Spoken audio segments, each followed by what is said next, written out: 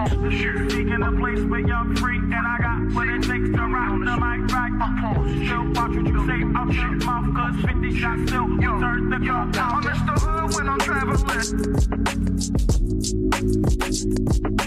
Hood when I'm traveling. Hood when I'm traveling. Hood when I'm traveling. Get that when I'm traveling. Six pack wood when I'm traveling. Hood when I'm traveling. Hood when I'm traveling. Hood when I'm traveling. Hood when I'm traveling. Get that when I'm traveling. Six pack wood when I'm traveling. Seeking a place where you're free, and I got what it takes to rock the mic right. Seeking a place where you're free, and I got what it takes to rock the mic right. Seeking a place where you're free, and I got what it takes to rock the mic right. Still watch what you say out your mouth, cause 50 shots still turn the gun out. I'm Mr. Hood when I'm traveling. Hood when I'm traveling. Hood when I'm traveling. Hood when I'm traveling. Get that when I'm traveling. Six pack wood when I'm traveling. Hood when I'm traveling. Hood when I'm traveling.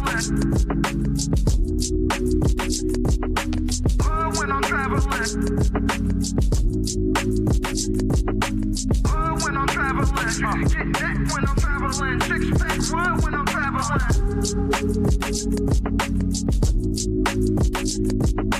Hood when I'm traveling. Hood when I'm traveling. Hood when I'm traveling. Get that when I'm traveling. Six pack wood when I'm traveling. Hood when I'm traveling. Hood when I'm traveling. Hood when I'm traveling. Hood when I'm traveling. Get that when I'm traveling. Six pack wood when I'm traveling. Seeking a place where you're free, and I got what it takes to rock the mic right. Seeking a place where you're free, and I got what it takes to rock the mic right. Seeking a place where you're free, and I got what it takes to rock the mic right. Still watch what you say out your mouth, cause 50 shots still turn the gun out. I'm Mr. Hood when I'm traveling. Hood when I'm traveling. Hood when I'm traveling. Hood when I'm traveling. Get that when I'm traveling. Six pack wood when I'm traveling. Hood when I'm traveling. Hood when I'm traveling.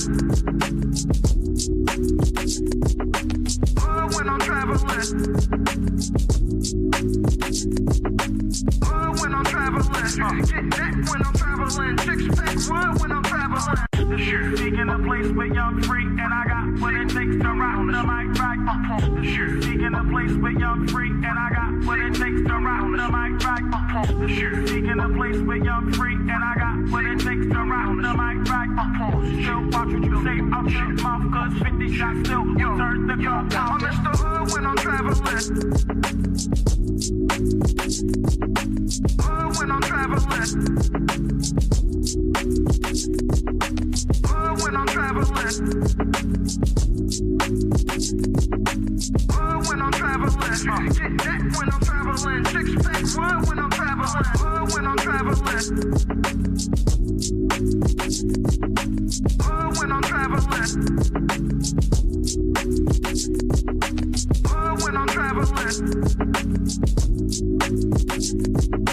Hood when I'm traveling. Get that when I'm traveling. Six pack wood when I'm traveling. traveling. Seeking a place where young free, and I got what it takes to rock the mic right. Seeking a place where young free, and I got what it takes to rock the mic right. Seeking a place where young free, and I got what it takes to rock the mic right. Still watch what you say out your mouth, cause 50 shots still turn the gun out. I'm Mr. Hood when I'm traveling. Hood when I'm traveling. Hood when I'm traveling. Hood when I'm traveling.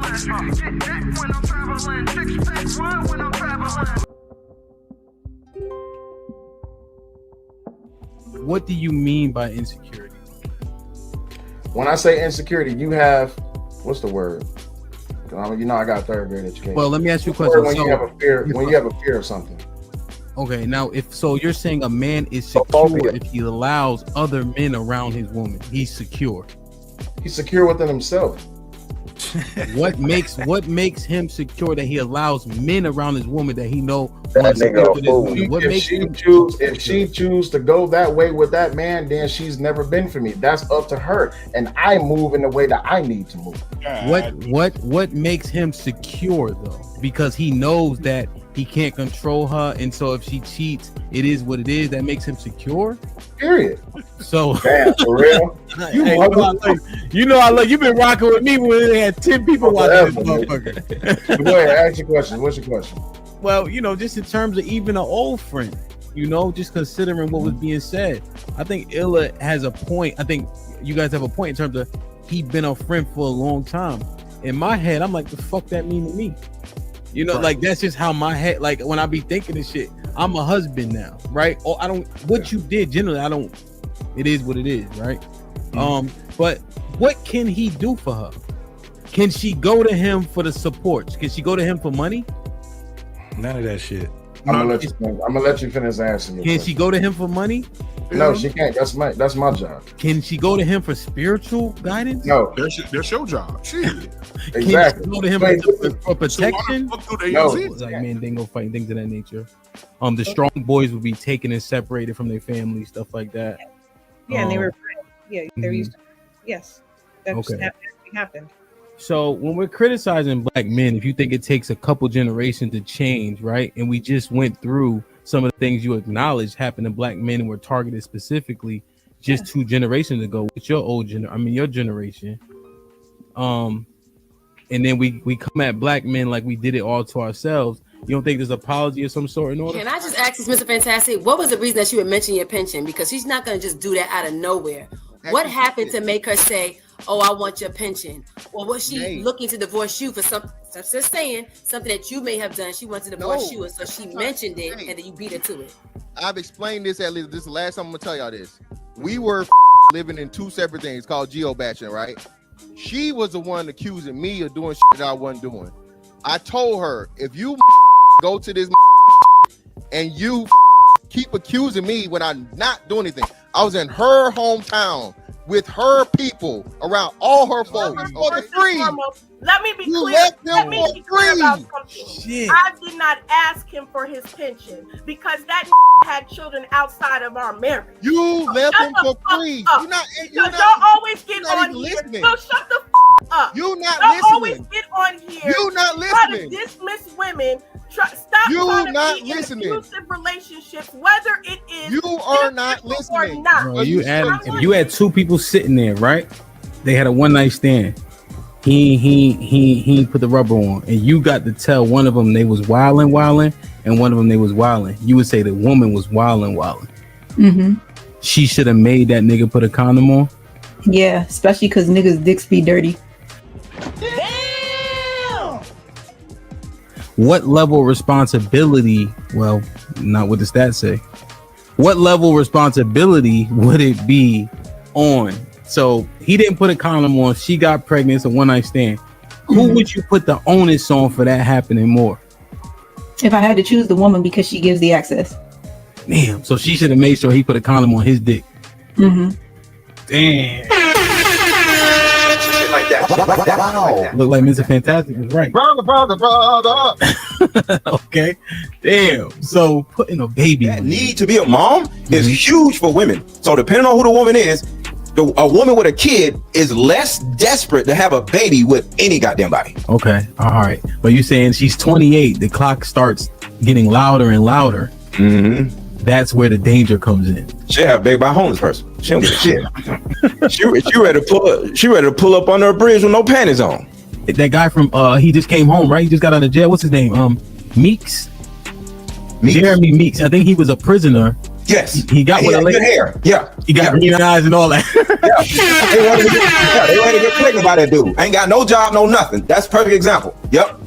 Damn, man. But the dude with the green eyes, she wants her baby with. So that's what I'm saying. She find a whatever type of dude that would make a pretty baby. She online saying, I'm on birth control. You ain't gotta wear no condom. Nigga ain't got no job, no nothing, but he got green eyes. She ready to bust it open. Looks like we're telling the truth. The problem, y'all come on these panels and you want to crucify Black women. Your intention, No. as we talk about a lot of times, y'all talk about intention and you want us to follow you. We can't follow you if your intentions are not I don't good. want you to follow me. You would get tired. Here we go again. You couldn't walk that far. You're trying to make it about me. You couldn't follow me It's because about you get tired. on this panel, and you came on here to spew your hate for Black women, and you are Yes, ma'am, I justifying it. You're And it bothered you. You're justifying it by coming on here and making it seem as if you are teaching us something. I didn't say I was teaching a thing, ma'am. You can't. Did I tell you I was teaching you? Any person that you don't like. Did I was telling you I was teaching you? Did I say I was teaching anything? Work that way.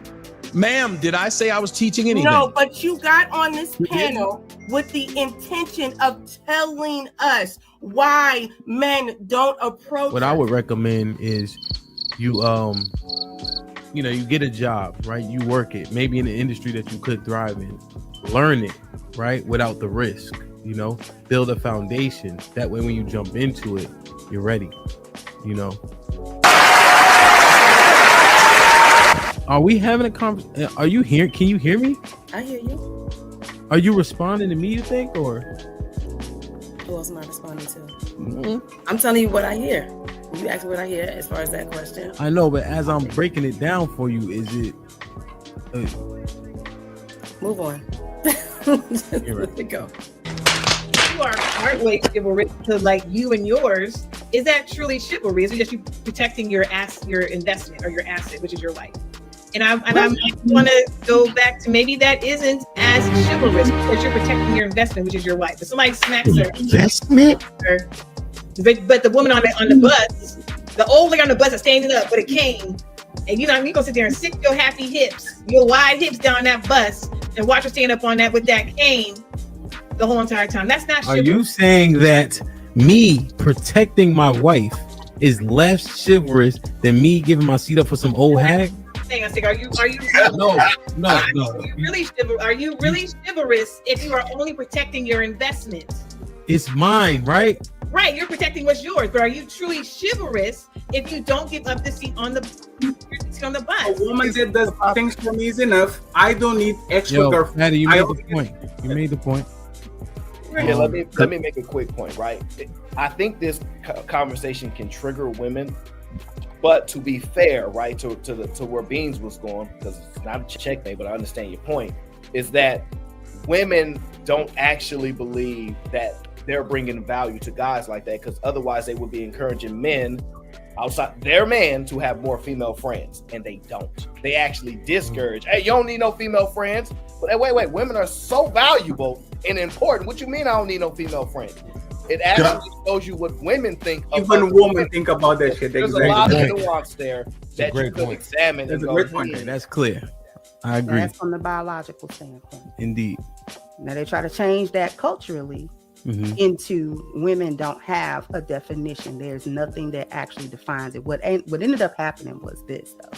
The advent of feminism actually took away what femininity was by saying it was antiquated, it was old school, it was slavery, it was oppressive.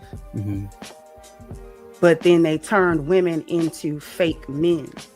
So everything that a woman do valuable is what men do. She go out work, she go out make money, she go out and get a degree, she go out and get education, she go out and buy things, she go out and she can afford things. These are all the things that men have been using to measure themselves and whether or not they've been successful or valuable or things of that nature. Women had a different set of things. Been only pursuing so much for the attention of women. This is all, it sounds so new to me when I'm hearing it, but maybe I didn't have this perspective before. Calvin was good. B-Love, what's up? But it's just like why we do things. Where does our moral code actually come from? How far are we willing to go to stand on it? Does your moral code have contingencies? You know, I have the clips queued up, but I'm just thinking through it. You know, the double standards. How long can we? I thought they just were a thing, but I guess they have like there's a reason for it. Direction, choose your own path. Don't just wear anything. Wear garments that mean something. We got hats. We got sweatshirts. We got jackets.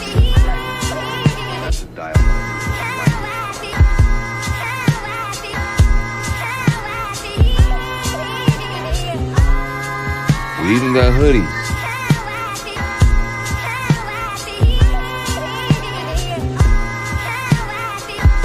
Let's not forget our classic tees. Direction, choose your own path.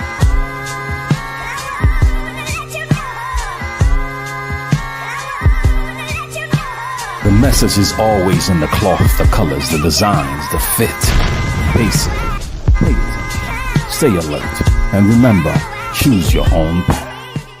Direction, choose your own path. You know, this is the home of We Major, Me Frosty, Unfamous, and the restricted clothing brands. Let's get it.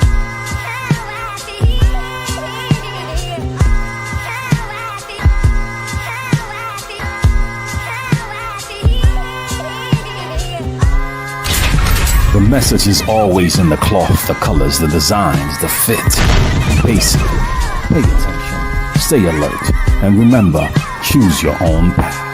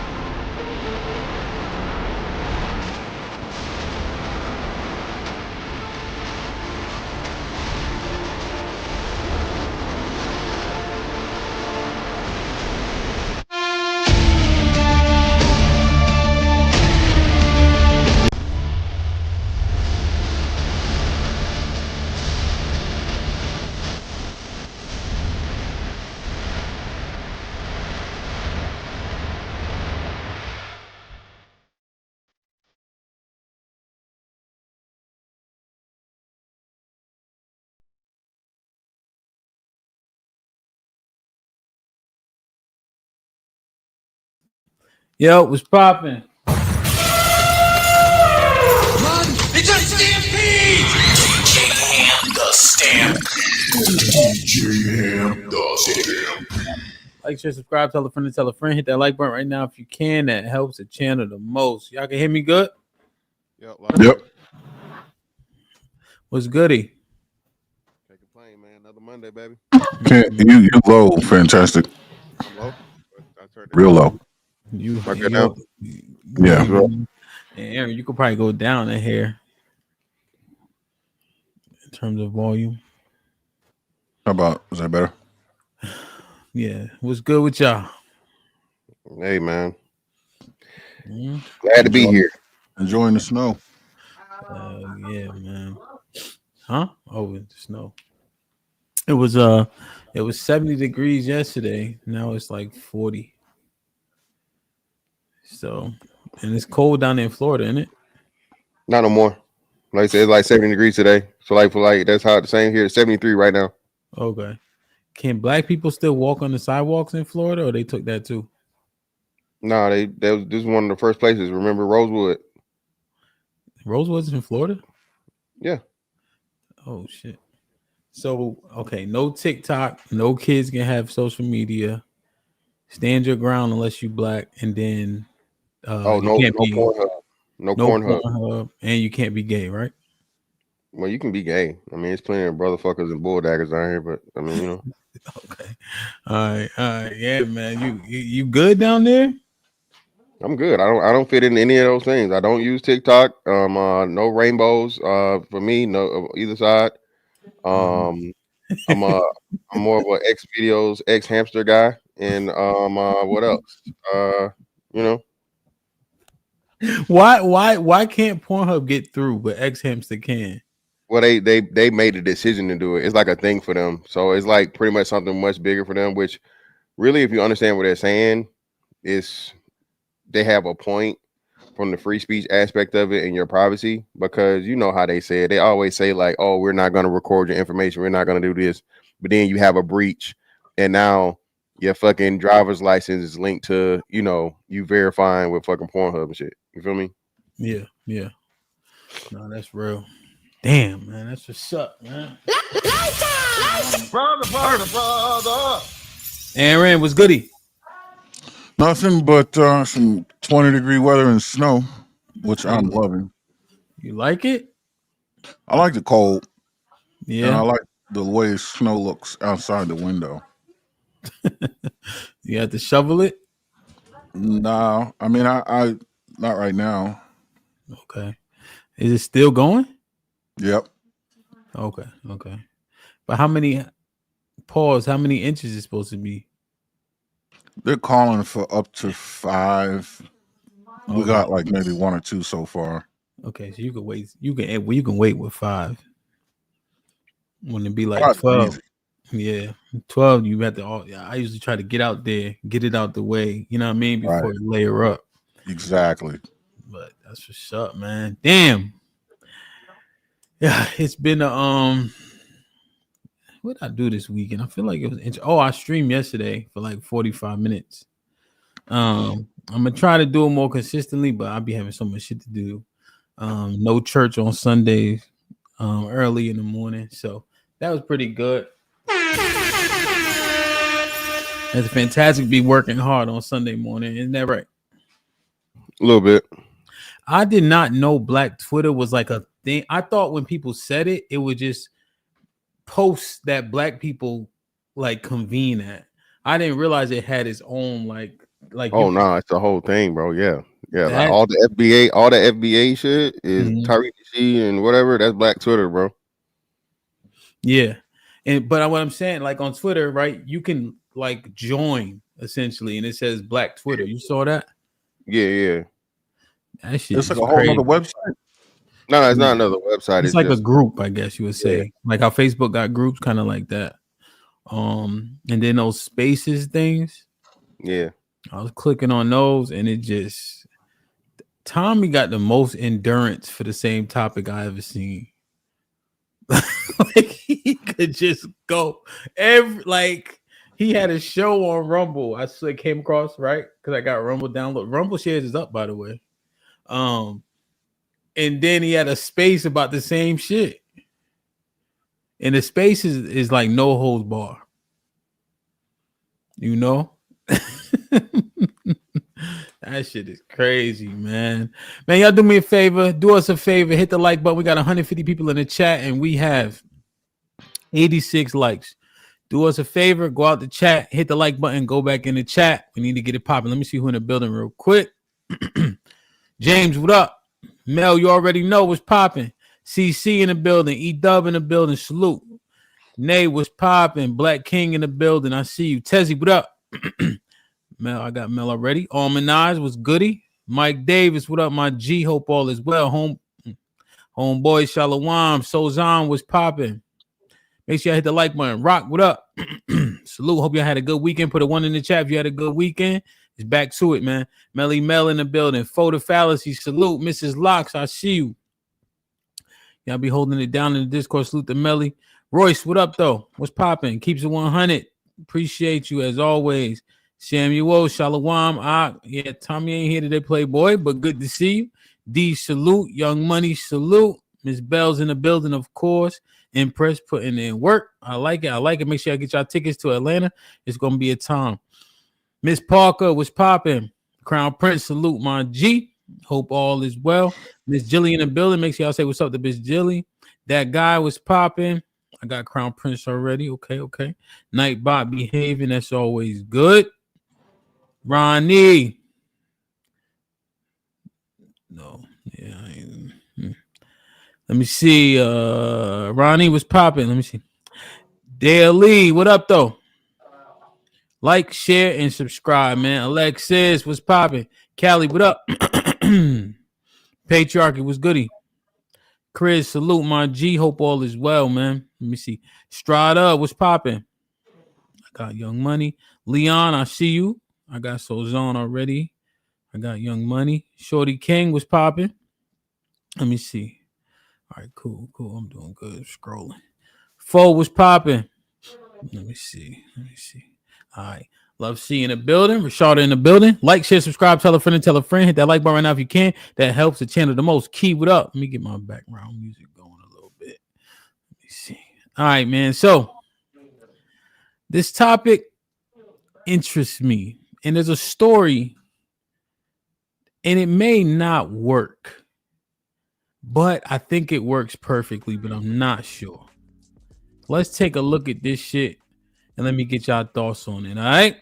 Like, share, subscribe, tell a friend, and tell a friend. I'm sure Mr. Fantastic is abreast of it, given that that Black Twitter shit got every single story you can imagine. Marcus was popping.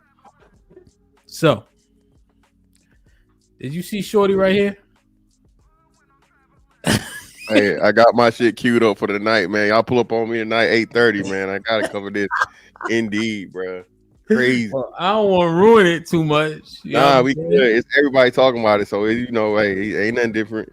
Yo, cause I was up this morning. I was going through clips that people had sent me. Yo, that guy, I ain't gonna hold you. Perfect but not sure does sound crazy as hell. Yo, Rose, what's up? Let me see. Truth, what up, my boy? I thought you was gonna be late. You feel me? You here though? We can get it popping now. We about to end the show. I ain't see you. So Shorty, salute to Arnold. Arnold sent me this like 20 minutes ago, I think. So she like saucy in this clip or something. Hold on. So look at her, how she looking. It could be a filter, but this goes immediately into the allegations against her.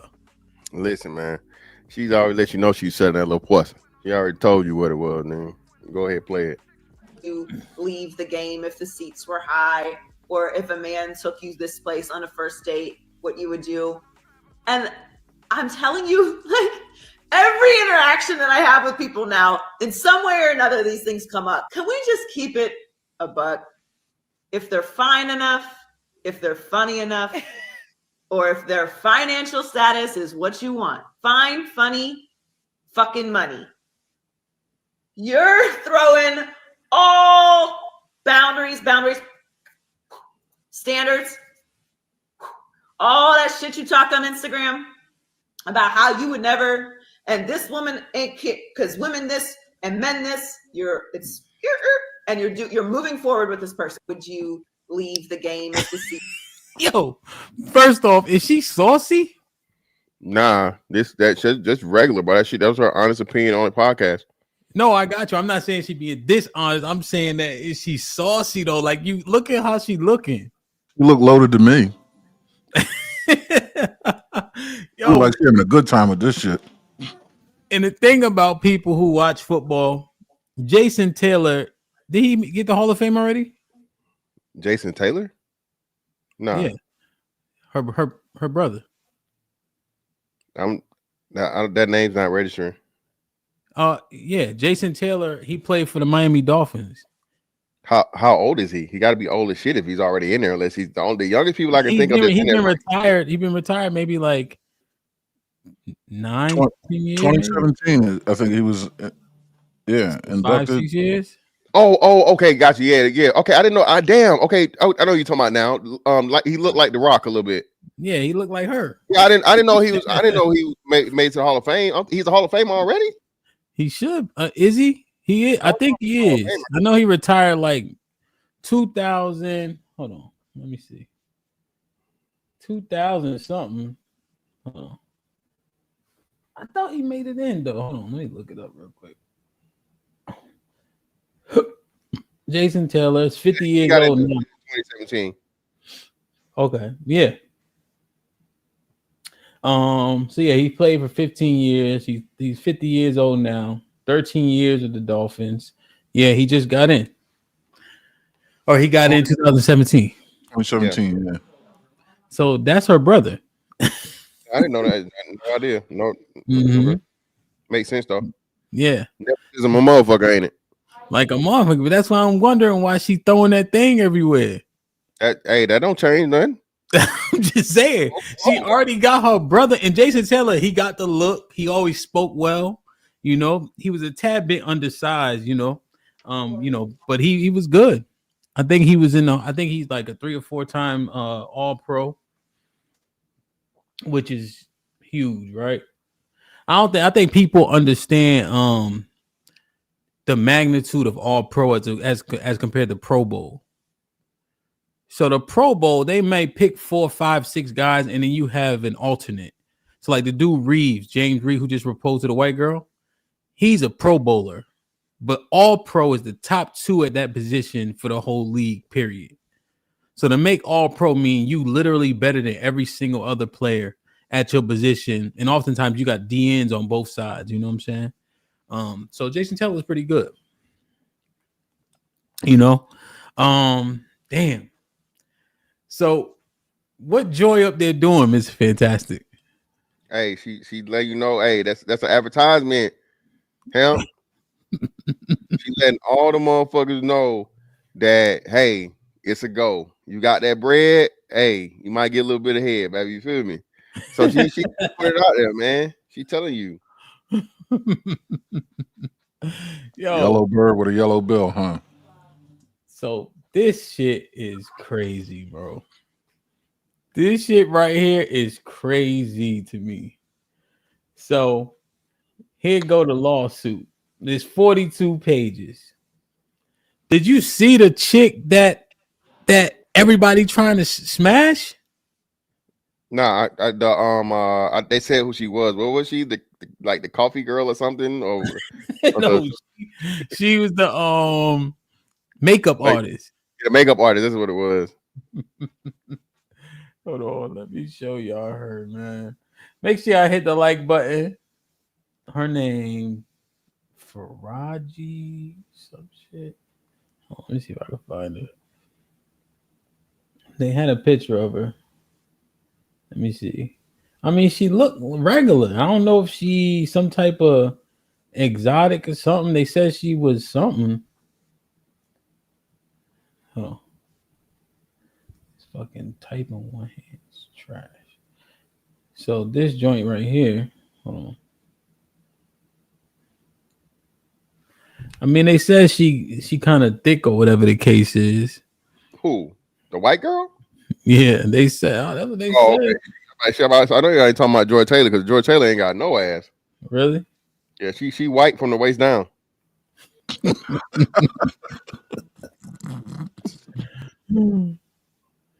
So this her. I guess she kind of got a shape. I guess. Hold on.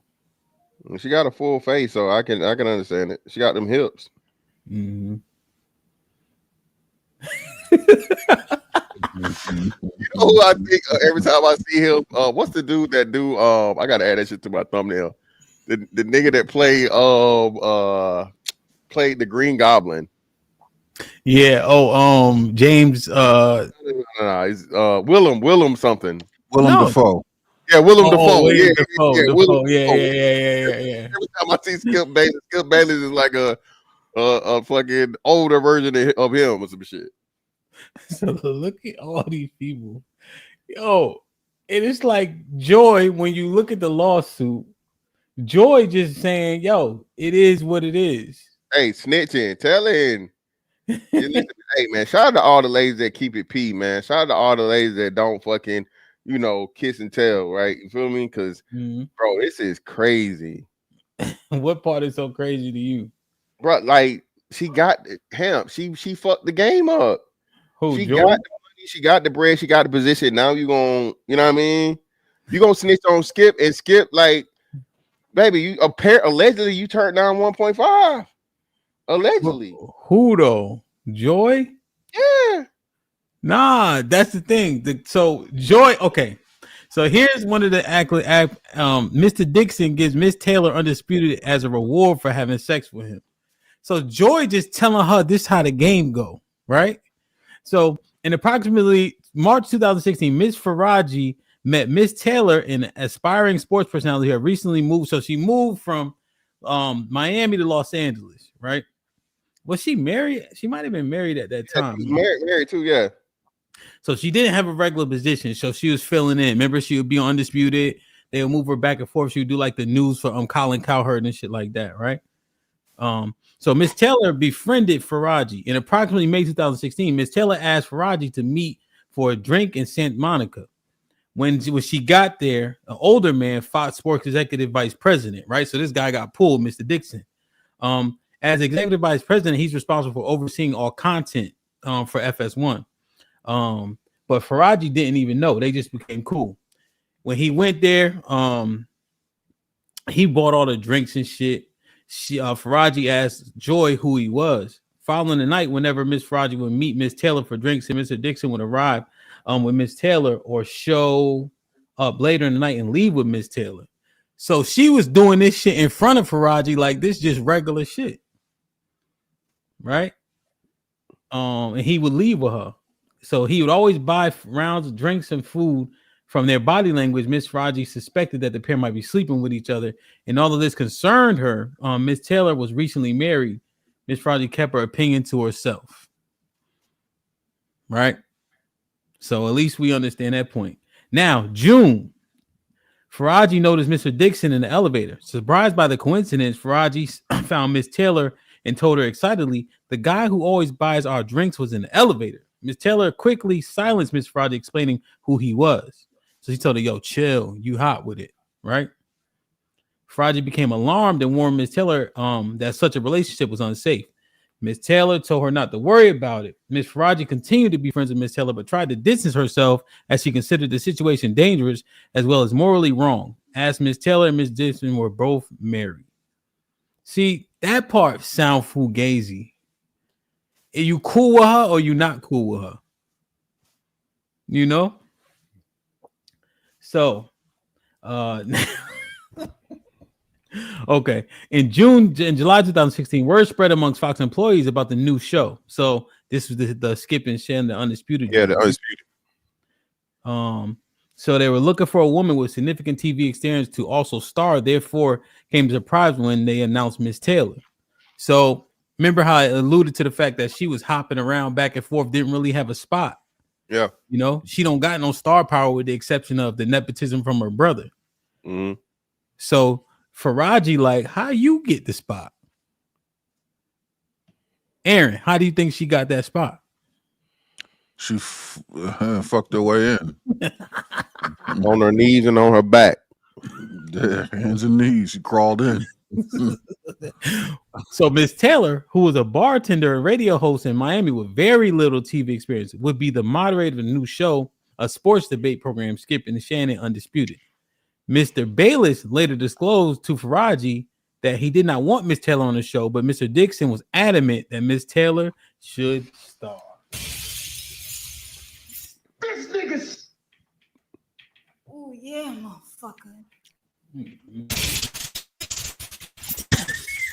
So, okay.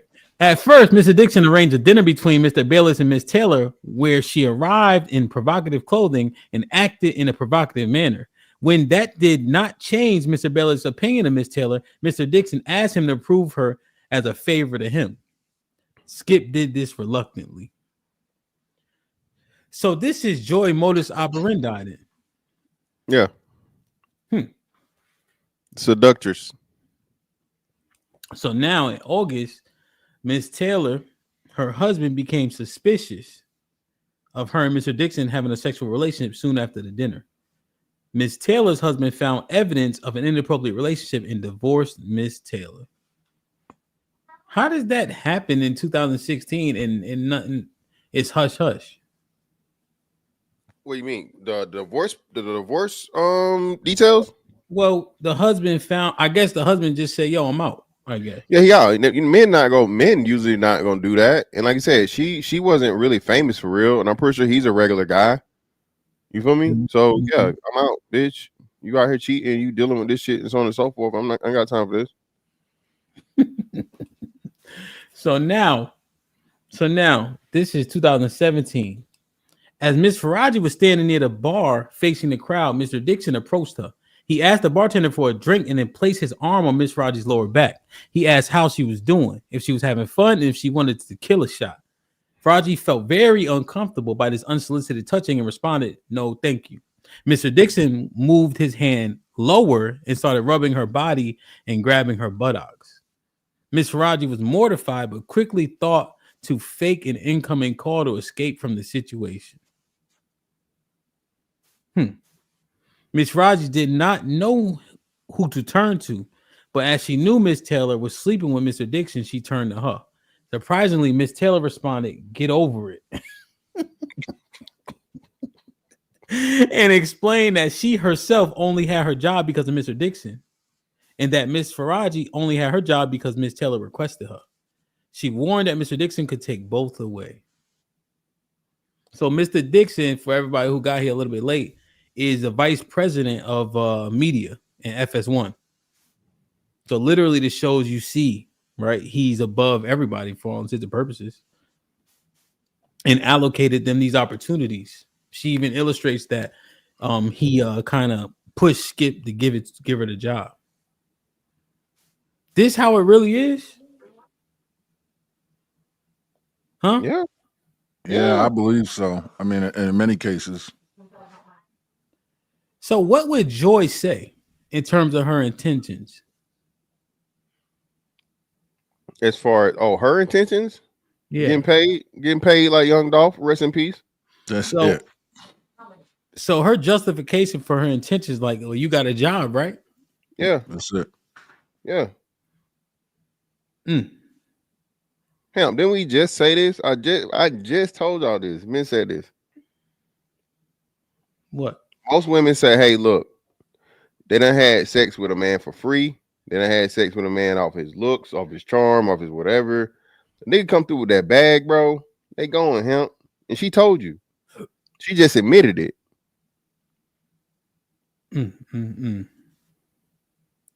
So this is the other thing. That wasn't even shocking given Fox's culture. This is an anonymous person. And the anonymous person told her Miss Faraji should remain quiet if she wanted to keep her job. As a single mother who needed the job to support her son, Miss Faraji had no choice but to remain silent. See, so is she not working there anymore? Who? Faraji. Yeah, I imagine not. Yeah, she filed a lawsuit more likely than not.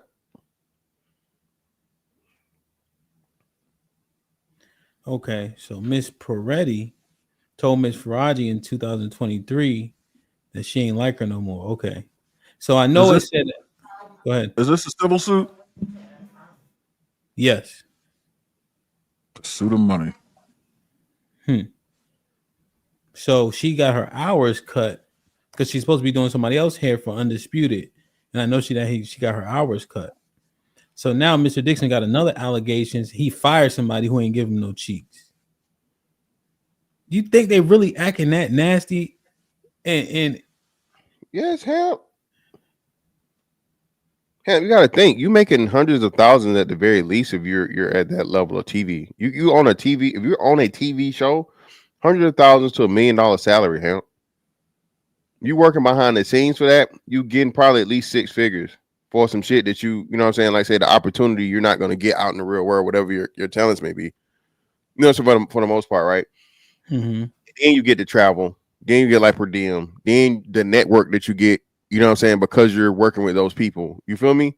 So it's really like, you know what I mean, hitting the lottery. Yeah. So yeah, motherfucker, it's the everything they talk Hollywood, everything in Hollywood, bro, end up with somebody on their knees on their back. So what you think about Skip then? So here goes Skip. Mr. Bayless begins to give Miss Faraji lingering hugs and kisses on the cheek while putting his body against hers and pressing against her breasts. Skip doing all that? Wow. Wow. Is Skip doing all that? I don't know about Skip, man. Like the 1.5 is what made it crazy to me. That offer is just insane. Yeah. So after reporting by the talk show host fell on deaf ears, Mr. Bayless began requesting that Miss Faraji give him a haircut once a week in the makeup room. Miss Faraji did as she was told, as Miss Peretti required Miss Faraji to give haircuts to talent.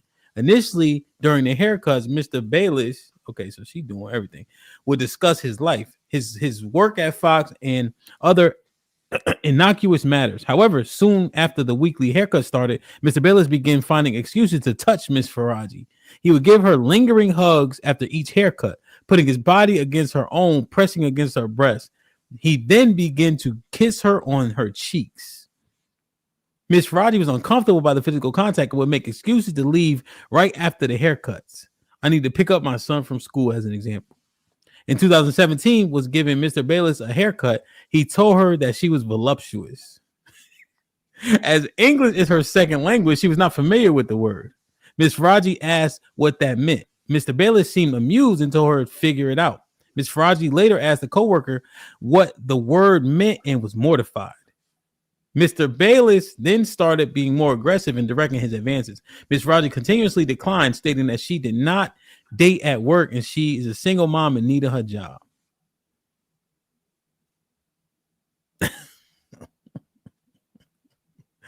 Oh no, man. You think Skip was wilding? I don't know, bro. Like to me, it sounds like she's just embellishing a hug. Because if you give somebody a hug, they're gonna press your body. That's literally what a hug is. You're pressing your body up against you, unless they're hugging you from the back, which is weird. You know what I'm saying? Of course, he's gonna, you know what I'm saying, put his body up against your breast.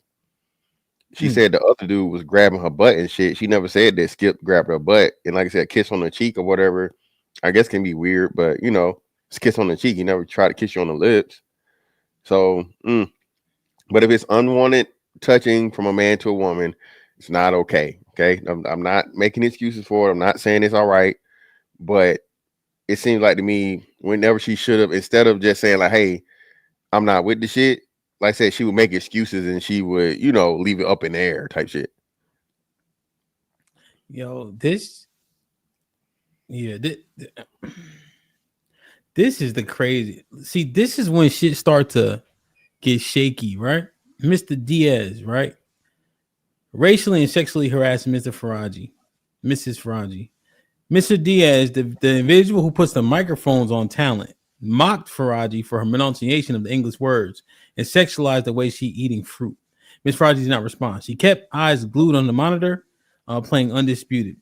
On information on belief, Mr. Diaz openly gropes and harasses and is inappropriate with women at Fox. This nigga does the microphones. On behalf of the belief, Mr. Diaz has not been fired, reportedly due to his role in supplying cocaine. Oh, there we go. to numerous Fox employees and talent, even after an incident where he removed his pants live on camera. What is happening, bro? Debauchery. So he didn't get fired because he got dope. Well, I'm trying to. What she mean? Remove his pants on camera. That's kind of like behind the scenes. You got to be talking about, right? Because it's not a in front of the camera person, right? I don't know why he butt ass. There's no reason for him to do that. That's crazy though. Unless somebody needed some pants. He had that uncut. He had that shit that had been stepped on. He got the spirit in him. Bro, this shit is crazy, son. You talking about Fox in Fox FS1 studios? They got dope. He groping people. They can't fire him because he mic everybody up. And then Joy telling her, don't even worry about it, bro. You doing too much. Mr. Diaz around there grabbing ass because he mic'd everybody up. No, because he got that fish scale.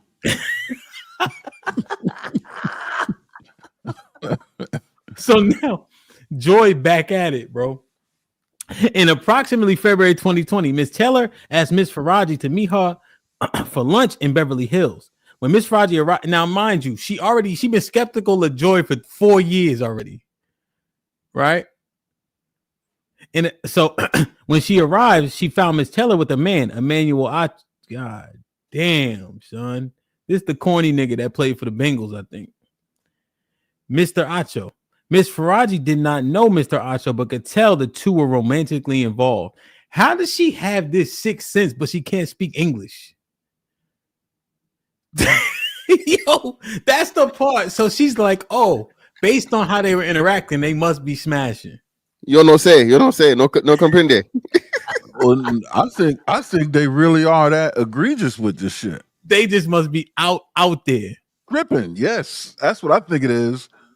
A few months after meeting Mr. Acho at the lunch, Miss Faraji noticed him in the hallway while at work. Miss Faraji later asked Miss Taylor if Mr. Acho also worked for Fox. Miss Taylor confirmed and explained that she wanted Mr. Acho to eventually recommend her on the show Speak for Yourself. Miss Faraji became alarmed and warned Miss Taylor that she should probably not sleep with Mr. Dixon and Mr. Acho at the same time. Oh, shit, see? God damn. As Mr. Dixon is a very powerful man that become very angry. Miss Taylor told her not to worry about it. She explained that she was also now powerful. And once Mr. Dixon was no longer useful to her, she would follow through on her plan to tell the company that he forced himself on her. She would not allow herself to be forced out by Mr. Dixon like other women talent. And September 2022, she started work on Speak for Yourself and requested that Faraji do her hair. Yo. What? Y'all just sitting there. Do y'all hear this shit? Yeah, she asked for the what's the name lady to do the hair. But no, she said, yo, if anything happened to me, I'm going to spin it and say, yo, I'm just going to tell them that he forced himself on me. Oh, that's what Joy told her about Acho? No, niggas, y'all ain't paying attention. Joy said, so Faraji told her that she shouldn't sleep with Mr. Dixon and Acho at the same time. She said, Joy said, I'm powerful now too. If he try anything, I'm going to tell everybody that Mr. Dixon forced himself on me when he no longer useful to me. Not surprised. That's how the game go. Jesus Christ. So she got the job in September 2022 on Speak for Yourself with Miss Taylor. So essentially, she admitted to sleeping with both of them, allegedly, based on this. She was sleeping with Acho and Dixon. Well, we already know she was sleeping with Acho. Acho was basically motherfucking doing his Luther Vandross and Keith Sweat impression. This nigga was giving her every type of platitude and compliment, just Hey, that little pussy was hidden for Acho. That's all I can tell you. He ain't try to hide it. This shit is like Californication or some shit. Like this is No, worse. look at your man, Skip. Over the years, Mr. Bayless continued to make advances to Miss Faraji, lingering hugs, kisses on the cheek, and appropriate comments that he could change her life. Mm-hmm. Yeah. If she acquiesced to having sex. Miss Raji would always make excuses regarding her son, politely change the subject or make a joke. Anything to keep Mr. Bayless appeased to her job safe. In 2021, Miss Raji developed issues that left ovary and was advised it could be cancer. With a fourth biopsy scheduled, she explained her situation to Mr. Bayless, hoping that he could take pity on her and cease his advances. Instead, Skip told her he wanted to be with her. She panicked, rambling. There were cameras everywhere. She has a child. She does not want him. Mr. Bayless then grabbed her hands, began kissing them, and offered her $1.5 million to have sex. She made an excuse to leave. All this after she found out she might have cancer in the ovary. These niggas are scrupulous. And you a single mom. Listen, if she got that 1.5, if she got over that 1.5, she took it. So that's cap. Yo, what excuse did she make to leave? On something else about her kid or some shit? I don't fucking know. So so wait a minute. So she tells Skip she got cancer. Yeah, I might have cancer. And then he said, I want to be with you. And then he start kissing her hands. Like Pepe Le Pew on the motherfucking Looney Tunes and shit. And then say, look, I know you got cancer and all that, but I got 1.5 for you. 1.5 for you for that little pussy. I need an A. Was good. That shit sounds you become that delusional. Skip don't give a damn. She could potentially die. None of that. He like, listen, I got 1.5 for niggas if they want to get right. Soon after he knows she got cancer, he tried to get the cheeks. Stop that quick. Don't do that. That's all I can see. Him kissing on her and shit. Now, they gonna mind it out to see what's what. These are allegations. I think in the United States, you're still innocent until proven guilty. Is that still true or no? In legal court, yeah. Public opinion, hell no, your ass guilty. You think he fried? No, I think Skip's cool. I don't think nobody believe the shit with Skip. Everybody's talking about more so the Joy Taylor shit than the Skip shit. I just don't see offering a woman 1.5 million just for like, come on, bro, stop it. As much as cheaper. Skip got access to too many women in just too many places for that to be his price for some motherfucking bitch that do makeup and cut hair, and not that far. I just don't believe that. She looked regular as hell. But Joy Taylor though. Oh, she cooked. Especially when I'm looking at that that clip. She clipped herself. Yeah, she been that was what sometime last year. And you know what made it so funny? Stephen A actually commented on her talking about that. He said, "You know what she meant? She said what she said." Hell yeah. Stevie Wonder could see what she said. Hey, you want a little bit of little pussy? Hey, come with the bag. She say, yo, the bag, he funny, he handsome. Ron was goody, J. Ali, what up? Decatur was salute. Ronnie was popping. Yo, I don't understand. It's like people get that delusional, I guess, right?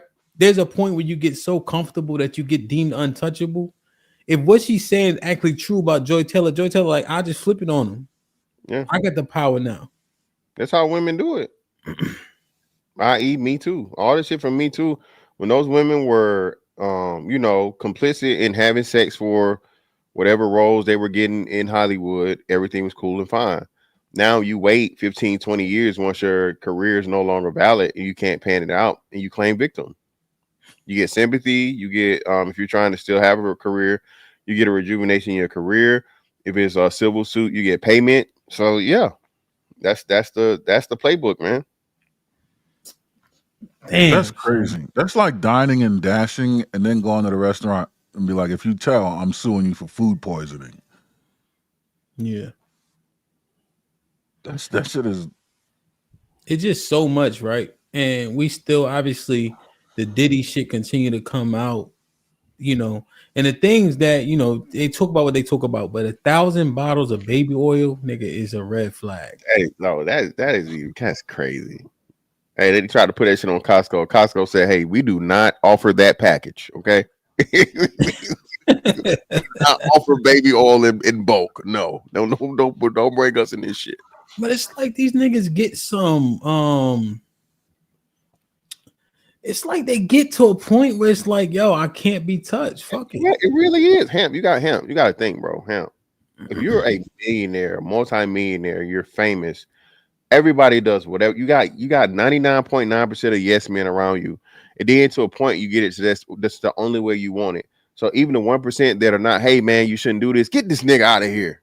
Get him out. Uncle Phil, the nigga right out the room. All you want to hear is motherfuckers surrounding you, telling you what you want to hear. You know what I'm saying? Be in an echo chamber. Everything you do is right. Nothing you do is wrong. Right? That's when you get that shit. So then you couple that with the money you got. You know what I'm saying? Your ability to pretty much do whatever the fuck you want to do, you literally become a fucking supervillain, bro. Because like, you know what I mean? Nobody else can. Who gonna stop you? Yeah, no, 100%. But I just like, yo, and that's what I'm looking at, like intentions. Like these motherfuckers walking around here, like, but did you die? Yeah, like that's the reply, right? My intentions was for you to have fun, not to kill you. You know, what do you think that the statement is true? I judge you by your actions. I judge me by my intentions. Yeah, because I don't know. All I can see from you is what you do, right? I don't know the reasoning for you doing it. I know what my reasonings are, right?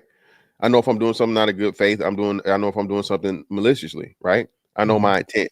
So that's the way you keep your moral compass. You know what I'm saying? It's pretty much by the way you're looking at yourself. You're navigating yourself. Nobody else knows it outside of that. You know what I'm saying? It's like they had this thing, this TV show where the store was getting robbed, right? And the guy was a black guy who's a doctor. I forget what the TV show was. The black guy's trying to help the clerk because the clerk got pistol whipped, and the cop runs up on the fucking black man that's a doctor trying to help the clerk, and he shoots him. Right? He thinking automatically he got a call for a robbery, and you know this nigga is reaching across the counter, so bam, right? You feel me? Yeah. So you know that's the way a lot of shit play out. Even when you got good intentions, if it don't look a certain way, people will judge you as otherwise. Basically. Okay, I understand that, right? That's the only thing that they can perceive, right? But what? But I think what I'm trying to more thoroughly understand is we will justify bad actions because of our intention. Right? That too. Yeah. You know, and that's where I find, like, for instance, if you use Joy Taylor, just in terms of what was alleged against her, she's smashing to get to the top to gain leverage over these men, right? Because the actions are justified because her intent is to be successful. Yeah, I don't believe that, but well, if she's trying to get to the top and she's saying she's using her body to get there. Oh, you saying on her? Yeah, for her, yeah. It's Bible. You can justify, but like I'm pretty sure you said this, Ham. You can justify anything to yourself. Yeah, but what does that mean? That most people are deceptive to themselves, dishonest with themselves? Because if you ask Joy Taylor, should somebody have sex to get to the top? I would argue that she would say no.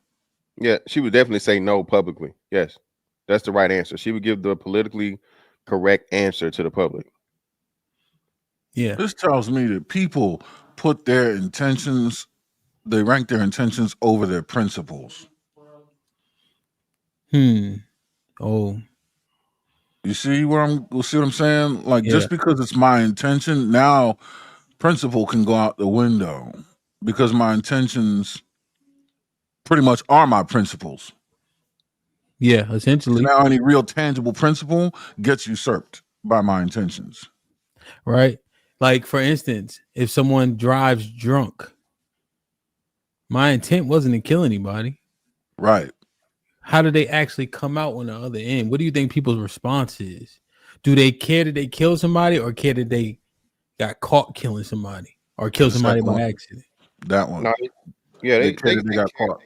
They care that someone lost their life in it. Yeah, definitely. Oh, you talking about the actual driver? The driver. Oh yeah, no. He. I think it's a little bit of both, depending. If you're a habitual drunk driver, no. But if you're a person that, unfortunately, your first time you decide to be irresponsible, I'm pretty sure most of those cases when you see it, those people are, it's not worth shit, but they're devastated, and then they give condolences to the family and things like that, and so on and so forth. Yeah, I agree with that. This man felt instant guilt after hearing he killed someone under DUI. You killed a man. Okay, so you're going to be booked in for DUI, death, alcohol, and drugs. You understand your charges? Yes, sir. Do you realize you hit a car? I just hit a hydrant. How much you drink tonight? 3 or 4 drinks. 3 or 4 drinks? You didn't have no idea that you hit another car. See, this would get me calls for pause. He lying now. Yeah. Oh, everybody lies about how many drinks they had. Him, we know that. But Joe, 2 beers. But couple boy, of beers. But boy thought he hit a hydrant. He hit a car. Yeah. You mistake a hydrant for a car, you can't see. You can't see. You had a fucking Everclear, my man. Yeah. One of the things that's crazy, and I don't think people understand. So, what was it, Aaron? 12-ounce can of beer, a shot of hard liquor, 8-ounce glasses of wine. We literally have to learn this shit from the military aspect, right? Because at some point in time, it's such a thing. So people don't understand, bro. When you get a Long Island, nigga, a Long Island is like fucking 5 drinks, nigga, depending on who fix it. Yeah, you feel me? You drinking a double shot of liquor, bro. You know what I'm saying? Depending on who poured, bro. That's a lot of liquor. And 0.08 is not hard to hit. Yeah. 0.08 is not hard to hit, bro. Yeah, but you've been 0.08. You're not mistaking no automobile for a fire hydrant. This man is going down the road like this. Yeah. I mean, he's seeing dope. You know what I mean? He trying to keep it straight doing this. I'm saying, hey, Aaron, if he say he had 3 or 4 drinks, I would say that he had more like 12. Oh, he was in the zone. Yeah, right. Even still, but even after 12, I mean, you could drink a case in an hour and know the difference between a Toyota and a fire hydrant. Until we told you. I didn't. What was you doing before the accident? I was at the club. My life is over. Your life isn't necessarily over, but it's definitely. He don't give a fuck. Yeah, it's all about. He his worried life. about himself. Yep. See. Exactly. Yep. Because he didn't mean to do it, right? So because his intent doesn't match the atrocity, right? He can still be a victim. Miss Fantastic, come on, man.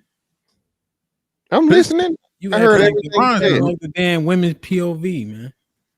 His surprise is not even that he killed Acting like somebody. shit. His surprise is how fucked his life is. Well, no, like you said, I still wouldn't say that he didn't give a fuck. You still put yourself first, Ham, in that situation. I mean, if you're nigga, God, he is, son. Help. You wake up in the motherfucker. Well, I ain't not wake up, I guess, or whatever, right? He's good, my nigga. He's not hurt. He in the drunk tank. Yeah, but Ham, like you said, you killed somebody. So he thinking immediately, he clearly not built for this shit. This is his first whatever. This nigga's like, now my butthole is over. You feel me? Like shit, that fear hit you, nigga. That's you thinking about you first. I still got sympathy for the victim, but goddamn, what about me, nigga? Shit. Nah, bro. Nah. GA, what up? It changed. I was supposed to graduate in 5 weeks. Come on. I killed somebody. God. All right, man. Well, listen. If you need anyone to talk to, If you need to use the phones to get a hold of your family, to talk to them, whatever, it's all available in the next room, okay? This man felt instant guilt. Yo, that's the thing. Good. Hemp, the nigga got a chipmunk face, Hemp. He finna be food on the inside, Hemp. He not built for this. Cut him some slack. Yo, no, son. He said, I gotta graduate. I this, I that. You just off somebody, bro. With a missile that was shaped like a car. Come on. You thought I hit I thought I hit a hydrant. Son wildin', bro, nigga. But The nigga was wasted. He was clearly like, look at his eyes. Look at his eyes. You can see the whites all around the color of his eyes. Them shits is, yo, and this the problem, right? His intent. So even how we look at it, how we looking at it now, because he did it by accident, it don't even seem as egregious even when we assessing it. You know? Because his intent seemed to matter most, but that don't even make sense, right? You remember Dante Stallworth? Yeah, he ran over somebody down here in Florida. Ran over somebody. Yeah, and kept it going. Kept it pushing. Was drunk in Miami. Did 16 days in jail and played for the Patriots that weekend. I didn't know he played. He wasn't suspended for the season. No, that's because he didn't run the person over drunk intentionally. So his punishment was like 15 or 16 days. He was able to pay, and he played for the Patriots that same season. But he didn't kill him, right? Hell yeah. He killed him? Get him out of here, man. What the fuck? Blame the NFL for that shit. Get him out of here, man. But think about it, bro. The action is one thing, but the intent matters so much, we gloss over shit. And then we justify everything based on our intent, even up to even how we converse. So like, I still think like it's fucked up. It's irresponsible. So that's why I think. Well, we know, right? So you have neglectful homicide or whatever, unintentional. Then you got different levels of murder. So if the law recognizes it, I think we have to recognize it too. I don't think there's anything wrong in that, right? Just recognize it. Now it's fucked up at the end, but hey, a person pulling out the strap and gunning the nigga down is different from somebody. You know what I'm saying? Feeling like you were capable of operating a motor vehicle intoxicated, but you turned out not to be. Now you know somebody's dead. I don't think those aren't in the same room here. Those ain't in the same room, bro. What you think? The end result's the same, but that's not in the same room, bro. No, I think intent does matter. I think there should be a third category where punitive measures are taken, in that category would be neglect or irresponsibility. But I do believe that intent, because the probability of something being carried out under intent is much greater than under neglect. Exactly. Like if I mishandle a firearm, if I'm not following the 5 safety rules of firearm, management, and I off somebody, versus if I take aim on a joker's dome and discharge around, the probability of death is greater in one hand than the other, significantly. And intent also tells you your probability of doing it again, I think also probably increases. Whereas if you suffer punitive action, if punitive measures, under neglect, there's a chance that you might go, oh, I shouldn't do this again. All right, maybe I should, take the necessary measures to make sure this doesn't happen. But intent, there's a greater probability that if you want to do this again, your punishment is, all right, you're just going to punish me again. But I intend to do, your conviction can be. I'll tell my I should have got a fucking DUI story out. Okay. So I'm in Virginia, right? And they got 2 bases there. You got the fucking more than Norfolk? Yeah, Norfolk, and then you got Oceana. I was stationed at Oceana. They had this little club literally right down the street from the base. And I'm in there pre-gaming and shit. I don't drink no shit in the club. I done killed like a half a bottle or whatever the fuck in the car, right? And I purposely stay, to the club as long as I can possibly fucking stay until it's time to leave. So by the end, the alcohol don't wear off. So I was supposed to have like a little joint come pick me up, right? She come to the club, get in my car. You know, we go home and we, you know, whatever, right? Something happened where she couldn't come. Either she had to work or she couldn't get a ride to me or some shit like that or so on and so forth. Hell, and I tell you, bro, it was by the grace of the Most High I made it home, just even made it home, bruh. Bruh, I don't know how. And then I was in Virginia Beach. I had to get back to fucking Norfolk. And that's the gauntlet, nigga. 2 a.m. in the morning. I think it's what, 264? I think 264. And they looking for motherfuckers. How many checkpoints did you hit? Chipping on 4 folks. Well, they went on checkpoint. It was no checkpoint. It's just, you know, VA fucking state patrol. They just be, you know, out there, yeah. So, bro, I made it there. After that, I swore, bro, never again, bro. That's why I don't play about that drunk driving shit, bro, at all. It took me one time and I ain't even get caught. Ain't no way I was supposed to make that shit. Ain't no way I was supposed to make it home, bro. Yo, I'm trying to, listen. Crimson was popping. See? I don't know. I've been shit. I remember one time I got finished DJing and I'm rushing to the other spot. I don't know why I got a liter of like Hennessy or something in the front seat. I don't know why. It's like riding with me. So I'm drinking, you know, I DJing. I cut a couple of shots. Boom, I get pulled over. So he pulled me out the car and shit. He's like, why you got this big ass bottle in the front seat? I'm like, I don't know. I just grabbed it, threw it in the car and was gone because I was trying to get to the other club. He's like, all right, are you willing to pause, blow? I'm like, all right. So I blow on this shit, pause. And he like, man, that's the best. That's crazy. That's the best blow we ever. I'm best like, blow job I ever. Crazy. You know, like I told you, I'm working, so I'm trying to get to the next spot. You know, I'm supposed to get on like before the ball drop. You know what I'm saying? Oh, it's New Year's too. Yeah. So I'm going. He's like, all right, pull over here and just take a nap for like 30 minutes. All right. So I'm sitting there. I was like, so then they pull somebody else over. So son get out the car and start running. So they chasing him through the grass and shit.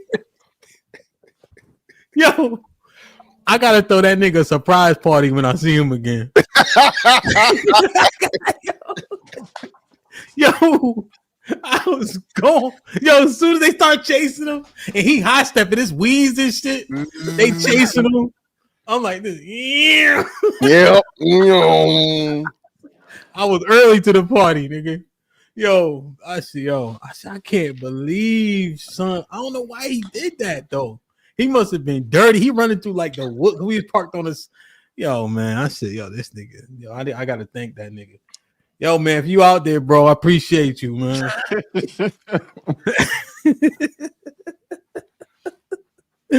Yo, so I wanted to start with this because I want to understand that the bag that we in when we label this type of stuff, man.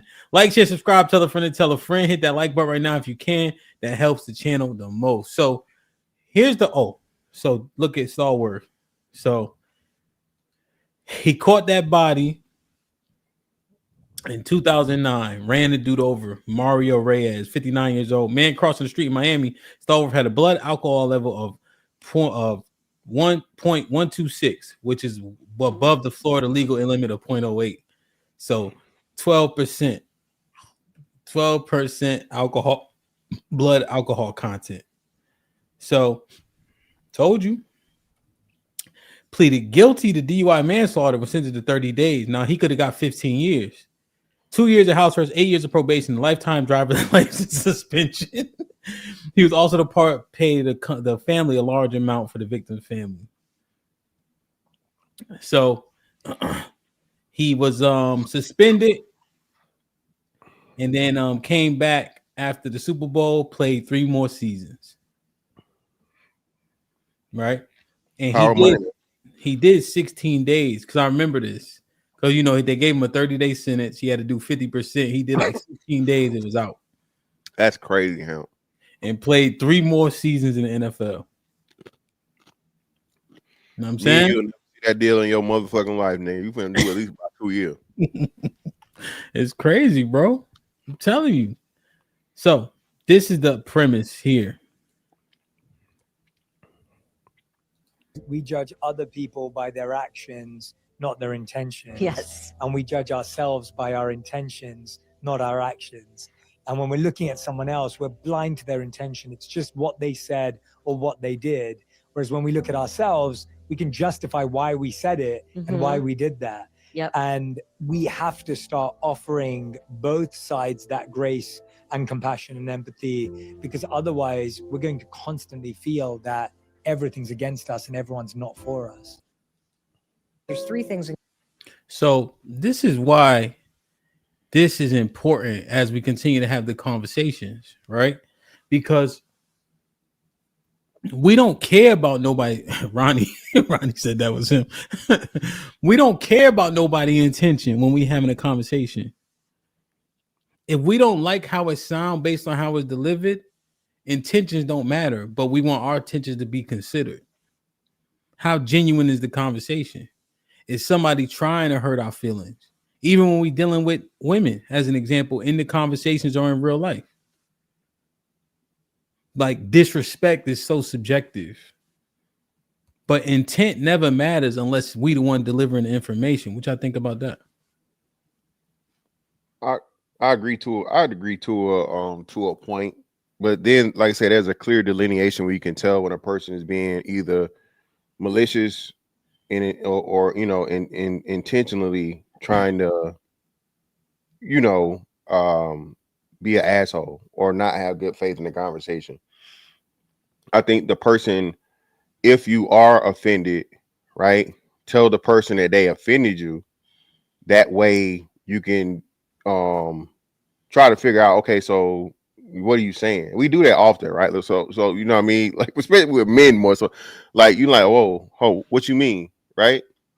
Mm-hmm. What you saying right now? Yeah, because and then your answer determines our reaction. So I think there's a lot of that goes on.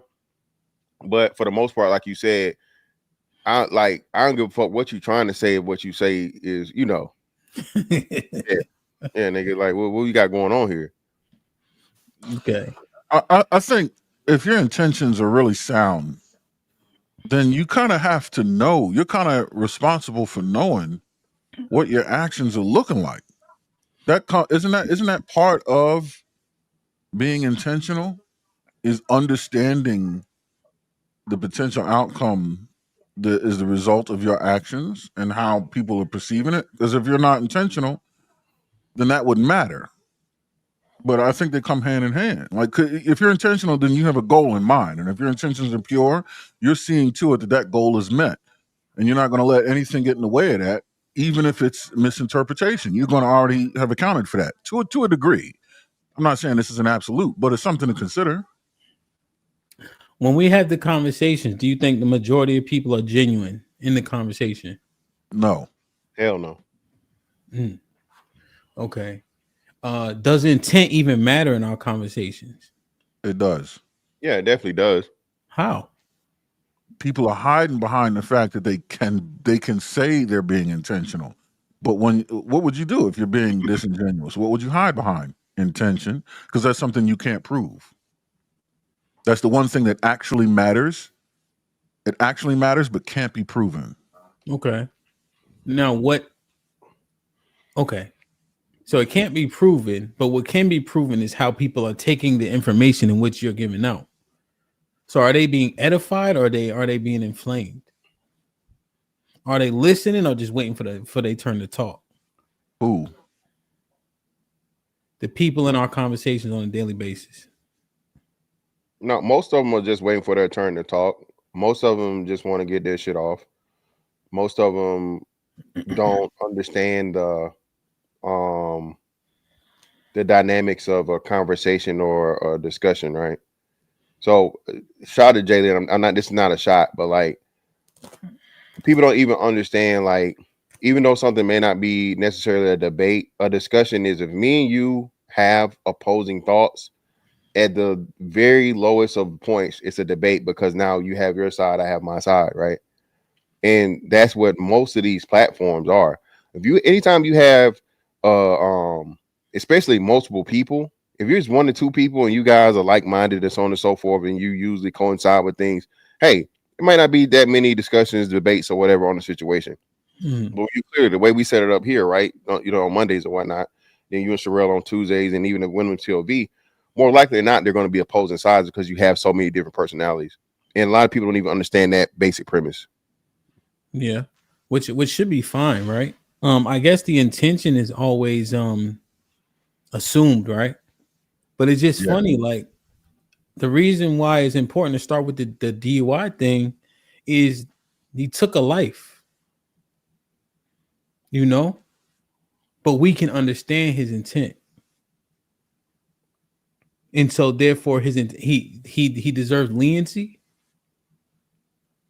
No, I don't believe he deserves any leniency. No, I don't believe he deserves leniency, even in neglectful situations. I feel like the punishment should be like, you know, to the extent that it's due. Like Aaron said, right? I don't think the person that killed someone in a DUI situation, my bad, I'm sorry, delete someone in a DUI situation is the same as someone that purposely and intentfully takes somebody's life. You feel me? You both should be punished, but to the degree, because like in the being that the law makes a delineation in it, I mean, I think it's a justification of us making a delineation in it.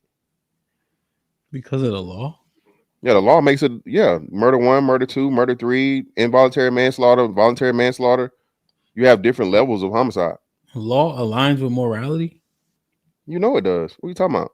The law is based off the principles of the morals of the people setting them. Yeah, so it's based off morality. Yeah, it tries to adhere to morality, but it doesn't necessarily follow morality in lockstep. Yeah, lockstep. Yeah, it's the framework, it's the basis and the foundation. But like you said, like I said, and then like you have to make the law is like, okay, there are levels, right? So like I said, you have manslaughter and you got murder, right? Those are two different things, and it's all to do with intent, planning, intent, the way it was done, you know, all those different things. Okay, but the thing about it is, right, I'm being, what's the word, negligent. So I'm negligent, therefore I get a lighter sentence. Yeah, because you didn't mean to do it, but the person's still dead. Yeah, the person's still dead, but they're unintentionally dead. Or even, hey, fuck it. Hey, they're dead, but we both shooting it out. You feel me? That's mutual combat. But that's what I'm saying. But somebody ends up, you know, losing their life in the process. So, but we agreed. Well, no, you didn't agree. Yeah, if we both shooting, we agree, right? Well, let's say fighting then. You're right. Shooting is clear, but we fighting. So we both fighting. And then somebody, I told you, like, shout out to RP Freddie Cole, the dude I told you about to end up going to prison because he got in a fight with a J, right? You fighting a nigga and he fall down and hit his head on the back of the concrete. Now he out of here. Your intent was to protect yourself and hurt him. You weren't trying to kill him, but he died. Bludgeoning. I'm sorry, go ahead. But you're talking about violent mutual combat acts. That's what I'm saying. And outside of weapons being used or whatever, and like I said, that's why I don't think people understand how deadly like fights are. Is why you don't just fight people randomly. Yeah. If we using guns and knives, hey, yeah, somebody, hey, this ain't Call of Duty, motherfucker. Somebody died. All right, play the music, right? But if you're in mutual hand, you know, physical combat, or even hell, using like sticks and bats and shit, you know, motherfuckers don't think. You know what I mean? We watch so many movies, Hamp. Goddamn. Niggas think you can motherfucking hit them like Barry Bonds and they just, you know, get up and shake that shit off and, oh, nigga, I'm good. Like, no, nigga, hey. I understand. No, I understand the concept. I'm just looking at it, though. It's like the intent is so easy in the most egregious situations where we want to consider it. You know? I'm just thinking about in a much lesser and less risky situations, intent don't matter. And more specifically in conversations or what we deem disrespect. Well, I think it's kind of hard to gauge with disrespect because that can be anything for anybody, right? So that's why I think for that, if you're going to make that the measurement, that's gonna be extremely difficult because some people don't take no shit. You feel me? Some people, hey, you can do everything outside of put hands on them, and then some people like, nigga, what you say? You know what I'm saying? So that's why I think it's we kind of have to in that, because you're dealing with multiple personalities and different people, different cultures, different ideologies, different everything, right? So I just disrespect is just so broad. It's like you can't fucking measure that shit from person to person. Of course, you got like, you know, the blatant shit, like, hey, if you spit on somebody, some crazy like that. But outside of those clearly egregious things, some people are, you know, extremely no nonsense, or, you know, conservative, whatever you want to call it. Okay. And I think in conversations, I think you really have to take into account the intention of both the speaker and the listener. Okay. I mean, primarily because the end result isn't in someone checking out, right? So the result isn't as intense or finite. But it's kind of going back to that, when we're in a shootout, we agree. When you're in a conversation, there's a level of agreement. I mean, based on the tone and temperature of the conversation. And if it's a contentious conversation, there's an agreement there that says, well, we're at least disagreeing. So now we both have to be intentional with why we're having this contentious conversation. Is my intention to listen and understand and edify, or is my intention to force my point on you and force change in your, you know what I mean? So I think both parties are responsible for being intentional. Yeah. And that's what I'm trying to like. And so the reason why I went to the extreme regarding situations like this is because I find that we consider intention a little bit more, you know, when we get in our conversations, they get very contentious very quickly, because simply intent doesn't matter, right? When people don't like what you're saying, the edification is dismissed, you know.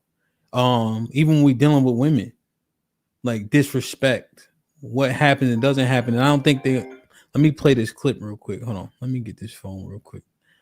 Let me play this clip so you guys can see, because I think we need to have a little bit more understanding here, because there's a disconnect with like disrespect. So this the wolf right here. I think he explains it pretty well.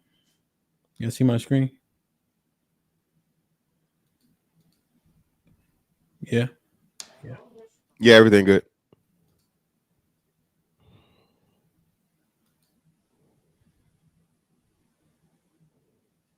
How men form brotherhoods through loyalty, because a lot of us go through things together to be able to determine the level and the threshold in which we trust our friends.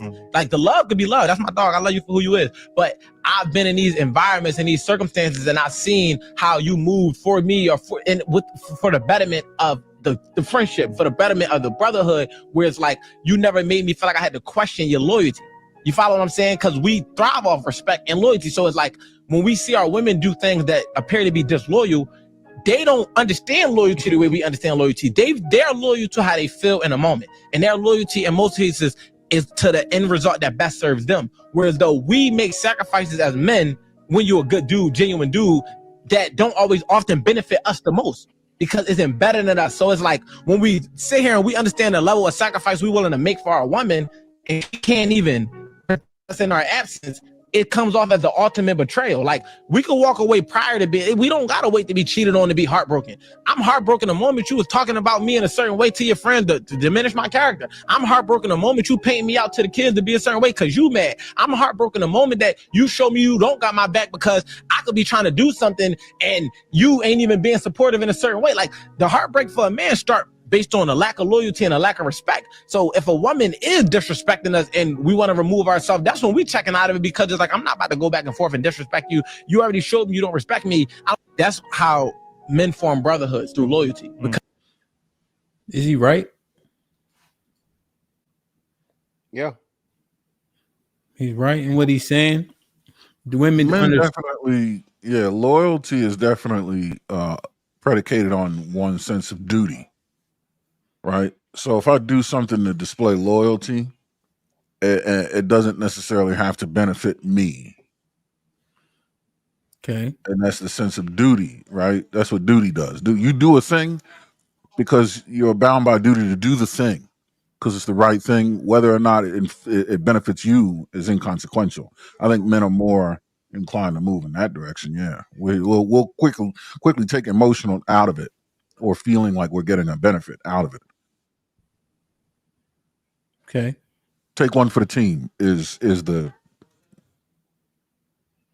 Do women understand this? Do women understand taking one for the team? No. Mm-hmm. They understand it. They don't employ it. I don't think they understand it. Even women that tell you that with the in between themselves. That's why women say they don't have female friends a lot. Women, it's in a woman's nature to be extremely selfish, and like I said, the shit you talking about, justifying shit in your own head for your own purposes. That's a woman's MO, man. And it's not me. I'm just angry. Women say this, so I'm going off of what women say about women. So with women naturally being that way in their nature, I don't think they can truly grasp loyalty, duty, and then, like you said, the changes you have to make for that person. More often than not, like you said, a man's, I know you, funny, do I look fat in this? Aaron gave that the great, no, you don't look fat in this, but hey, wear this, right? A woman, on the other hand, asking you something about you, hey, you need to get your fat ass in the gym or some shit. And we just, you taking, you going ahead, and so on and so forth, right? Men are not built to be so sensitive. So when women have the opportunity, fuck it. The thing you showed where the man had the wire, remember? Mm-hmm. And she made the joke. Yeah. You know what I mean? This man was clearly in a very deep, lifelong assessment situation. And his wife, daughter, whoever that fucking was, you know what I'm saying? Mm-hmm. So yeah. Okay. So Jets hat, yeah. Mm-hmm. So they don't understand it. Is what Mr. Fantastic saying? Aaron saying they do understand it. Do you think the majority of the men would agree with you or Mr. Fantastic, Aaron? Majority of men would probably would agree with Mr. Fantastic. And so could we look at intent? And that's the reason why I kind of went to that portion: murder, manslaughter, murder 2, negligent homicide, right? Because we can calculate it when somebody took a life. When we conversing, if Mr. Fantastic be right, they don't understand it. We don't give a shit about the intent. It's what they said, how they said it. They don't understand what we deem disrespect. So how do we apply us being logical if we get upset when they don't understand this shit because they not built like that? Well, I think like that's where you employ training, right? Or like you said, I think, and this is something that men are finally starting to do for the first time, and now you're being critical of it, because in this time that I've been doing this, what I finally come to understand and realize is that women, you said it here, women aren't, if it's in a woman's nature, is she truly being malicious? It's not that she's being malicious, she's just being a woman, right? So if it's in a woman's nature to be selfish, okay, can you blame her for fucking being selfish? If Joy Taylor is a perfect example. If a woman uses her body to motherfucking make it to the top, tippy top of, finances and success and notoriety and all these different things, and that's in a woman's nature, can you blame her for it? That's what so that's what I'm saying. So you have to learn how they are, accept it, navigate around it. Now, when it comes to the disrespect part, I think what happens is, oh, you a man, you can handle it, you can take it, and niggas just shut up, take it on the chin, and you don't address the disrespect. So women keep doing it, right? If you like, hey, whoa, no, and people, and what's crazy, if you listen to the pimps and shit, they do that. Some of the most diabolical people on the fucking, but as soon as the hoe get out of line and she do something he don't like, what he do? She out of pocket, she puts him in he puts her in pocket, right? So what happens is most men don't, you know what I'm saying? I'm not trying to correlate that. That's just what came to my mind. But most men don't address women when they're disrespectful. We just like, whatever, fuck it. And I think we're in the process of learning to do that, to try and correct that as much as we can on a personal, if not, overall societal level. Okay. You know why I think women understand duty? One word: maternity.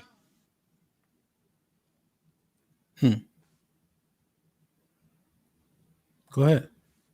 That's it. I mean, that level of loyalty and devotion where you are putting, you know, the responsibility that you have, being willing to put that over your own self-interests is pretty much wrapped up in the definition of maternity. So so that's what I'm saying. I think they understand it.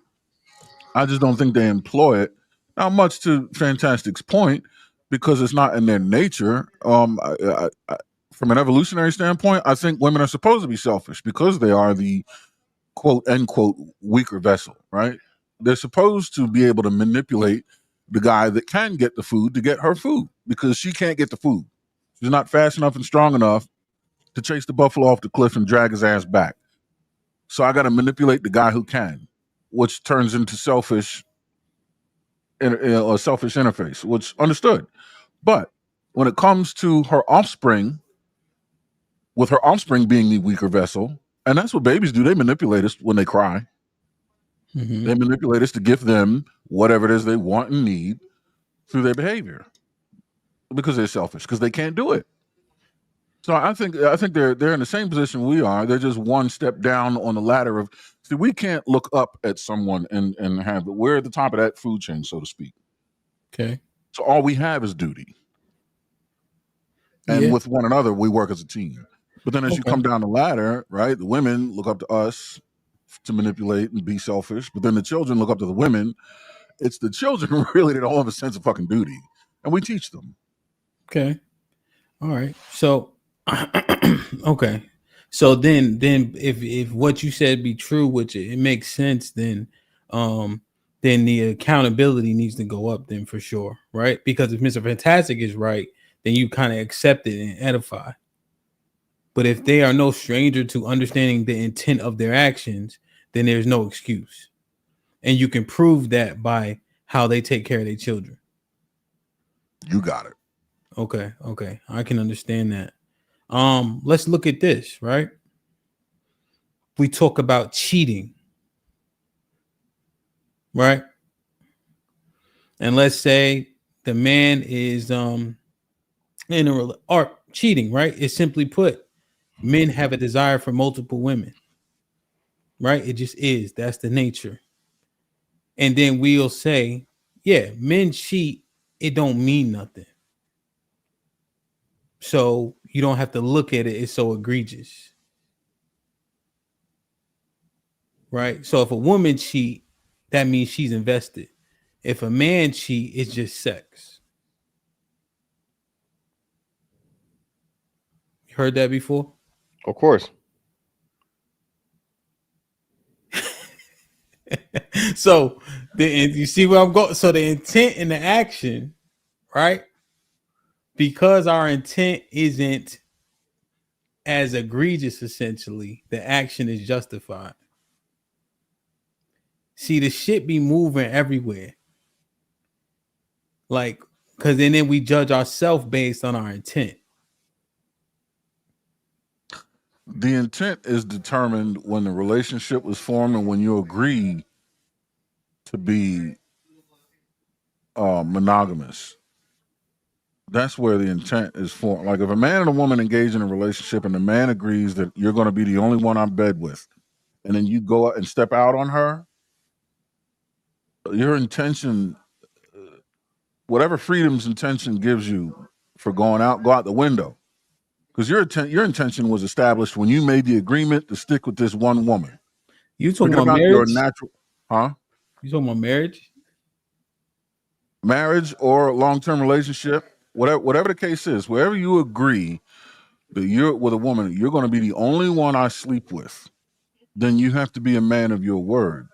That's you know what I mean? Because you're stating your intention. I understand, right?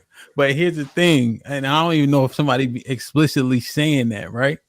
And so here's what happens though. In the earth, we've always learned that men cheating is not as egregious as a woman cheating.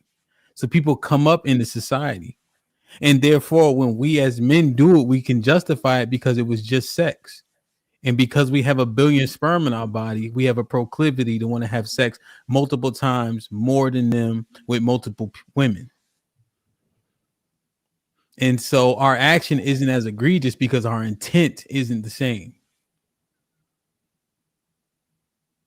Right? Yeah, right. So what does that do with intention? Intention be sounding like bullshit sometimes. No, man. I mean, that's unfortunately that's how it is, man. Hey, we all been living this life long enough to be like, hey, man, I didn't mean for it to come out that way. I didn't mean for it to happen that way, but this is the way the shit had to be done for it to get fixed, right? I just bring it to mind, and Aaron will tell you this from an engineering standpoint, right, bro? There are some things to where you can't. Why the fuck did you design it like this?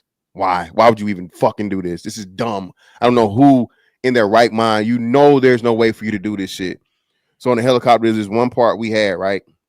You had this little bitty ass fucking nut that was in this position as to where you had to lay down, turn backwards, feel for it blindly, all this shit. The fucking nut was like a fucking 3/8 nut, self-threading, but you only had like, I'll say like a 1/4 inch to less than a 1/2 inch of fucking thread. And then I got to torque that motherfucker to specification. Bro, and you know, for us, and the maintenance shit is serious. So you got to do everything for the book, by the book. But it comes to the point where even in that, where something that, what's the name? Hey, we know you can't torque this motherfucker, bro. So you get it, as we call it, Guten tight. You feel me? You put that motherfucking German motherfucking engineer in that motherfucker, and you get that motherfucker tight as you can get it. Aaron don't talk about, and it hemp. That's how it come out sometime, man. I'm sorry. And you know what's fucked up for us? That's just how we are. Like you said, like Jay said, hey, I was just fucking them girls. I was gonna get right back. But that's why I say you never give your word on some shit till you ready. And women swear. That's the way to just be real with me. Just be real. Well, hey, listen, baby. Right now, I'm not really trying to get in no serious relationship because I want to try these other pussies out. Oh, you bullshit. What you want me to do? You want me to get with you, and I'm not ready to settle down for your pussy. Your pussy good. Now, it's all right. It's hidden. But I got a couple more I need to sample before I say I want to get with yours for life or for these years and put myself in another fucking, dick prison sentence. You feel me?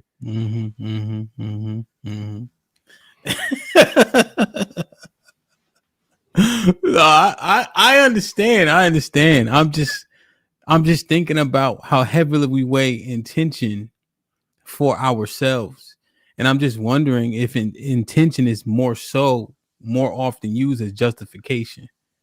I ain't mean to do this. I ain't mean to do that. That was an accident, right?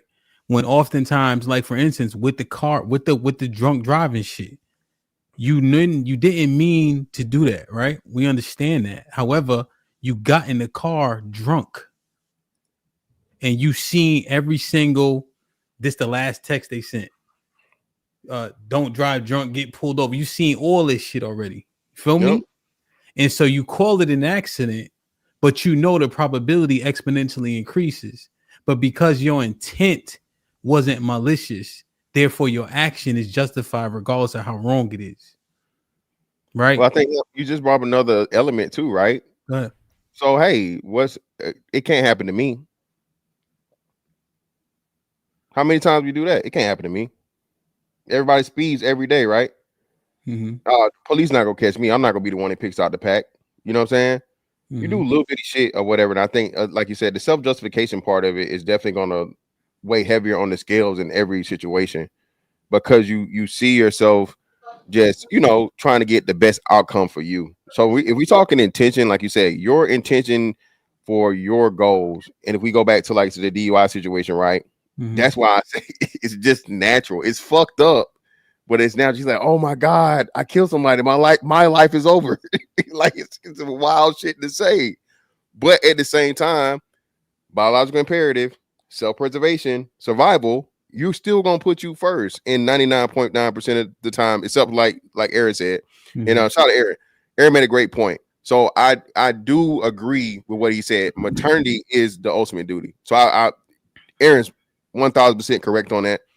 But I think though women compartmentalize that to their children and regulate to their children only, and they don't grant that grace to a man they're in a relationship, even husbands. You feel me? Yeah. No, I understand. I'm just thinking about it. you know, just more in depth because, because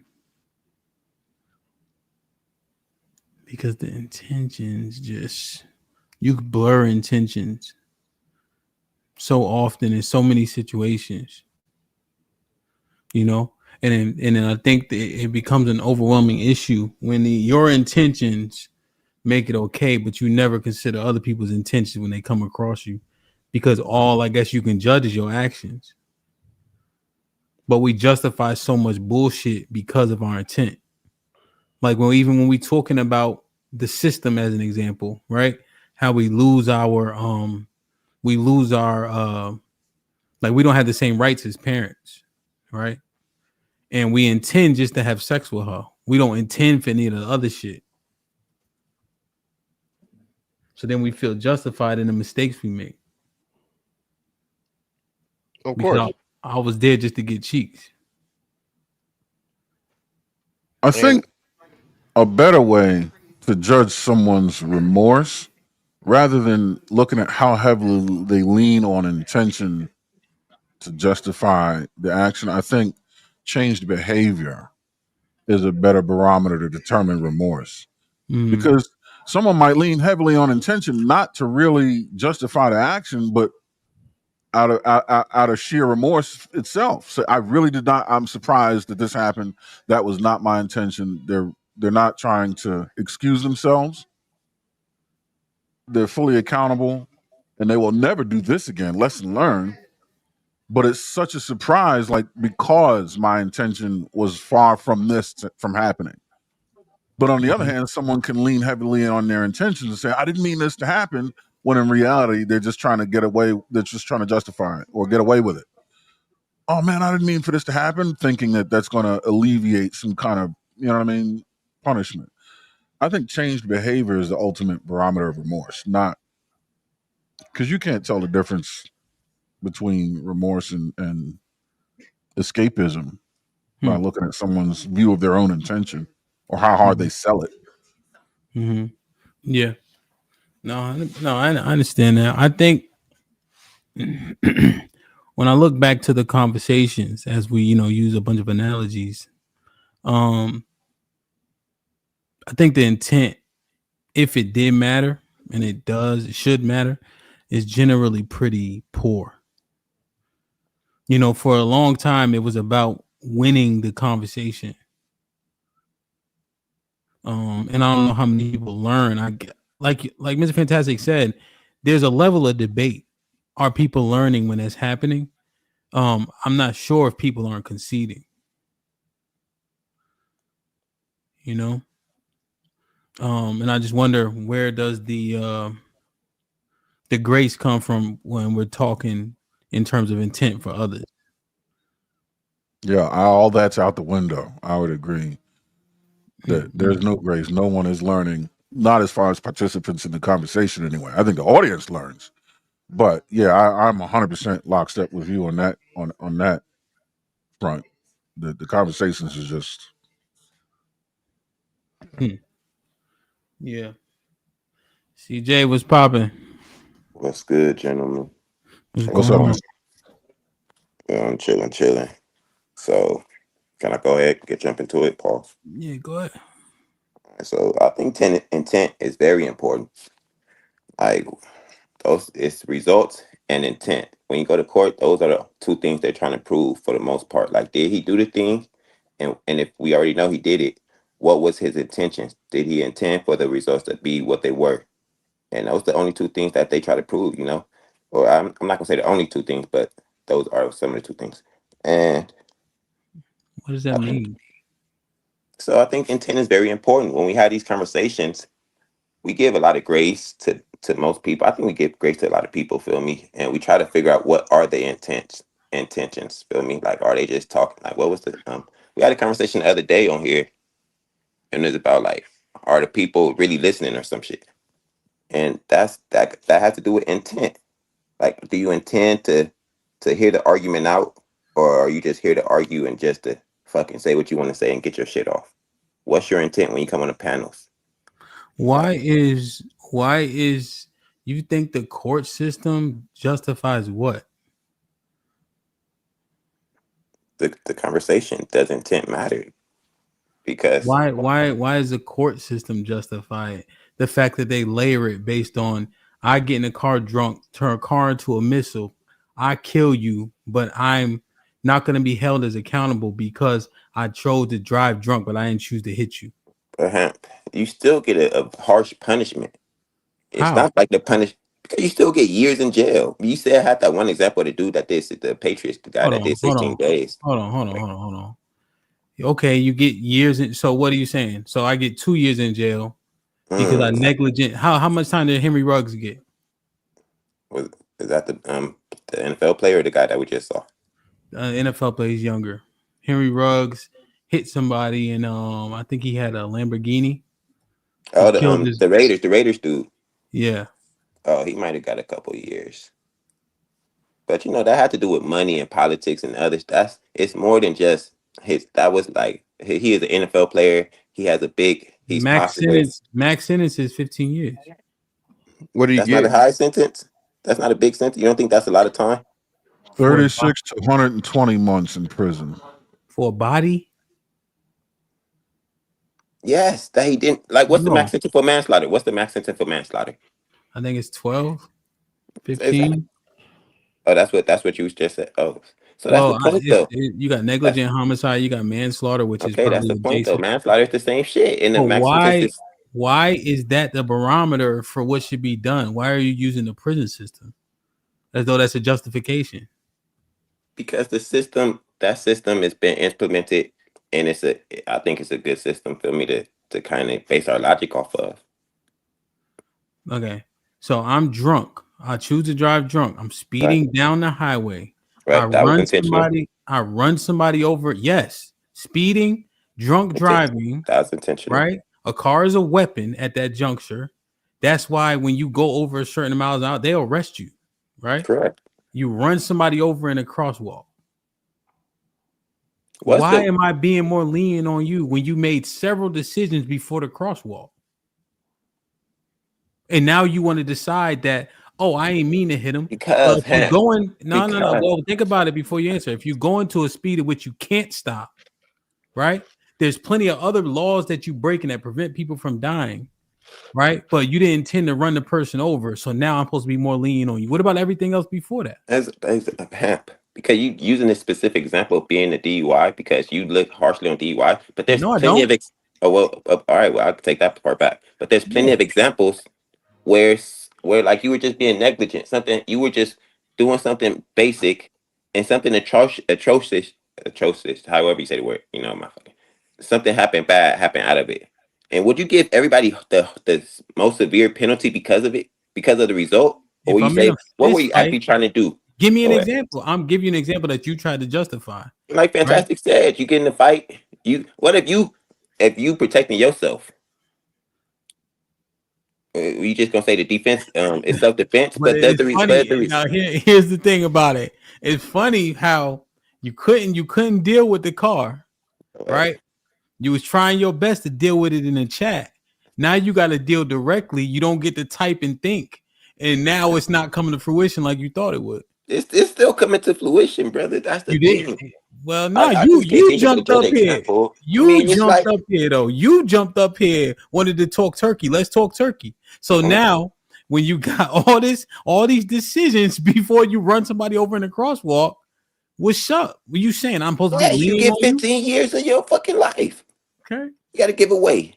I made these bad decisions. I didn't intend to kill someone, and I got to go serve 15 fucking years. That's a long fucking time. That's 15 to 30, 30 to 45. Like, come on, dog. That shit is. And what's the sentence for murder? You killed somebody. What's the sentence for murder 2? What's murder 2 sentence?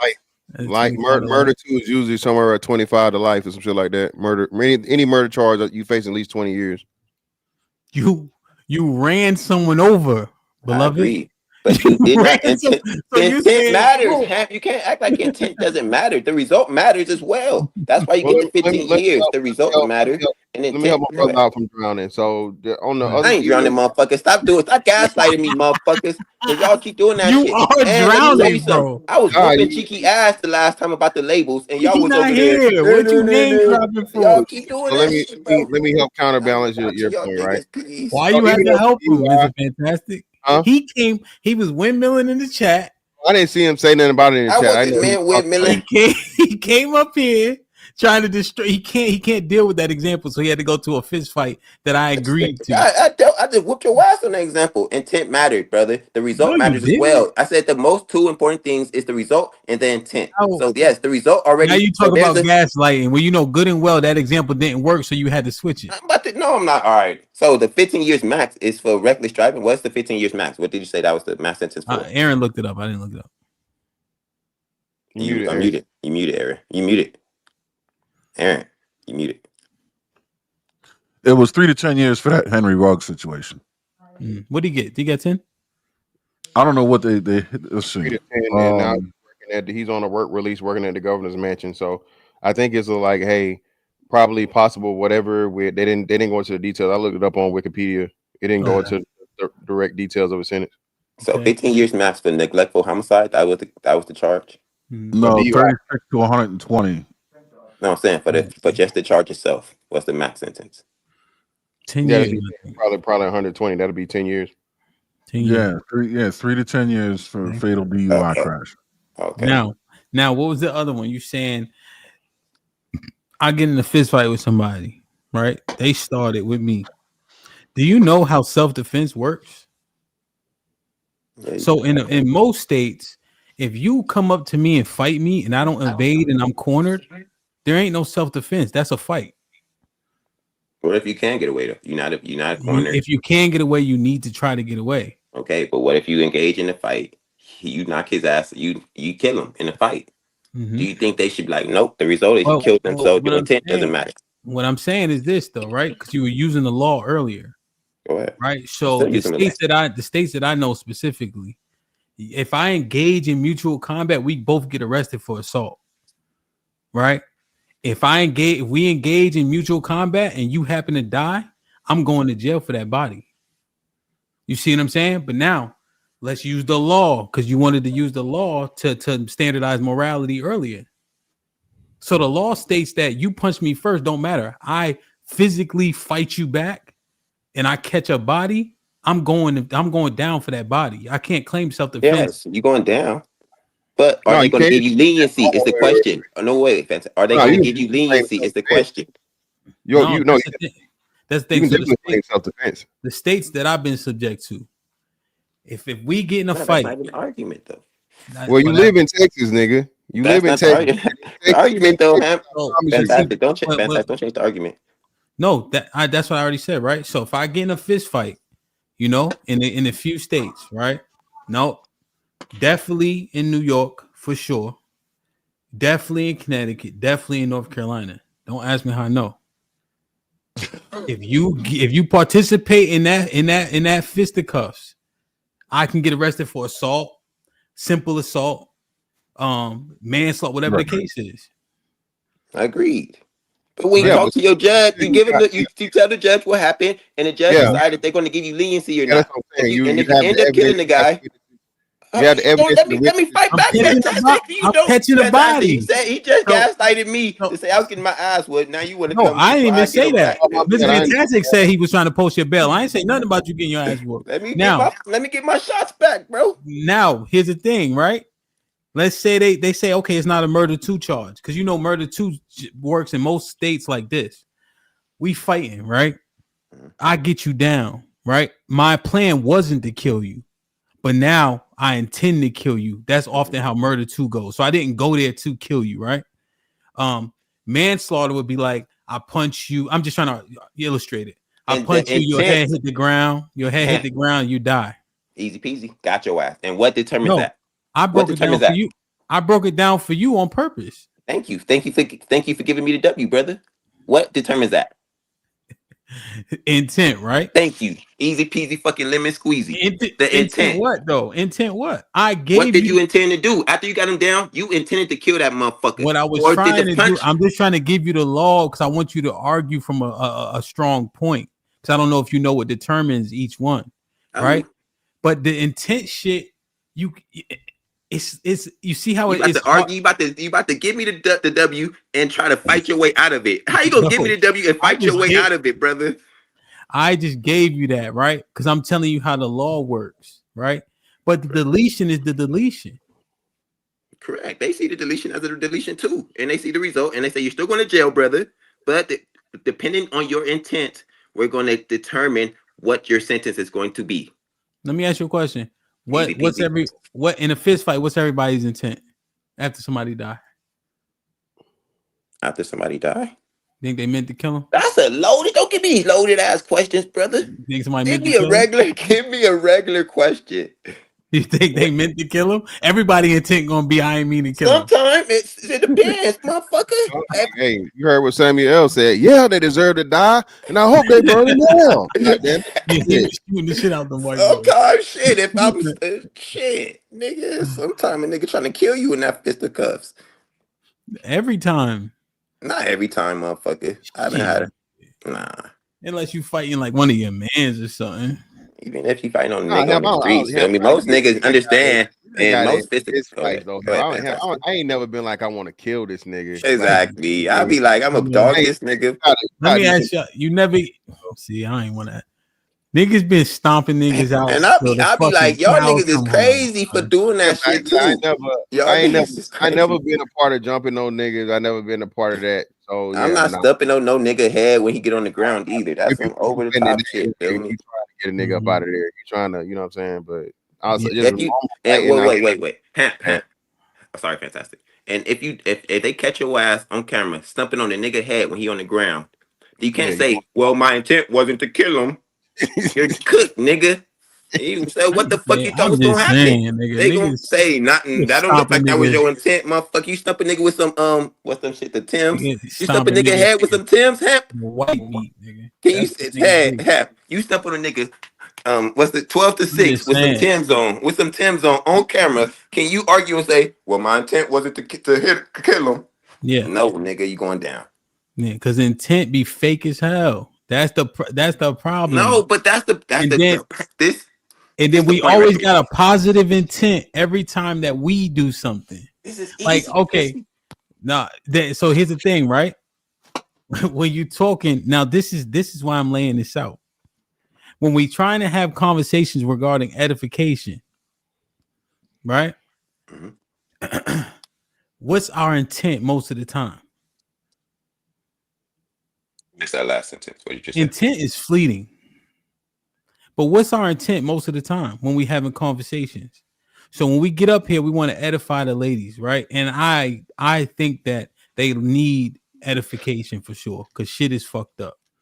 And we do too. And I'm gonna flip it in a second. Right? They need edification for sure. What's the intent? Can intent be seen or determined? So the main thing. Sorry, you want to go first? No, I was just going to answer the question. The intent is to have a point made, or but not only that, to be agreed upon. That's what's crazy. So right. I'm gonna take it a little back. So most people, they intend to teach you shit, but with that intention, they don't factor in the thought that they might be wrong. So when they come on these panels, they intend to edify, but they don't never say, hey, what if this person that I'm talking to can edify me instead of me trying to edify them? But intent is so hard to prove, but you have to use the context around the situation, like the stumping on the head. You can't prove that he intended to kill him even when he stumped on the head with the Timberland. But with the context that we have, the video evidence, all we can go off is what the perceived intent is. I'll say it like that. Perceived intent. So that's all we can go on, because never know what's in someone's head, but all we can go on is the context around it and the perceived intent. I think that's a great word to add: perceived intent versus actual intent. Come on, man. I'll be cooking. Your boy be cooking in the kitchen, bro. Y'all be hating. Gaslighting your boy. You make Kool-Aid every now and then. Yeah. Kool-Aid is crazy. The perception of the intent is the intent, right? Because perception is 9/10, essentially, right? So regardless of what you say, it's what's consumed by the people you're talking to, right? And what'll happen is they will perceive your intent based off your actions and their experience with you. You know what I mean? That's why intent often matters so little, and it only matters oftentimes to us, and we try to justify it. But if we were truthful and honest with ourselves, do you think that we have good intent when we talking to these women? This is about to bring it back. Remember, Aaron argued, is perception reality? Yeah, a while ago. Yes. So you said perception is reality now, just 2 seconds ago. But perception You isn't said reality. Aaron argued that. I didn't argue that. Yes, I agree. But perception is perception. People, like I said, like when we had the argument, what you can prove. people act according to what they perceive, not what the actual reality is. So you can't prove intent, but the perceived intent is how people are going to respond and act. That's all it is. Perception is the reality that we have to go by. Is the only is the reality that we have to deal with. Now, whether that perception is accurate or not is different, and that's what you two things now come into play: your ability to be objective and your ability to communicate. I think people who communicate well know that their intention has to be communicated, that they have to maybe make corrections for perceived intention versus their actual intention. And if you can shape someone's perception of your intention to be more in line with your actual intention, which you would do through communication, then I think that makes you a better communicator. And then it's up to that other person to be more objective, right? To be able to spot that without you communicating it. But those things make the quality of the conversation better. And I think DJ Hamp, that's one thing you're good at, is communicating your intention while being objective. As a listener, you're objective, and as an orator, you're a good communicator in the way you communicate your intentions. But people who are poor communicators, communication is a two-way street, we agree. You have to be a listener and a speaker. People who are poor communicators, they're not objective on the listening end, and they're not good with communicating their intentions on the orating end, on the disseminating end. Okay. So now, if your intentions themselves, right, if what you're trying to say isn't well received, right, and you know it's not, but you do it anyway, right, but you're saying you're here to edify and you want to teach and help people learn what it is that you're trying to say, but you know that they can't get it, can you still say they don't get it based on how you deliver it? Can you say your intentions are good? You can. You'll just have to concede that you're a bad teacher. Okay. I think you're going to have to give up one or the other. Or that the person just won't get it. Feel me? Or they just, or that they're what they do. I missed a little bit of it. Or that their intent is to never understand you. Jesus Christ. That's the thing, Hamp. It's like you just said, it's a two-way street. So the listener has to have an intent as well. Am I intending to learn something when I get into this class, or am I intending to be a disruptor? And my ears already closed off. So yes, the speaker, like the leader and the follower both have a role to play. The listener and the speaker both have a role to play. They both have to have pure intentions. If one of them intentions aren't pure, then the whole thing is going to be in shambles. And then what happens when another teacher comes in that they understand? Well, maybe if the person maybe they didn't like the person. Maybe they didn't like the person, or maybe it was the communication. It could be different factors, but we have to get more stats, more data to understand why they didn't understand this person compared to the next person. I think that's the perfect litmus test to determine the intention of the original edifier. If someone else comes in and gets the job done, can edify a person to the end that they intended them to be edified, but it takes someone else to do it. If they're happy with that, then now we know their original intention was to have that person edified. If they're not happy with that, you have other intentions, my friend. I think that's a great litmus test. Correct. Hey, If someone else can get the job done. So what happens? So what happens, right? I guess the messenger matters. And I guess based on the actions of said messenger, their intent is assumed. Say that again. Which part? You said their intent. Yeah. Depending on the messenger, the intent is assumed.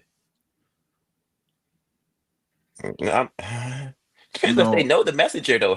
Yes, they got to have some kind of engagement with the messenger. Let's take us forward for a second. Look at intention. CJ, the opposite sex, what do they think your intention is? You got the opposite sex.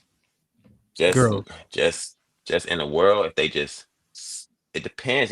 You got to give me a little more During context. the conversations. Oh, these conversations? Yeah. Probably to vent or to edify the gentleman, or it depends. I mean, what you think overall? In general, you can say it. You can't be tried twice. There's no double jeopardy. You won your case. Women are difficult, feel me, because they interpret whatever they want to interpret. So I think their intent. So what do you think they think, brother? That's a difficult question, man. What do I think the women think? I think some of them think I'm being very genuine. They like listening to me. I think the women with logic and good intentions, they believe that I'm of good intentions, and the women that's hyenas will say they believe I'm not of good intentions. Some. I'll say all right. I'll say majority think that I'm a good intentions. I'll say. Come on, man. See? No, man, that's tough. It's a bunch of hyenas. It's a bunch of hyenas, so that's why I make it difficult. So, this where shit start to break down, though. We asked you what they think your intentions are, son. We didn't ask you what you want their intentions to be. What do you think they think your intentions are? Maybe to get my shit off, to complain. Maybe I think to complain. Why is women that? think our intentions are to complain? Good to see you, man. Why? Because women don't like the truth. Women hate being told what they are and who they are, and understanding that we understand who they are. So they gonna say, "Hey, you just complaining. Hey, just complaining." Blah, blah, blah. So that's all it is. They don't want edification. They don't come here for edification. They don't come here for it. They don't come here with good intentions. So they don't. So they're gonna project. There it is. Women gonna project their intentions on you. Okay, now got your wife without now. So you saying that your intention is good, but they have bad intentions. Right. That's the key. That's literally the topic.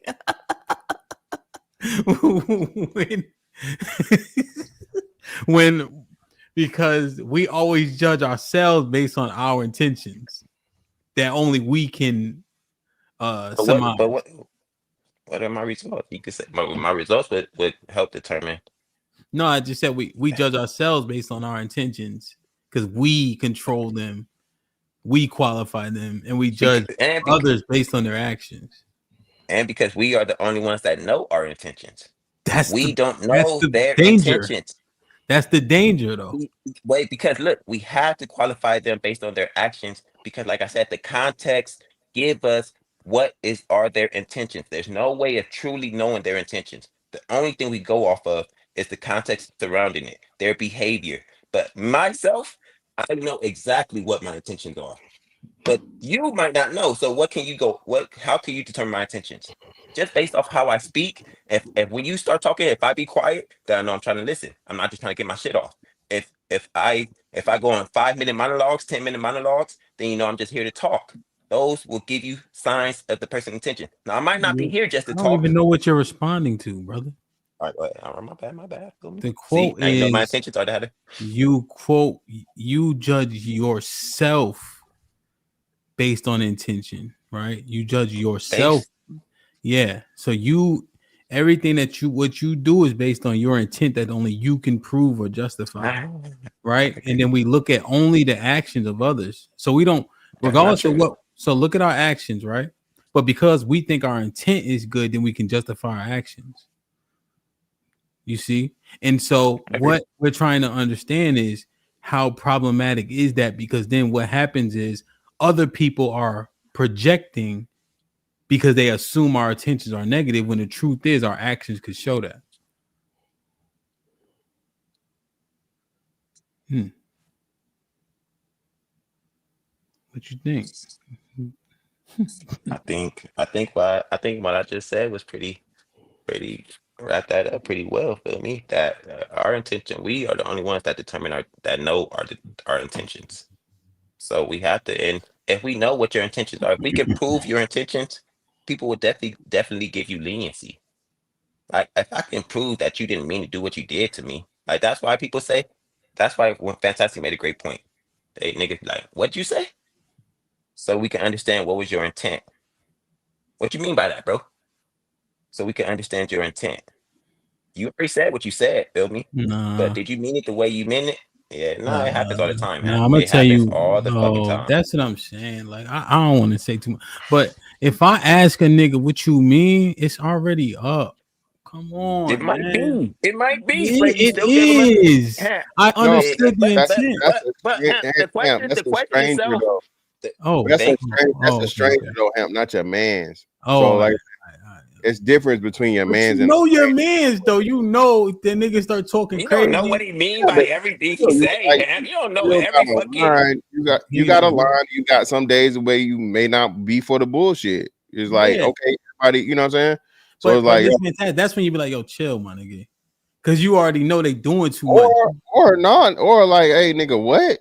You like, some niggas might go too far every now and again, bro. You gotta be like, okay, hey, calm down, brother. That's what I'm saying. Chill. That ain't know what you meant by that. Okay, but his intent was just to be funny. His intent was to be funny. Thank you. Sorry, Fantastic. His intent was to be funny though. And then once you showed him that he wasn't being funny, that shit took it overboard. He was like, all right, my bad, bro. I'm gonna take it back. Feel me? My intentions wasn't to get you, wasn't to disrespect you're not. you. You guys aren't saying nothing different than what I'm saying. I'm saying that we know we like, yo, chill. All right, you doing too much. That's what the reply is. But if it's a nigga I don't know and he talking crazy, I'm like, what you say? It's already there. That's all I'm saying. But Mr. Fantastic clarified and said, you know him. Not if he corrected though. Not if he like, nah, bro, that's not what I meant. I'm pretty sure you ain't stealing off on the nigga. Like, thank you. You know, just like, nah, nigga's too late. No, that's not what I meant. What you mean? Like, it's just, I guess it's just odd, man. It's just odd. I've been in a situation where, like, you know, like restaurant situation or some shit, or like stores and shit, right? And you know, motherfuckers say some shit to you, and it's like, hold on, wait, what? You know what I'm saying? It's like, oh no, man, you know, whatever, because you know, tone matters too. So like, motherfucker be having a bad day, or they could be saying some shit real fast or whatever, and shit get mixed up. So you check it to assess it. You feel me? And then don't give a fuck. Oh, I can see it now. I thought we already having like a nigga say something crazy, and I'm like, not beefing. Of course, that's no. I'm about to prove it. These are mad different situations. If you having a back and forth, you already know his intent. No, that's you know not that the beef is real. Oh, no, but you conflating a bunch of things, right? So it's several different situations that's being articulated. If I have to ask a nigga what he said, I know what he said. Nigga ain't gonna be like, yo, suck my dick. I'm like, nigga, what you say? He like, I ain't mean it like that. No, my nigga, yes, you did. That's all. Some shit you get. Some shit is automatic. Feel me? Yeah. Yo, but that's the thing. Y'all tripping. See, I think one or two things. Wait. If you walk, Aaron, real quick, so let me get this one thing off. You got it. If you walking by and the guy say, "What's good, bro?" Now you could be his intent matters. If he just said, "What's good?" like, "What's up, my boy?" or if he's saying, "What's good?" like, "I got problems with you right now." The intent matters. That's it, bro. So you saying you don't have that level of discernment? I don't even know what we talking about, but you don't have that level of discernment. Like you saying, like I'm only going to check it. I'm usually, come on, man. I usually do, but I'm just saying sometimes the what's good, you might not know what it means. So you might be like, what you mean by that? Or something happened, feel me? You stop acting like everything is just so clear cut. I knew what he meant when he said everything he said. Like, get out of it. You are, you know, my niggas wilding, man. Aaron, go ahead. Well, I mean, I think you have to just mine out both situations to the end, because I see where both of y'all are going. Hamp is saying that you're checking something when you already know what it is. You're just checking it not to see what it is, but to confirm it, right? Because it's about to go down. But what if there's a situation, and these things do happen, where you end up checking it and the person says, no, it's not what you think, right? I think both sides have to be entertained, because both sides can happen. Because after all, the only person that is truly aware of the person's intention is the person in question, right? Everything else is all about perception. So all of these different perceptions are potentially correct and have to be conversed through, right? I think Hamp is absolutely spot on, but I think CJ's absolutely spot on. And there are two different situations that can potentially happen. In fact, if one of y'all, if the both of y'all weren't spot on, then that's pretty much us saying that we can judge someone's intentions accurately. But the fact we can't means that both of you have to be spot on, because both of those situations will exist. Yeah, that makes sense. But all right, I agree that we both right here. I'm just saying, that's what I was saying. We was conflating because there was so many different situations. You feel me? Yeah, they're all real. But usually, like at this juncture, I'm like, if somebody do something stupid or whatever the case is, or like bump into me, I'm like, oh, you straight, bro. Obviously, a SMD or something like that, I'll probably take a little bit more, a whole lot more offense to it. But you know, people be doing dumb shit all the time, walking through the club mad and all that.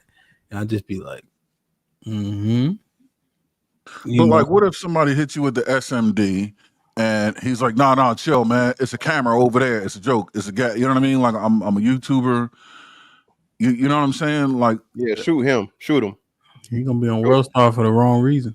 Yeah, shoot him. But it happens, and we see it. You can. It's not playing. Do it all the time. Yeah. That's we need more. And if they're apologetic after the fact. Yeah. But what I'm saying is, what is their intention though? Before you exact your revenge, we're just trying to identify this person's intention, and their intention is actually not to offend.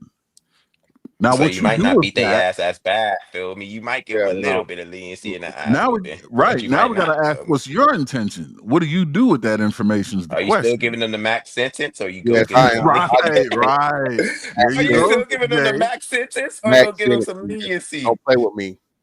Now, and you still might go, you know what? You're being neglectful. This is stupid. I understand your intentions, but you're being an idiot, and that's to be punished. Yeah, but is that punishment the same as the punishment you give a guy that is genuinely trying to get a rise out of you? Pause.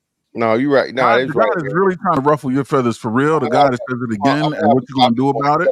For the pranking niggas, for the young prank niggas, I'm gonna have a stopping point. I ain't gonna try to put them in the ambulance. You know what I'm saying? Right. You need a couple band-aids, but I don't want to, send them to ICU. Right. So yeah, the guy that really is trying to shine you on. Oh yeah, he's the one that you're gonna shake the 8 for, right? Exactly. I'm just gonna try. I mean, yeah, I get, but SMD is just so crazy, though. You know. Yeah, it's egregious all the way around. But again, intent. Even then, it's just like going back to intent to kill with a vehicle or DUI manslaughter. One is I aimed my vehicle at you to run you down to kill you, or to you can't think about like you can't joke, right? I'm never gonna say to none of y'all, yo, SMD, that's crazy. Like that's not a joke. Ain't nothing funny about that. Well, because you're smart and responsible. Yeah, and in the earth, I'm mad polite, you know. Not everybody is. You take that aspect, the most egregious disrespect. Some people don't, feel me. Disrespect is subjective. Oh no, you keep saying something like that's just my like bad. All right, my bad. Well, you take that as the most egregious disrespect, feel me? So disrespect is subjective. I gotta put some thinking. That shit is crazy, yo. That hurts. You know. You know, I'm having an accountable moment. I know you say don't look at the chat, but looking at the chat, I done said pause too much, and I one day said I would never. I said fuck all that. You know what? I'm holding myself accountable, going back to it. I done slipped back into under y'all influence with this silly ass pause shit. No, Hey, you be over this shit. Now I know the power of influence is strong, man. Y'all, it's strong as shit. Now let me ask y'all a question. Play the sound by hand, niggas. You said play back. Niggas. So this part. Now let's flip it, right?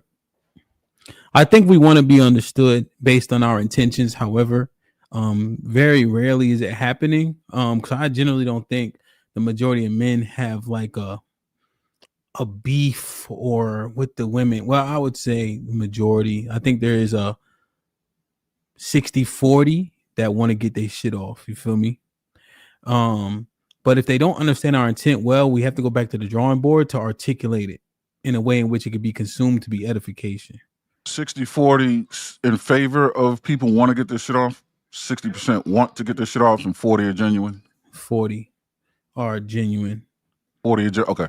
Oh, sorry, 60 are genuine. I think 60 are genuine. 40 are here for again. Okay. Yeah, and it's close. It might be a little bit closer than that, right? It's hard to discern at times, right? But just like when you meet certain people, you be like, trust me, if you met this person, they don't really feel no type of way to the extent that you think they do. But if it go there, they're gonna go there. Feel me? Because I've seen people visually in person not have an issue regarding women, you know, right? And so it doesn't come to fruition how people would assume, you know. You can hear certain people's conversation where you be like, oh yeah, I could tell you also don't have access, right? And you've been treated poorly, therefore this is what you manifest, right? So I could see that, you know what I'm saying? And obviously people may fall into like, I'm sick of this shit, right? That happens. Now let's say we flip it, right? The ladies essentially. What do you think their intent is in the majority of the conversations, right? Because in Mr. Fantastic, they generally don't understand the things we deem disrespectful or dumb, right? Or disloyal and things of that nature.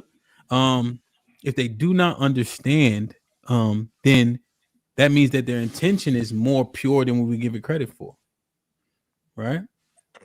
You know?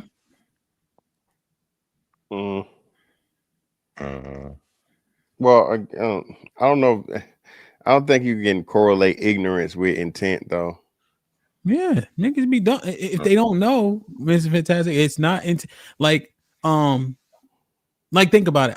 In our country, SMD is crazy as fuck, right? Is it crazy down south like it is up north or no? No, it's not. No. Niggas don't really say that shit. Not on the West Coast either. Yeah, niggas ain't. Not a what's the name thing. Yeah, niggas ain't dueling after that. Like, oh, it's a duel. That's not but I know what you're saying. Like, so in down here, right? They call motherfuckers like, you know, pussy niggas, fuck niggas, whatever. And everywhere else you'd be taking that shit as offense, but it's just like that's just commonplace. Okay. All right. Well, okay. So on the East Coast, SMD is like somebody I don't want to say it's a death sentence, but somebody will hurt you severely, right? Essentially. Yeah. If someone moves from the South where that's not the culture and they say it, right? That ignorance, now it's no that there should be consideration, right? Let's say just in a perfect world, there would be consideration because you don't come from that culture to understand the egregious nature of it. You feel me? So if we're saying that the women are largely ignorant to the things that men deem disrespectful, disloyal, egregious, and things of that nature, then by proxy of that, we can assume their intent to be a little bit more genuine if we're saying they're ignorant to it. You'll have to. Well, no, I would say this is the same scenario you used earlier. Even though that's not, you know, I guess like a cardinal sin down here, it's still like some disrespectful shit where it's clearly disrespectful. So what I say is women like to play coy and like to act like they can't tell that certain things are just blatant disrespect, right? And say, oh, I didn't know. So, you know what I mean? So on things that may be trivial or questionable, of course, that's, you know, but there are clearly some things to where like it's disrespectful. Like I don't think a woman should not understand the process of, hey, you're in a relationship with a man, but you out here showing your ass to everybody. You should just knowingly know that's disrespectful, right? You know, getting the attitude and shit like that or whatever over nothing or whatever. Yeah, that should be obvious, blatantly obvious to me on my end. So for some things, yes, but for the majority of things that men, in the way that men get disrespected, I say no. They should know better. It's just something that in human interactions and human decency. You feel me? That's the way I look at it. And Sam's still there. I hope he's still here. But if you go back to the episode with Tay, I always go back to the same shit, but she didn't think it was disrespectful when she said it the same shit to him that he said to her. But when he said it to her, she felt it was disrespect. Women know what's disrespectful. If you flip any of the things that they say to the men and you say it back to them, they deem it as disrespect. They know what the fuck they be saying. They know what's disrespectful. They think they could do to you but they don't want you to do the same shit that you do to them. I mean, that they do to you to them, and that's what women do. By and large, yeah, women, I mean, as humans, right, have some sense of what's disrespectful. But I think they also kind of operate with double standards. And that can muddy the waters. What I mean by that, look at the use of the word bitch. See what I mean? Like right there, they say that to each other, and some find it egregious, some don't. What I think most don't find it egregious. A few will. But if a man uses the word, not even at a woman, just as a descriptive word to, identify a population of women, offense will be taken. And I'm like, I said the word bitches because there's a population of women that are bitches, and you mad at that. But the girl on the next square over can go, nah, bitch, and you're cool. See what I mean? So I think they do kind of muddy the waters as far as what is viewed as disrespect and not. And I think it's just a genuine fuck up in the software. Does nigga work like that? Fantastic point. I think nigga works exactly like that. That's a brilliant question. Which is why I try my best to stay away from it, unless I'm niggas like you niggas, you know what I mean? Like I'm identifying a bunch of low life black, people. But I'm not gonna go, Hamp's my nigga. No, he's my friend. Mm-hmm. He's my brother. He's my comrade. You know what I mean? Yeah, that makes sense. CJ, what were you saying, Mr. Fantastic said? I walked off. Women know what. Oh, I had a great point. So you said the other day that women's superpower is being weak, or what's the saying? How did the saying go? Can you say it for me? Yeah, a woman's strength is the facade of her weakness. A man's weakness is the facade of his strength. Would you say that ignorance could be considered a weakness? Yeah. Okay, so women know what's disrespect. They play the facade of not knowing, so that's their strength. Acting like they don't know shit that they know. Like if you and I said when you walked off was the Tay shit. What happened with Tay? So she knew that she said the same shit to him, and when he said, I keep going back to the same example, but she knew that it was disrespectful when she said it to him, but she acted like she didn't. But when he said it back to her, it was so disrespectful. Women say shit that they know what's disrespectful. They act like they don't. They act, oh, I didn't know. But they know, because if you flip anything that you do or anything that they do on you, they will not accept it. They're not going for it. You say, hey, baby, if you did that to me, if I did that to you, you wouldn't have liked it. They know it's true, but they be like, they go fucking down. I gotta ask you a question. When you say, because I'm not saying I disagree, I just for clarity's sake. When women use ignorance to their advantage, is it that they're feigning ignorance, meaning they're really not ignorant, but they see an opportunity to play ignorant, so they play ignorant? Are they feigning ignorance, or are they being deliberately obtuse, where they're avoiding, they're ignorant now, and they want to remain that way because they see there's a value in being ignorant, even though the information's right there, and they really should be seeking it. They're avoiding it. They're like, let me remain ignorant so I can. That is a fact. fantastic fucking question. I think You they do see, both. I they think they do both both. 50-50. Yes. They Okay, want to all right. remain ignorant to what do you think, Ham? Ham shaking his head. What you No, think? because What you got, 50, Ham? 50 is not an acceptable answer. Oh, you said I You can't got to go. come down I on gotta one give a side. better All right, answer. but right, it's a good way to think about it. I think the first one. I think the first one. I think So they you think know they it. They know, just and they're yes, they playing the know. game of ignorance. You think Yes, that's the majority of the case, and then the minority is yes. they really are ignorant, and they see that as an advantage, so they avoid edification, so they can remain that way. That's the minority. Yeah, that's the Okay. minority. Correct. All right. So Puts wait, into perspective what you did saying. Mr. Fantastic change his answer? No. Change my answer for. God damn. No, I didn't. No, I didn't change my answer. Well, Yeah, you didn't change shit. no, I'm asking. No, No, Mr. Fantastic will say it's the latter. Would be his answer, right? Of the two, Aaron. Yeah. Yeah, he would probably flip from what CJ. He'd probably say the majority of women don't know and try to stay that way. Then they do know and faking the funk. Yeah, they're willfully ignorant. I would say that most of them they stay willfully ignorant, so they have that excuse of ignorance along the way. You And know, minority know and they fake the funk. yeah. Okay. Minority of women might be right. and then what's name? Oh, now You know. CJ, you think that might be?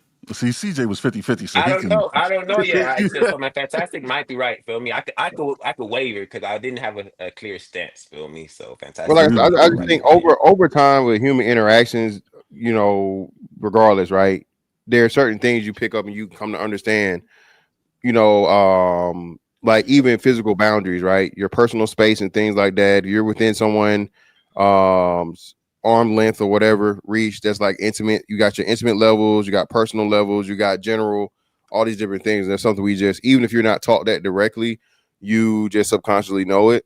So once a woman has relationships with men, she's been around men, she's been dependent upon men, she's been intimate with men, I think they get at least a base level of understanding, right? For what, even though every man's not the same, it's certain things that all men just don't like. And you was gone, Hamp. So like I said, that's what it was. So, you know, dealing with other men in certain levels where you're supposed to be belonging to one man, that's disrespectful, right? Of course, your body, other people having access to your body, be it touching or seeing on different things, that's disrespectful. I just think women know those things or that, but now because of the way we live in society, they argued it, and now, oh nigga, you just insecure. You feel me? Oh, you don't want me showing my titties and my ass, so you insecure. No, bitch. Like, well, if that's the case, shit, you just be for the streets, and I'll just fuck you when I feel like it, and hey, you show your ass and titties to everybody you want to.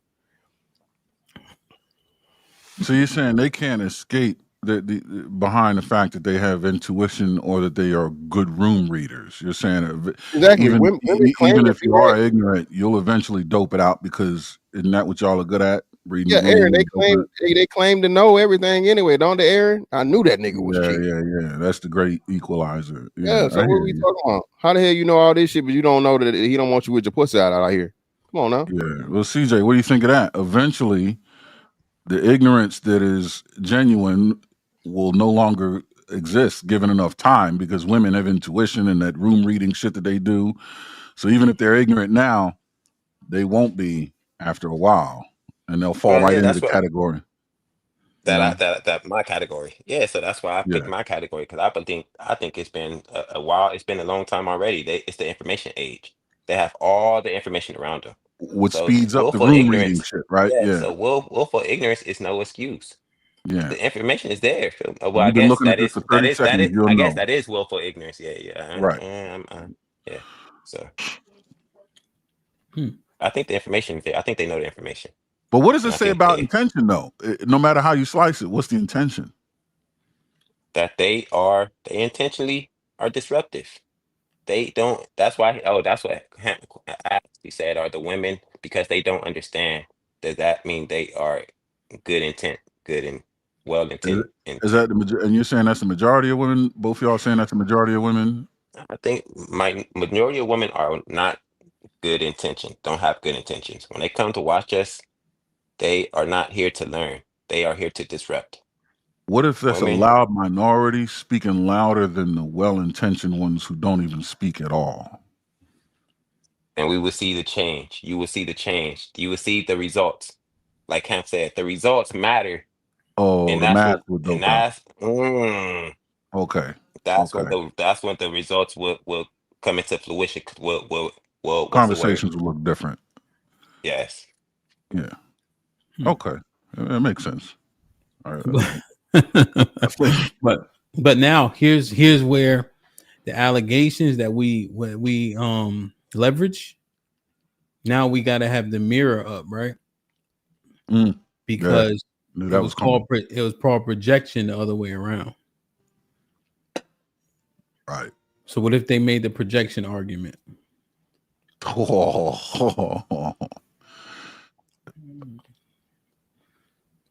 What are they projecting?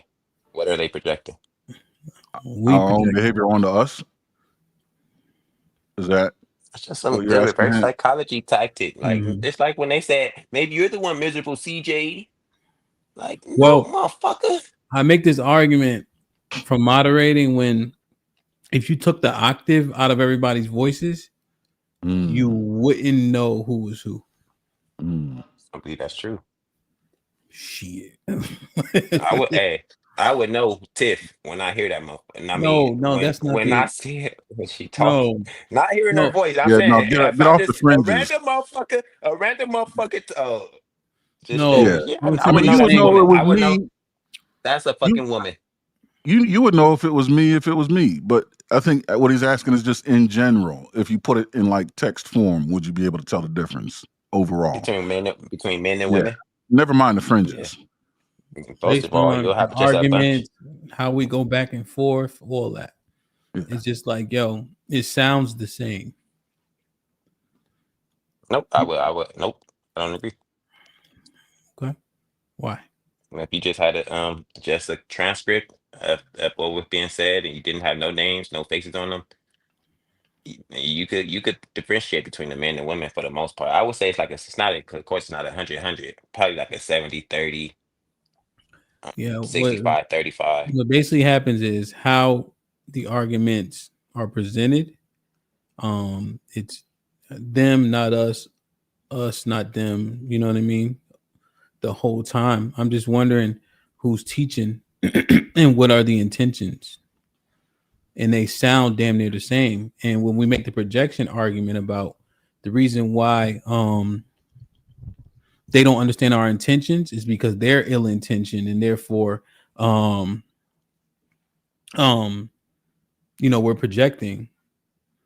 Essentially, could that argument be made vice versa and given credence or be logical? I couldn't tell the difference between Playboy Williams and Cali Bad, for example.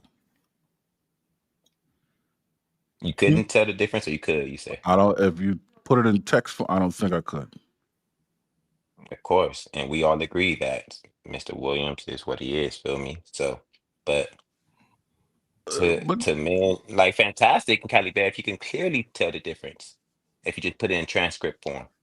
Because Fantastic Between is far enough from center, though. That's not a good comparison. Yeah, that's not. Yeah, Mr. Fantastic is Mr. here. Williams now further from center. Now here, see, Tiff be just going off, right? Exactly. Who's a little bit more? You want to say Tiff and Mr. Williams? Sorry. No. Fantastic and HQ. If you reverse if you reverse the parties that they represent, you would not know who's who. Y'all saying this in text message or just transcript. Mr. Fantastic in the Discord, I changed Venus' name to Mrs. Fantastic. That would that's wild. Don't do that. Make sure, no. You'll hear from my lawyer. Because if you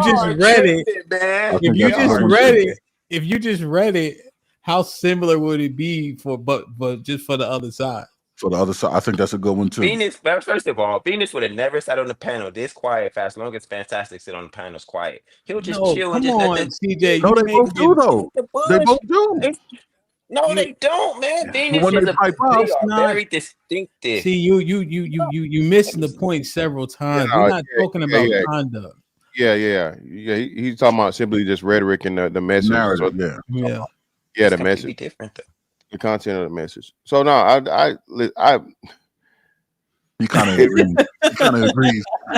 What does it take? Like you said, the YouTube transcripts of these things and so on and so forth. Yeah, Because think about it, she's smart. She like know how to articulate the points. You know what I'm saying? Exactly.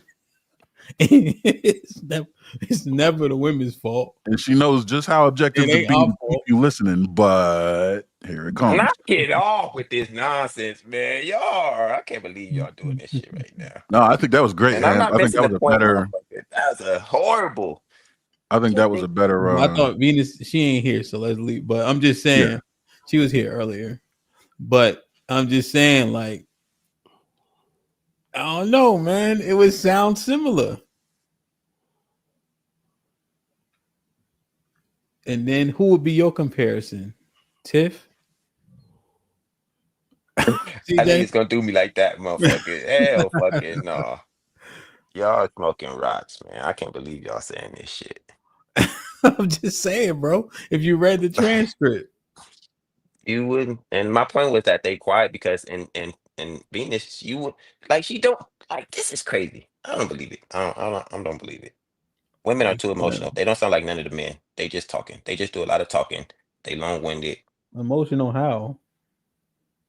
They arguments be trash. They don't I be said really emotional. follow a logical. I so yeah. How Emotional how? They don't. They arguments don't follow a logical sense. They just be in their feelings. They hear something they don't like, and they just go off the rail. Okay. I mean, I've been doing this shit for a while. Listening to arguments, debates, and it's a clear difference. You know, I don't know. It could be a bad correlation. Just thinking through it. Intent, man. Intent matters 100%, right? But it's something that can be manipulated so easily, you know? Right? And I just think through it when we trying to converse. And if we assume other people's intent, what happens to the conversation? You know? Well, I think you should first. Oh, go ahead. Sorry. Go ahead. Well, you shouldn't assume what their intention is going to be right when you see them. You know, give them some time to get a couple words or get a few thoughts out, and you can start to develop, start to understand what their intent is. Feel me?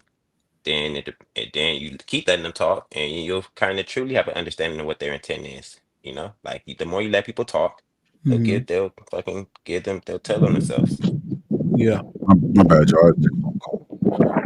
Yeah. Poppy was popping. You got a little bit of background. But you good though. Let me read these real quick. What's goody? Zagu has been a member for 7 months. Salute Zagu. He says, Joy says she was gonna meet to the old dude if there was any blowback. Then Farji said she felt it was going too far as she added Acho to the roster. Oh yeah, we read that part. Twan with the $5 says, Hemp, what do you think about the person who falls asleep behind the wheel and deletes someone? I think it's not obviously not as egregious as drinking and driving, but you knew you was tired. And the other thing about it is cars now would literally tell you to pull over if you're tired or swerving. I don't know how it knows, but Aaron with the $2 says, you know how many Nike boots parties niggas had?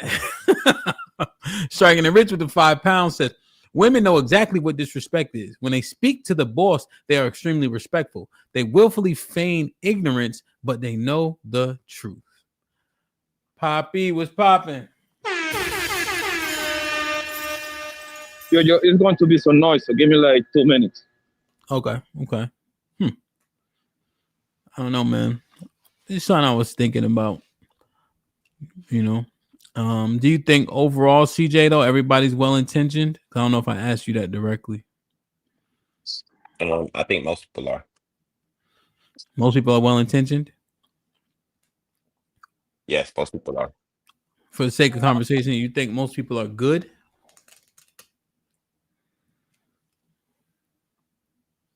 Yes. Yeah. Yeah, I think most people are good. Okay. I'm not sure if most people are well intentioned, because do you think most people are selfish? Yeah, most people are selfish. Or most people are, what's the word? Fantastic. They live in self first. Oh, survivalist or self-preservation. Self-preservation, yeah. Self-preservation comes first, feel me. Yeah, self-preservation is solid. But that's not selfish per se. You know what I'm saying? Like, of course people will save their lives, you know. But just selfish in nature. And yes, I think most people are more selfish than selfless. It's always a percentage, you know. Probably Yeah. 70-30, like the other percent, yeah. Okay. Because I think the less selfish people are, does good intention, does that coincide? Like, do those things go hand in hand? Or not really? Not really. No. Okay. I think well, ask the question for me one more time. Sorry, I was on the phone. I'm trying to listen. No, I'm just saying, do you think that the more well intentioned somebody is, the less selfish they are? Yes. Yeah. Aaron? I think yeah. Oh, go ahead. I think in a 1-to-1 situation, yes, but here's where there's a mistake or a glitch in the matrix. I think people don't have a solid or accurate grasp of consequence, and I think that muddies the waters. I think people are well intended and also have a selfish streak. I think they would either be less selfish or change their intentions if they knew what consequences were really there. I acknowledge I'm articulating myself poorly. No, but I understand what you're saying. No, it's a difficult. Sorry. Well, because everything's predicated on consequence, right? Which what happens to morality if that be the case? And then when we got egregious accusations against men, people are only well intentioned because of consequences. What happens to morality at that point? Morality shouldn't be predicated on consequence. No, that's why I was but like, morality also usurps selfishness because morality is the glue that binds each individual together. Morality may require you to usurp or divorce yourself from selfishness. yeah, and the question is it's tough because, like, I want my community to be a better community, right?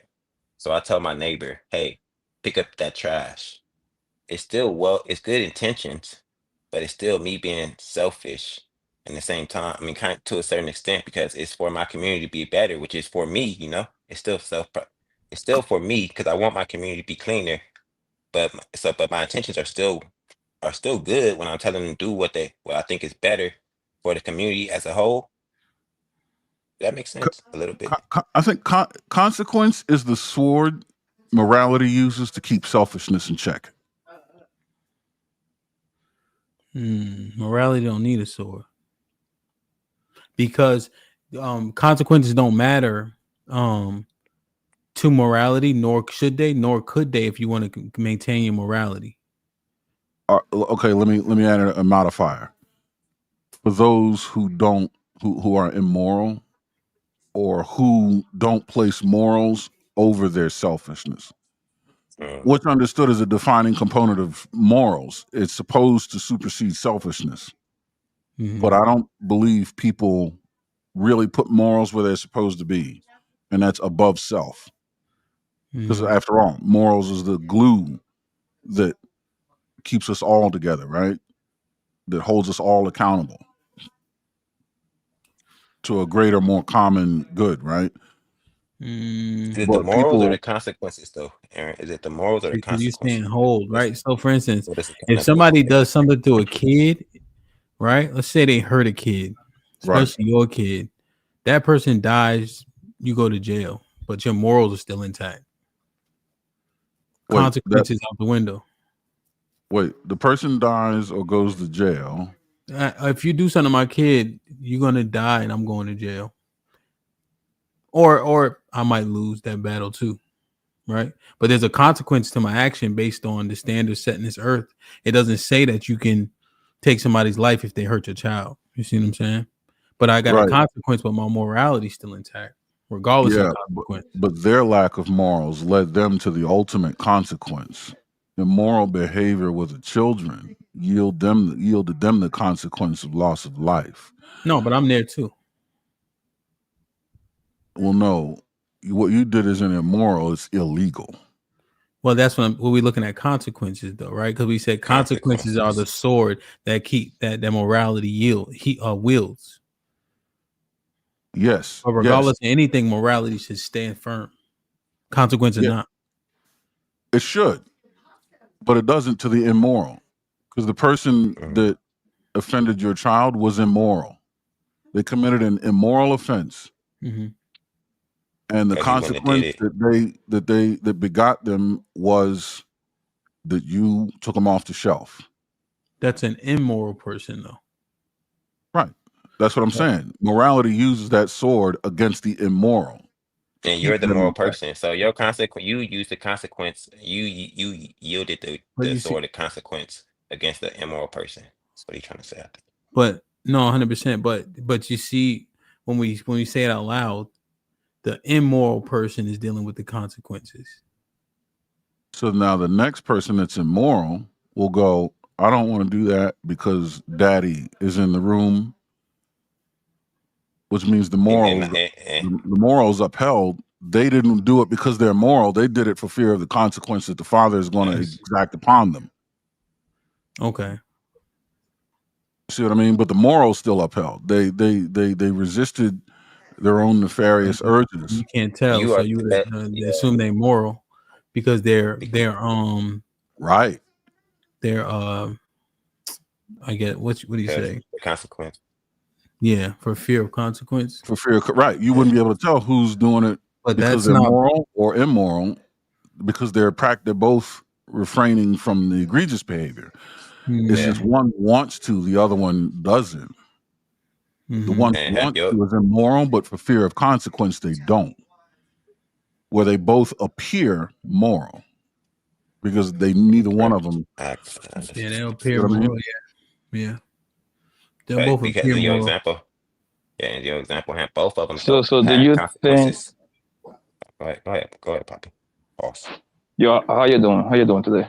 What's up, Poppy? Good, man. So do you think that pretty much men laws keep most men in shape? Laws? Is that what? Yes. Keep most men in line. That to make that concession. If y'all rewind back the last, hold on, CJ. Damn, you act just like Tiff. No, my bad. That goes further, right? That implicates men in a whole separate thing. All right. But wait. For most people, Poppy, if most people aren't good, then you would have to say yes. I disagree. I disagree with you on that one, because I do believe that most men on planet Earth, given certain my bad. stuff, You asked about men, right? You asked about men. Yes. Or everybody? Yes. Most men. That's what I'm talking about. It will be. They are. I want to say they are more. Their morality is okay, because for the simple fact that we got the love that we got for our mothers, the love that we got for our kids, nieces, nephews. You see what I'm saying? Mm-hmm. Towards that's what I believe. It's always going to be a percentage of men that they would, you know what I'm saying? They would do something heinous to a woman, to a kid, or other men too. You see what I'm saying? Yeah. That's what I believe. Yeah, other men, right? And I guess even when you look at crime and things of that nature, for the people that get caught, it's still a nominal number. But is that because people are scared of consequence, not because they wouldn't do it regardless? You see? That is true. Yes, but damn, that's dangerous, boy. There's levels to it. So Oh, that's what I nigga, want to say. no, There's no, levels. no. You niggas not finna Let do me this. I'm say not it, gonna let you niggas fantastic. do Let this. me say it real quick. Wasn't you Fantastic. Go ahead, bro. wasn't you Be just real sleep? quick, motherfucker. Nigga don't know what he want to be. He want to be Nigga just sleep. took a nap. No, I've been listening the whole time. But wait. The egregiousness matter, feel me? So men will probably steal more because yes, niggas want shit for free, but they won't go around just doing shit to women and killing people. I don't think that will happen. But if you take away all the laws, then yes, the smaller laws would be broken a lot more. The higher, the more severe laws would be broken more too, but not to the level of where it might be. All right, go ahead, fantastic. No, Go keep going. I think you're on the right track. No. I think you're on the right track. Keep going. No. Don't second guess yourself. I think you finish it. I don't think the severe ones will be to the extent of it'll be anarchy, but it might turn into anarchy. I don't know, man. That's a tough. No laws. It will lead Well, to anarchy. do you think it would be to the point where we could determine men are evil overall? I think it's a better question because anarchy was established when you took the laws away. That's a condition of anarchy. But the result, how do you judge men based on the environment and anarchy environment? Do you think men would be determined? Do you think more than 50% of men would be guilty of more than 50% of the crimes that were once Severe ones. enforced? Right. You see what I'm saying? Like, do you think men would overall still be kind of just good, even if we went the step in the wrong direction, if we behaved a little worse or a lot worse? Would we cross the line into being men are inherently evil? Or do you think men would still be like a one-for-one comparison? Most actions would still be good actions. That's a tough question. Yeah, he don't know the answer. What's going on, Hamp? How y'all doing today? You don't know the answer either, motherfucker. You act like Brother you know Hank, the answer. good, man. You don't know the answer. Man, I'm ain't just nothing. going.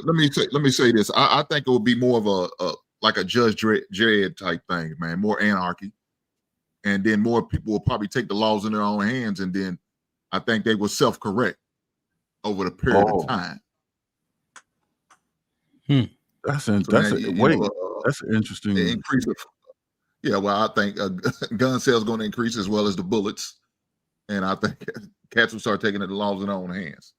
So you think men would move toward being inherently evil, but self-correction would keep them from crossing the line into being? Hell no, it would be. I don't know if it really would be evil, or it would be damn just protecting what's theirs and themselves.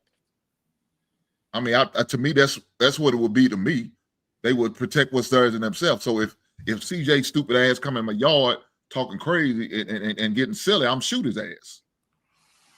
You know, I'm not gonna worry about I ain't got to worry about the consequence because there is none. You know what I'm saying? Like the Wild Wild West, we take care of it hands on and take things in our own hands. You take them 10 states. Would you be considered immoral at that point, Hank? Why would it be considered immoral when there's no laws? I'm asking. That's all. And the only thing I'm doing is protect myself. I think what happened, you talked about it Sunday in our scenario, talk about men protecting themselves and doing what they got to do and just not doing things out of mouth. Now, if I just did it, just seen CJ, I had a beef with him and I just shot him, I understand. I just did that out of malice and just ill feelings or whatever. But if I'm doing something out of protecting myself and my household, I don't see that immoral. You acting shit, Hank. You said some smart shit. You saying that you're protecting means that you've assumed the intention to be offensive to the degree where it puts your shit in jeopardy.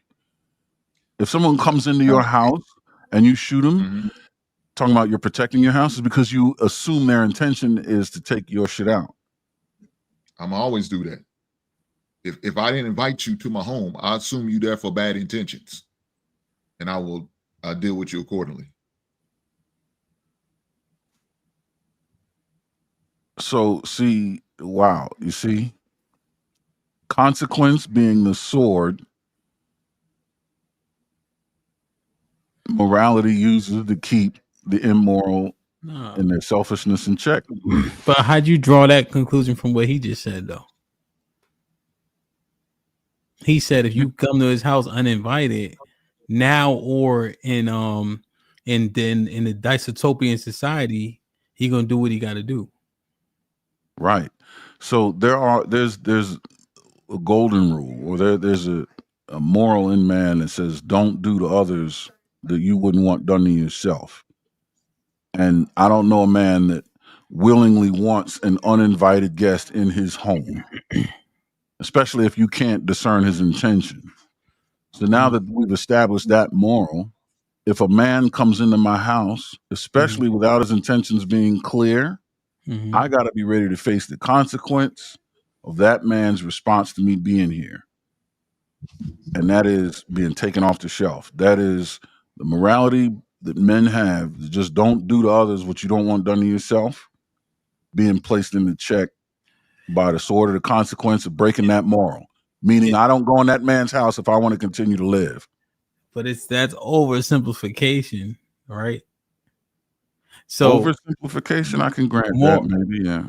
Morally, like for instance, in certain states, DC as an example, if you running out my house, I can't shoot you in the back.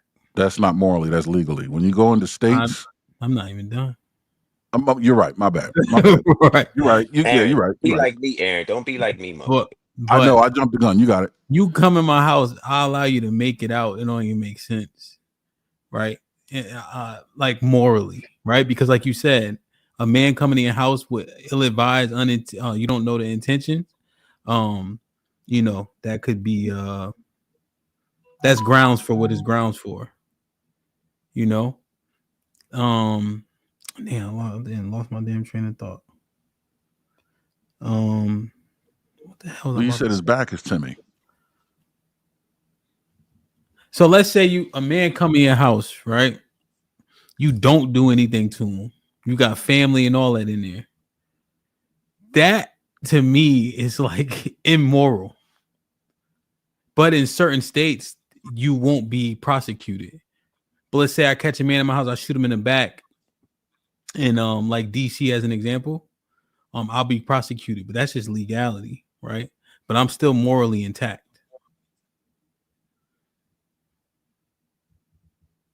Well, shooting him in the back, where was the door in relationship to you and his back? The door could have been hitting him in his ass. Pause. Well, now you've confirmed his intention is to leave, is to not be in there. Which raises the question, well, what was he doing there to begin with? And that's an unknown. But you at least know his intention when you discharge that round into his back. His intention was to get out of there. Now, if the door is behind you and you hit him in the back, then that's different. But if it's a door, then him, then you, and he's not facing you, he's facing the door and headed that way, especially if the door is hitting him. His intention was to leave. Are your morals intact for sure? Yeah, he should have never been there. Yeah, I'm glad what brought him in there. Him being a dumb nigga, being want to be. We don't know. Yeah, well, he's a criminal. You know, it's not his property. He in there, so hey, I'm in. I get to shoot him in his back and everything. We don't know if he was invited or not. No, he wasn't. Obviously not invited. If he's trying to run out, it's obvious that someone's not invited if they're on their way in without an invitation. But if they're on their way out, unless you're the only person in the house, you don't know that person was invited for sure. I'm talking about unequivocally. I agree with you. The probability is so far in one direction that you can make that. It's a man's house. So if a man's in my house and I didn't invite him, he's uninvited. I don't give a damn. If the chill could have let him in. If I don't know he there, he uninvited. I can't shoot him. You know, if your kid invite somebody over, you can't shoot him. If a kid invites someone in the house and I discover them there. Yeah, man. You can't just shoot them. They gonna take your ass to jail immediately. I'm talking about the invitation. CJ, come on now. This is the third time you focus on small things. We talking about the invitation. Invitation. All right, I'm sorry. If I walk in my house and anybody's here and I'm like, leave, they gonna, I don't know, no matter who invited them over here. Like that, you know what I'm saying? No, I agree. But yeah, I agree. But see, what you just said was different. You told them to leave. But now, once you do that, everything is out the window. The next thing is rounds down range. Okay. If you tell a man that's headed towards the door to leave, it wasn't my fault. It was Aaron's fault. I didn't. I just was put me. But let's go down that path. Let's say if you go in there and he's headed out the door and you say leave and hit him anyway, we already told him to leave and he was headed that way. It's your job for you to light up that nigga that coming to your house, bro. I'm sorry. You got your kids in there. Your mama might be there. You got to light him up. Simple as that. And you deal with the consequences later. Kids there, wife there. That's what make it immoral. If you let somebody just casually leave and they don't threaten your whole family, that's immoral. I agree. But what I'm saying is it immoral for him to walk out of the house and you spare his life? That's immoral. Yes. On what grounds? Because that man will come back. Now you pussy now at this point. I did. No. Next thing you know, more. I'm not assessing a man's courage. Because I would submit it would take more courage to let him go. Aaron, what is the number one thing when you have kids and a wife, baby mama, whatever you might have, that you have to do in your house? What's the number one law? Exactly. I'm not disagreeing. I'm playing devil's advocate. What I'm saying is the need for protection is over. They're headed out. But he already violates you, Aaron. He already violates you. So if a man is in my house and I see him in the street tomorrow at Walmart, I should pop him. No, but that's different. Now you changing the scenario at that point. No, it's not. So where's the threshold? I'm talking about on a break-in situation. You have to light him up, or he might light you up. He can go either way. No. It's clear that he is on his way out. His intention to depart the premises is obvious.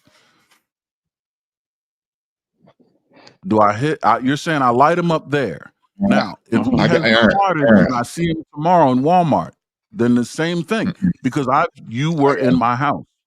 Where is I got to send a message though. I have to send a message, and I got to let him know. This will be your last time. You're not gonna walk out of here. You might be in a wheelchair next time I see you. I may not take your life, but I'm gonna take your legs. You're gonna roll up on me in a wheelchair. That's all I'm gonna say. Send the same message in Walmart. In Walmart, why would I shoot him in Walmart? The next day, you see him. No, I don't need to. I'm not.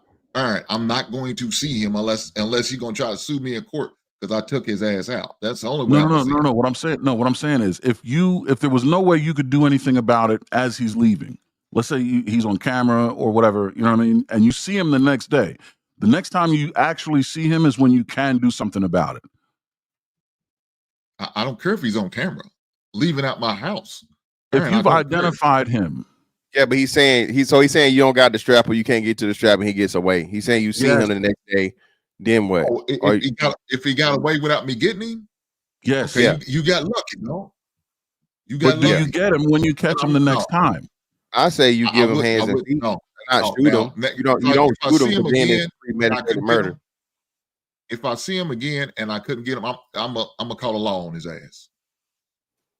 That's one. I gotta give him hands and feet. You know what I was saying. In the case of him giving hands and feet, hopefully he resists and he pulls a weapon. Now I can smoke him. I'm with fantastic. Yeah, but you gotta hope you can pull it. You hope you can pull it before he does. Oh no, we are. He don't listen. He don't see me. You see, more likely than not, you see him. He don't see you in a situation like that. Yeah, absolutely. He Absolutely. a nigga that break the niggas' houses. It's dark. He running away. That means he didn't really see your face. He could walk right by you. He wouldn't know who you Yeah, were. he wouldn't know who you are. Exactly. But in that scenario is different. Then okay. Yeah, but I think I'm assuming you already cased out my joint. You already know he's got something in there I want. Niggas so ain't now, doing now. Again. Look, we from a different neighborhood. Then we assuming you done case my joint. I got something you want, and so if that's the case, you already did your research on me. Look, why would that's dumb criminals will go rob dumb people. I mean, broke people. Why would you rob a broke motherfucker? You ain't getting shit. No. So if I'm gonna take a chance on doing a crime, why would I hit a broke motherfucker? You said you rob whoever is close to you. Like that's how it is. It ain't safe coming out here. Yeah, motherfuckers own. Hey, in them houses, a lot of time, motherfuckers own firearms, man. All of got them alarms. those houses get hit. But fantastic. They still get hit. Players, NFL players still get hit. NBA players still get hit. Yeah, you're right. Why would I take if I'm gonna get the same punishment? Why would I hit a broke motherfucker? I'm gonna get the same punishment. But that's not that's inconsequential. If anything, that the fact that he cased your place would make Fantastic's position more viable. You now you really can't rely on the law because he's being intelligent about it. He's planning and you know what I mean? He's being strategic about it. You can't afford to have the law involved. Now you really got to do what Fantastic is saying if he's being that strategic about it. Because if he's strategic, if what you're saying is true, he's already accounted for the law as well. Now it really has to be an issue between you and him. Yeah. Just send his ass to Uncle Charles. That's what I'm trying to determine. I ain't trying to give him grace. I don't care if his back is turned. He's gonna get one to the back then, and I'm gonna take his spine. He ain't walking no goddamn more. What I was trying to assess. So I'm in a different state. So my laws are different from yours, Aaron. So no, not laws, morals. It's not about laws, it's about morals. Look, that's what I want. Once you violated me, that's what I'm saying. I'm not gonna have morals no more once you violated me and break my laws. You violated my home. You are a threat to me and my family. I don't give a shit about morals. I deal with that later. Well, that's your moral. Well, I think that's what we coming to. So there's a level of disrespect where, you know, even in war, right? There's supposed to be some morality until there's not, right? So if everything's on ROEs, yes. Yeah. So I think if a person violates your home, right, the sanctity or safe place, especially for your family, even more so than you, there's a clear message that needs to be sent. And hey, fuck the morals later. You know what I'm saying? I'm hitting you everywhere I can fucking hit you. And you better hope I pick the motherfucking, you know what I'm saying, the fucking handgun is closer to me than the fucking shotgun is. You feel me? But I'm definitely with Hink and Blanco. Like, nah, you're not getting up out of here. No, I'm 100% with you there. I'm just trying to discover where the threshold is, where the moral goes out the window. And I'm glad you said with war, there's ROEs in place. I want to know what the ROE is for this. Or do your morals say that if this man commits this egregious act of coming into your house, then that puts a target on his back, no matter where he is in the world after that? Yeah, I think it's more the latter of what you said, right? That's what I'm asking. But the degree of it. So I'm not going to fucking hit him with the Frank Lucas, walk up to him and, you know what I'm saying, forehead shot, broad daylight. But if I can find a way to get him, I'm going to find a way to get him. To send, like I said, to send that message and to get it to where, hey, you know what I'm saying? Lessening the degree, is that to protect your freedom? Yeah, of course. It's to protect me. So if it weren't for that, the same message would be, you'd be. Well, no, because he had the ultimate violation. You threatened my family. Okay, now that makes sense. Now you understand. If you threaten my family, the sanctity of and the safety of my family, I don't believe there's any rules. You know what I'm saying? Something you do against me, I can, I have more, you know, over whatever you got, like he said, and I charge them to the game. You got me, nigga. You got lucky, right? But never again. You feel me? But if my family, you know, if you steal off on me or whatever, hey, we tussle, we rumble, yeah. But like Hannah said, you still off on my fucking kid. Now I need that hand. I gotta have that's the hand. A different moral set. Yeah. No, and that answers it. I said that's exactly what I wanted to know. Yeah. I mean, I agree. It's just that, and that's the difference between what's legal and moral. Because what's legal is going to be a whole different conversation. What's legal is going to say that he's a free man in Walmart. He's got to, call the law. Exactly. Or even if his back is to you at the door, that's pretty much a free man in Walmart in most cases. But that's the difference between legality and morality. But if your morals say he catches it in Walmart the next day, just as bad as he catches it on his way out your door that night, your morals are sound. I mean, in a real situation, I'm gonna do what I gotta do right then and there. But I'm calling the police after too. I'm covering all the bases. Yeah. Well, like Fantastic said, he's gonna put measures into place to make sure he ensures his freedom. I get that. But I'm just saying the need to do that notwithstanding. It's really just a moral question. Which really says that your morals, you don't let the law supersede your morals. You're going to do what's morally correct first, and then do what's necessary to remain legally. Yeah, if you predicate what you're willing to do and not do based on the laws, there'll be a whole lot of stuff you're going to do that's immoral. Or that would be the case where you let him walk out because that's what's legal, right? In defiance to your morals of putting two in his back. Yeah, and just what's I'm not acceptable. suggesting that's the case, but yeah. But if you put your morals first and then clean up the legalities later. But there's laws that allow my morals my morals is for the protection of my family. That's my morals first, a protection of myself. Make sure I'm good, make sure they good. That's what my morals gonna kick in and say, yeah, morals that I gotta protect my wife and my kids.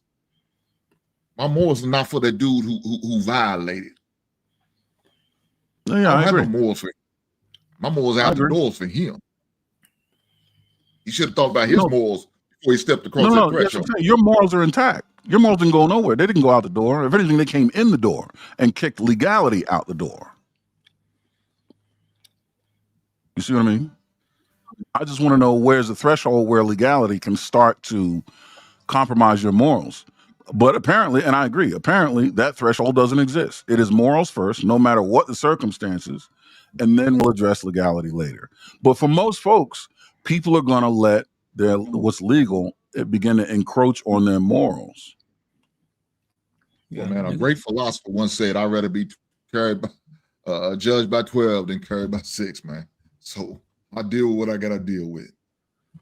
Well, we asked the question before, if you're talking to men, and I know people will answer one way, but what's the truth? Would you rather live on your knees and die on your feet?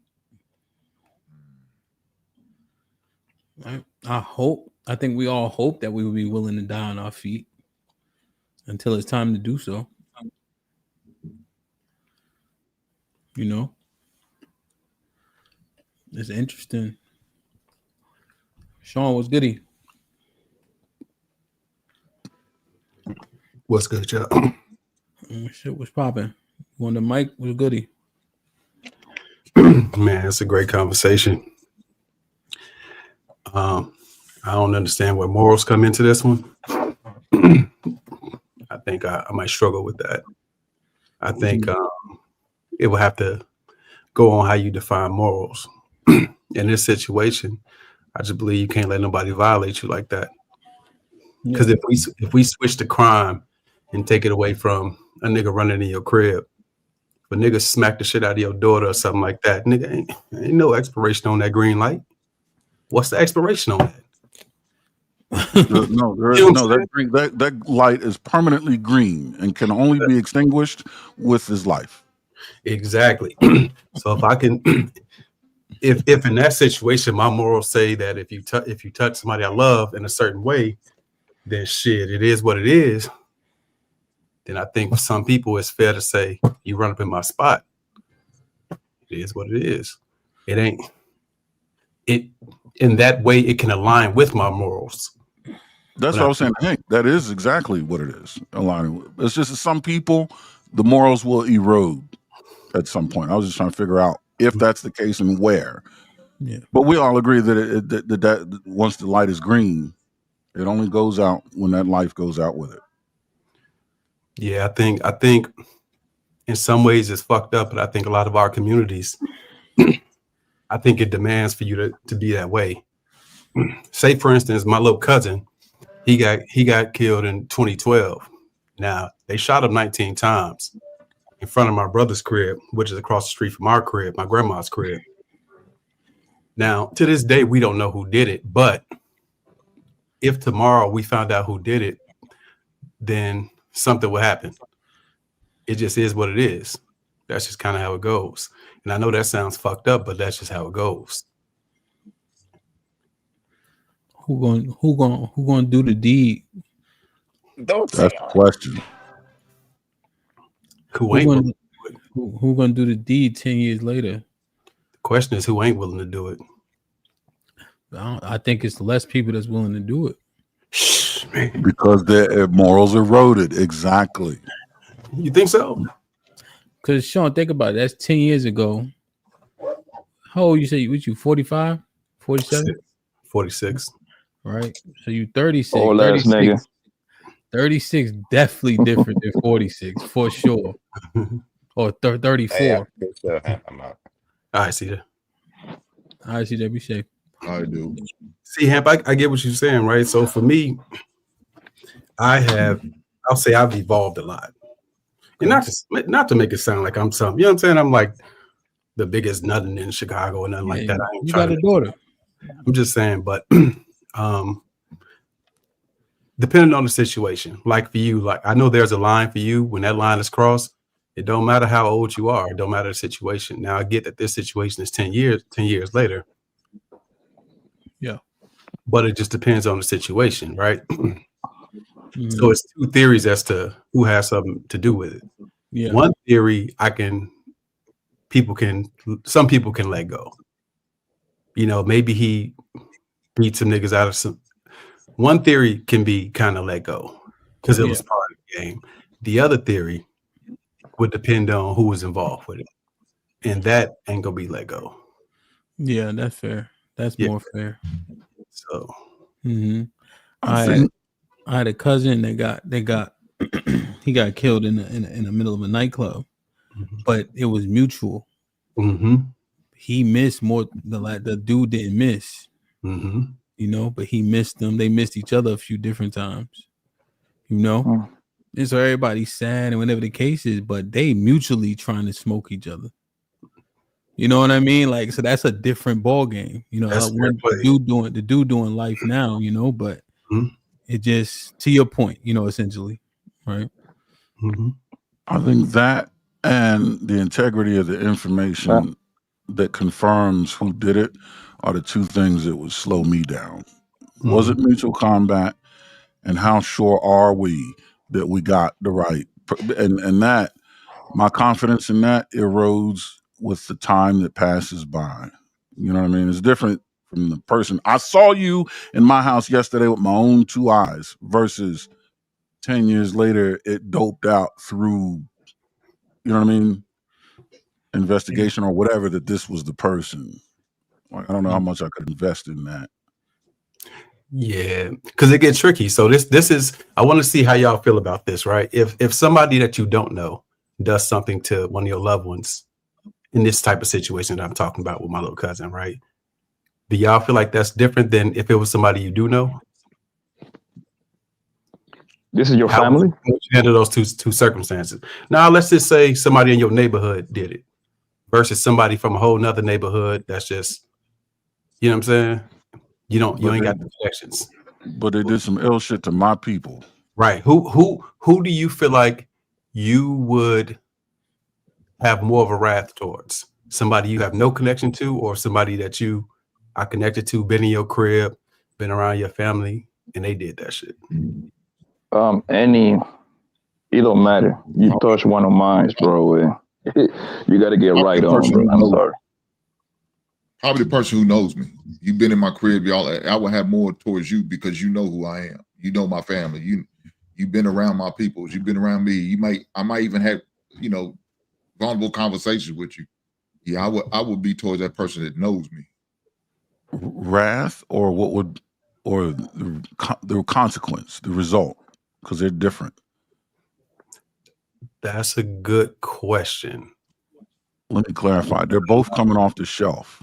I don't know how to answer The that. one that was an in-house crime is going to come off the shelf slowly.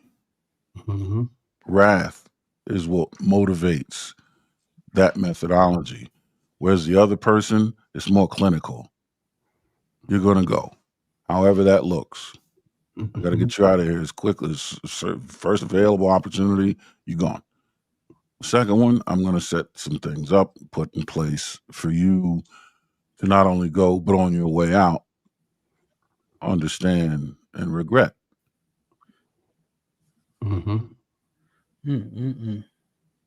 But see, that's wrath talking. That's this. So that's why when you said wrath, that's why I had to make the distinction between wrath and result. The result would be the same, but the wrath would be different. Yeah, and so right, and so to paint the picture to people, like if let's just say like our house was a popular house in the neighborhood. My brother used to cut hair. Well, he got a barbershop in the neighborhood, but he started in the basement. So everybody in our neighborhood was in our house. I mean, literally everybody, no matter who you are, how tough you was, how many drugs you sold, you was in our house. So everybody knows our family in Chicago. You know what I'm saying?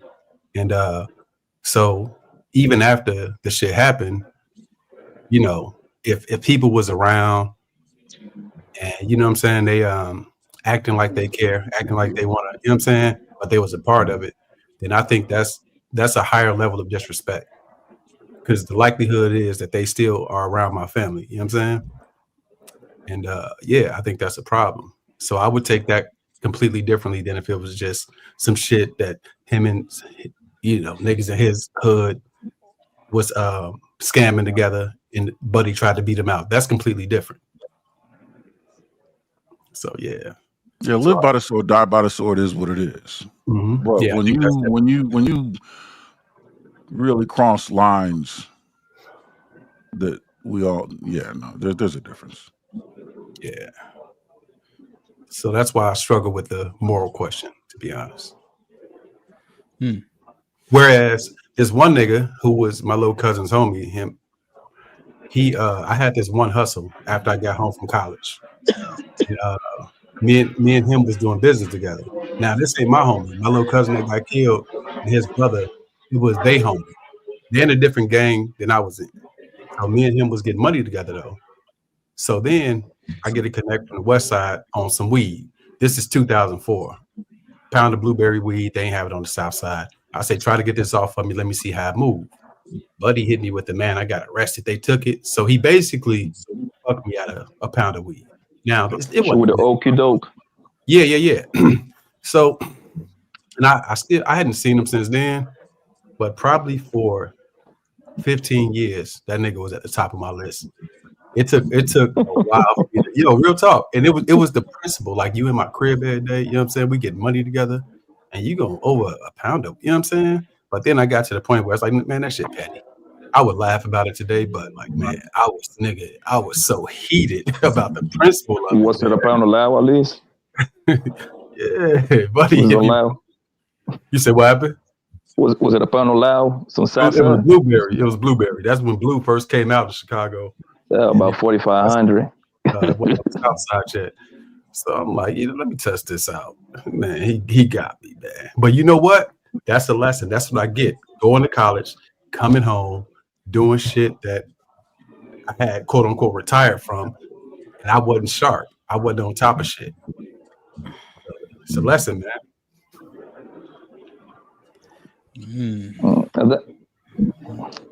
Man, that's crazy because that I mean, when you in that type of like, when you in that, like, you want to take it ever. You never seen the nigga ever after that? Nah, I didn't. You know the crazy thing? I'm thinking back, and I was after that. I was rewinding things in my head, and so bear in mind, him and my little cousins. I was GD. They was four corner hustlers, and so I was meeting him to drop off some stuff for all the shit we was doing, and so he hit my line. He like, yeah, let's meet here. And so I get that. He like, nah, well, XYZ happened. Let's meet here. We ended up meeting people from Chicago know what I'm talking about. We ended up meeting on 103rd Street, 103rd and Stony, over what a London town's at, close to the Moles. Now, I let him move me around to 3 different spots, and I never would have done that when I was out that sharp. So I pull up. I'm at the gas station. He pull up. He jump out the car. He jump in my car. He jump in the back seat, but 2 more niggas is with him. Now, whole time, something told me to have my other little cousin come with me. Now, bear in mind, my cousin is in their gang too, so my cousin knows all them. So they jump in, and I immediately knew, this nigga lined me up. But since my little cousin was there, that shit saved me.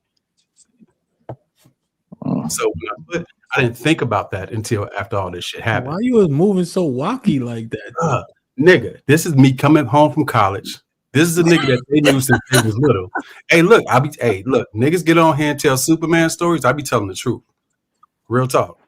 These are the only 2 times in my life something like this happened to me. Because usually studying in college. You say what happened? What you studying in college? Chemistry. So you gonna put them equations together? Nah, think about it though. Look, think about it though. This nigga was in our crib every day. Me and him doing business every day. Yeah. You know what I'm saying? So I knew him from when they was younger. You know what I'm saying? They was in a different hood from me, but I would go over there and hustle too. So I knew him from when we was younger, but that was they homie. We wasn't friends, but I knew the nigga. You know what I'm saying? So I wasn't thinking nothing like that. You were reliable. That's what that tells me. So yeah. So I was familiar with him. You know what I'm saying? And so yeah. The game is the game. Yeah, shit. The game is the game. Almost got me, but yeah, for 15 years, I was gonna take the man. You found this guy in the business, or did the 2 of you find the business? No, my little cousins. That's they homie. Cousin, man. Oh, you found him in the business. Yeah, yeah. Yeah. Oh, did your cousin set you up then? No. He didn't. I told him, I'm like, yeah, I'm going to meet with. Well, I ain't gonna say his name. And cuz like, yeah, I'll ride with you. So, but that little cuz was coming with me. Now we had it on us, but if a nigga get the drop on you, I don't care what nobody say. Niggas die with it on them every day. That shit don't really matter. You say he jumped in the back seat. Yeah. Yep. Which would make sense because he was picking up for me.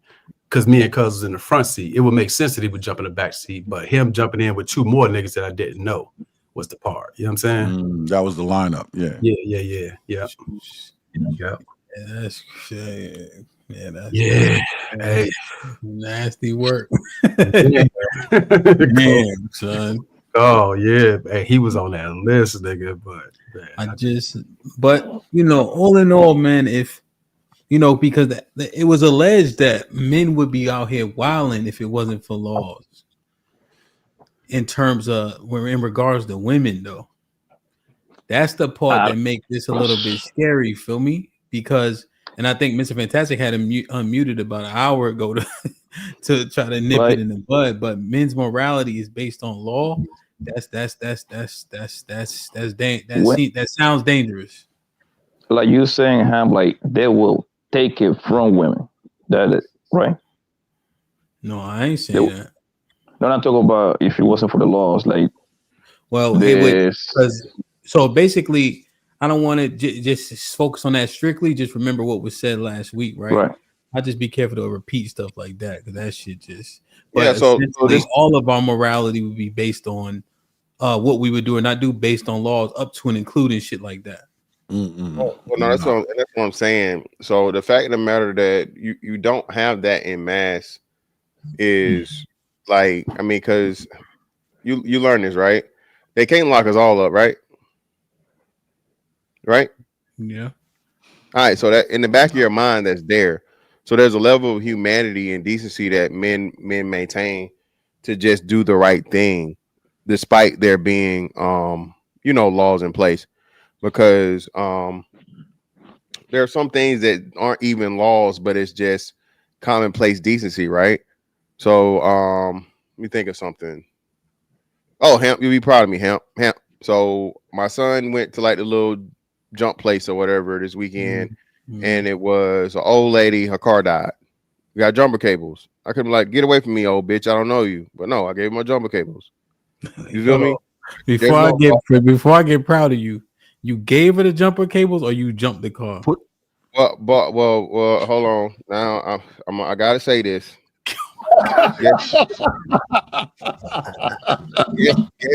Guess who asked me for the jumper cables? Who? A brother fucker.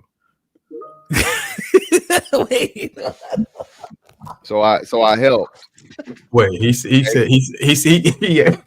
can you give me a jump, big fella? That's what he said. No. He actually said, "Do you have the things? Do you have the things?" I'm like, "Hey, I got my shit out of the apartment because he's thinking about it on my car." I'm like, "Huh? The cables, the jumper cable." I was like, at first, I was like, hell no. But then I saw he was like with the his mama or something. They was like in an old beat up ass Nissan Sentra, like wrecked and everything. I saw the old lady. I was like, yeah, bro, here you go. And then they don't know what the fuck going on. So yeah, man. So I didn't. There's no law that required me to be kind, and yet I was kind. Okay, do you help him? Yeah, I threw them damn cables at that old woman and drove off. That's what he did. He threw them at that old woman and drove off. I hooked the cables up and everything. Okay. Old lady and and you know what I'm saying? All black women and one brother fucker. So yeah, hey, I did my good deed for the year. If I don't do nothing else. But that's what I'm saying, This man. nigga ain't shit, bro. And things that people do out of kindness that you don't have to do. So that also, outside of the law aspect of it, a man being willing to do the things that we do, you know what I'm saying, out of kindness is proof to that. Disproves the bullshit the old girl said. Okay. Lee. Good job, Mr. Fantastic. He was hoodie. Then he helped the gay dude and the old lady. Whoa. No. I helped the grandma. The grandma, the brother fucker was with the grandma. You helped him too. Don't do that. You helped him. It's all good. It's okay to help him. Grandma. Fantastic. How did he thank you? How did he thank you? He didn't thank me at all. I got my cable, put my shit in the truck, and get on about my way. Did he dap you? Hell no, he didn't know ain't no contact happening. Oh, wait a minute, bro. So when you gave him the jumper cables, did you just throw them to him? No, I handed it to him, but they didn't know what you handed what to him, bro. Guess what? Guess what happened though? And then saw the confusion. You got 3-4 women and a brother fucker, so none of them are fucking mechanically mind. They don't know what the hell going on. You know what happened, Ham? I mean, it's okay to help him, man. Now the brother fucker is subscribed to Fantastic Channel. He's a member now. God damn. God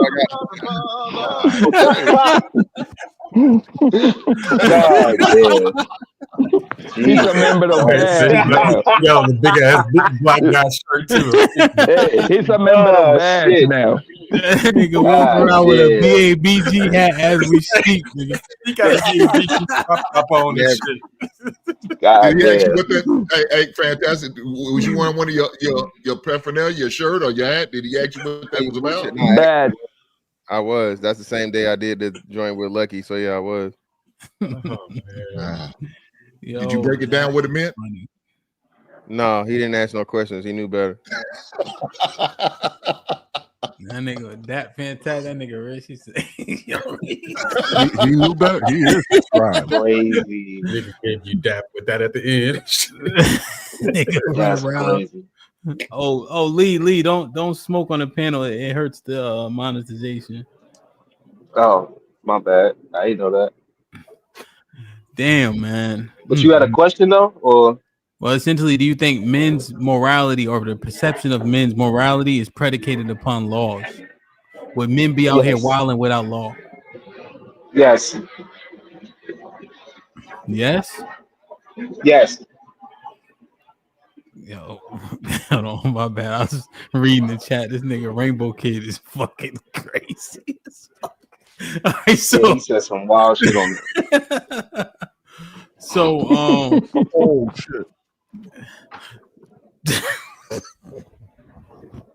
So you think men would be out here wilding then if it wasn't for laws?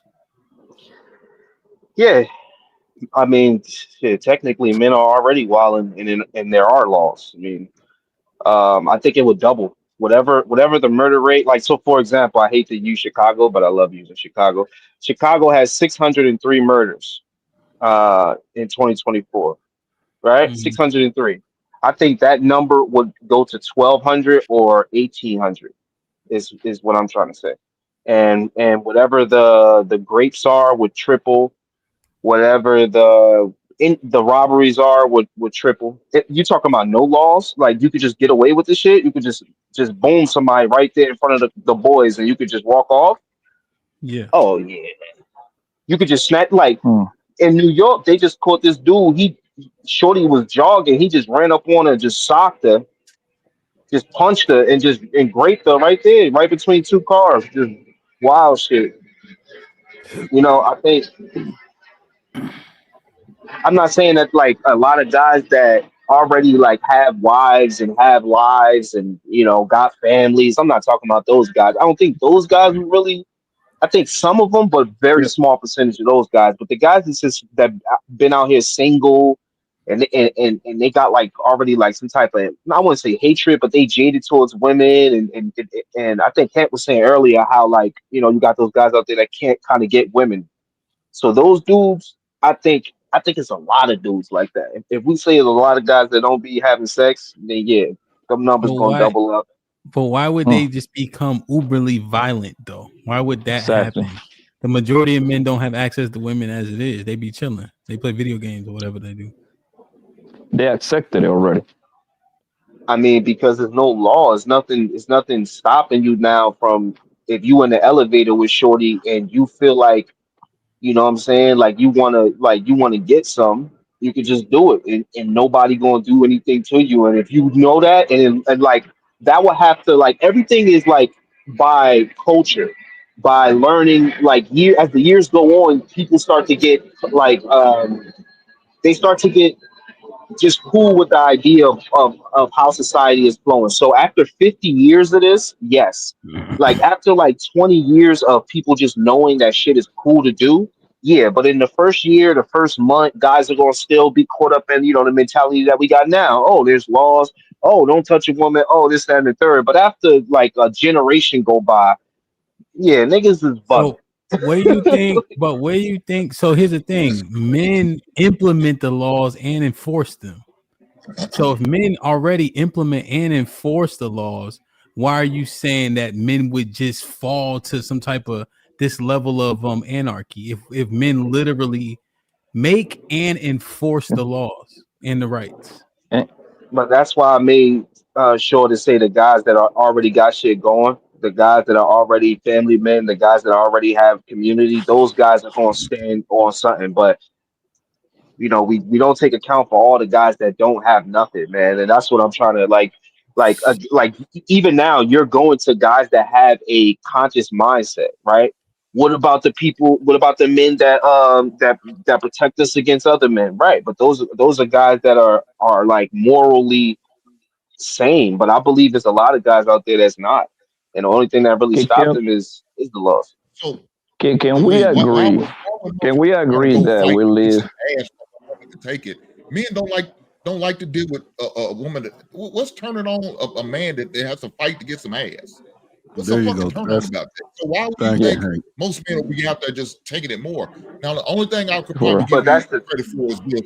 Well, let me finish real fast. I think maybe men will be more unhesitant to have conversation. Don't have to worry about getting me too. I mean, Hamp had a show one time where guys were scared to.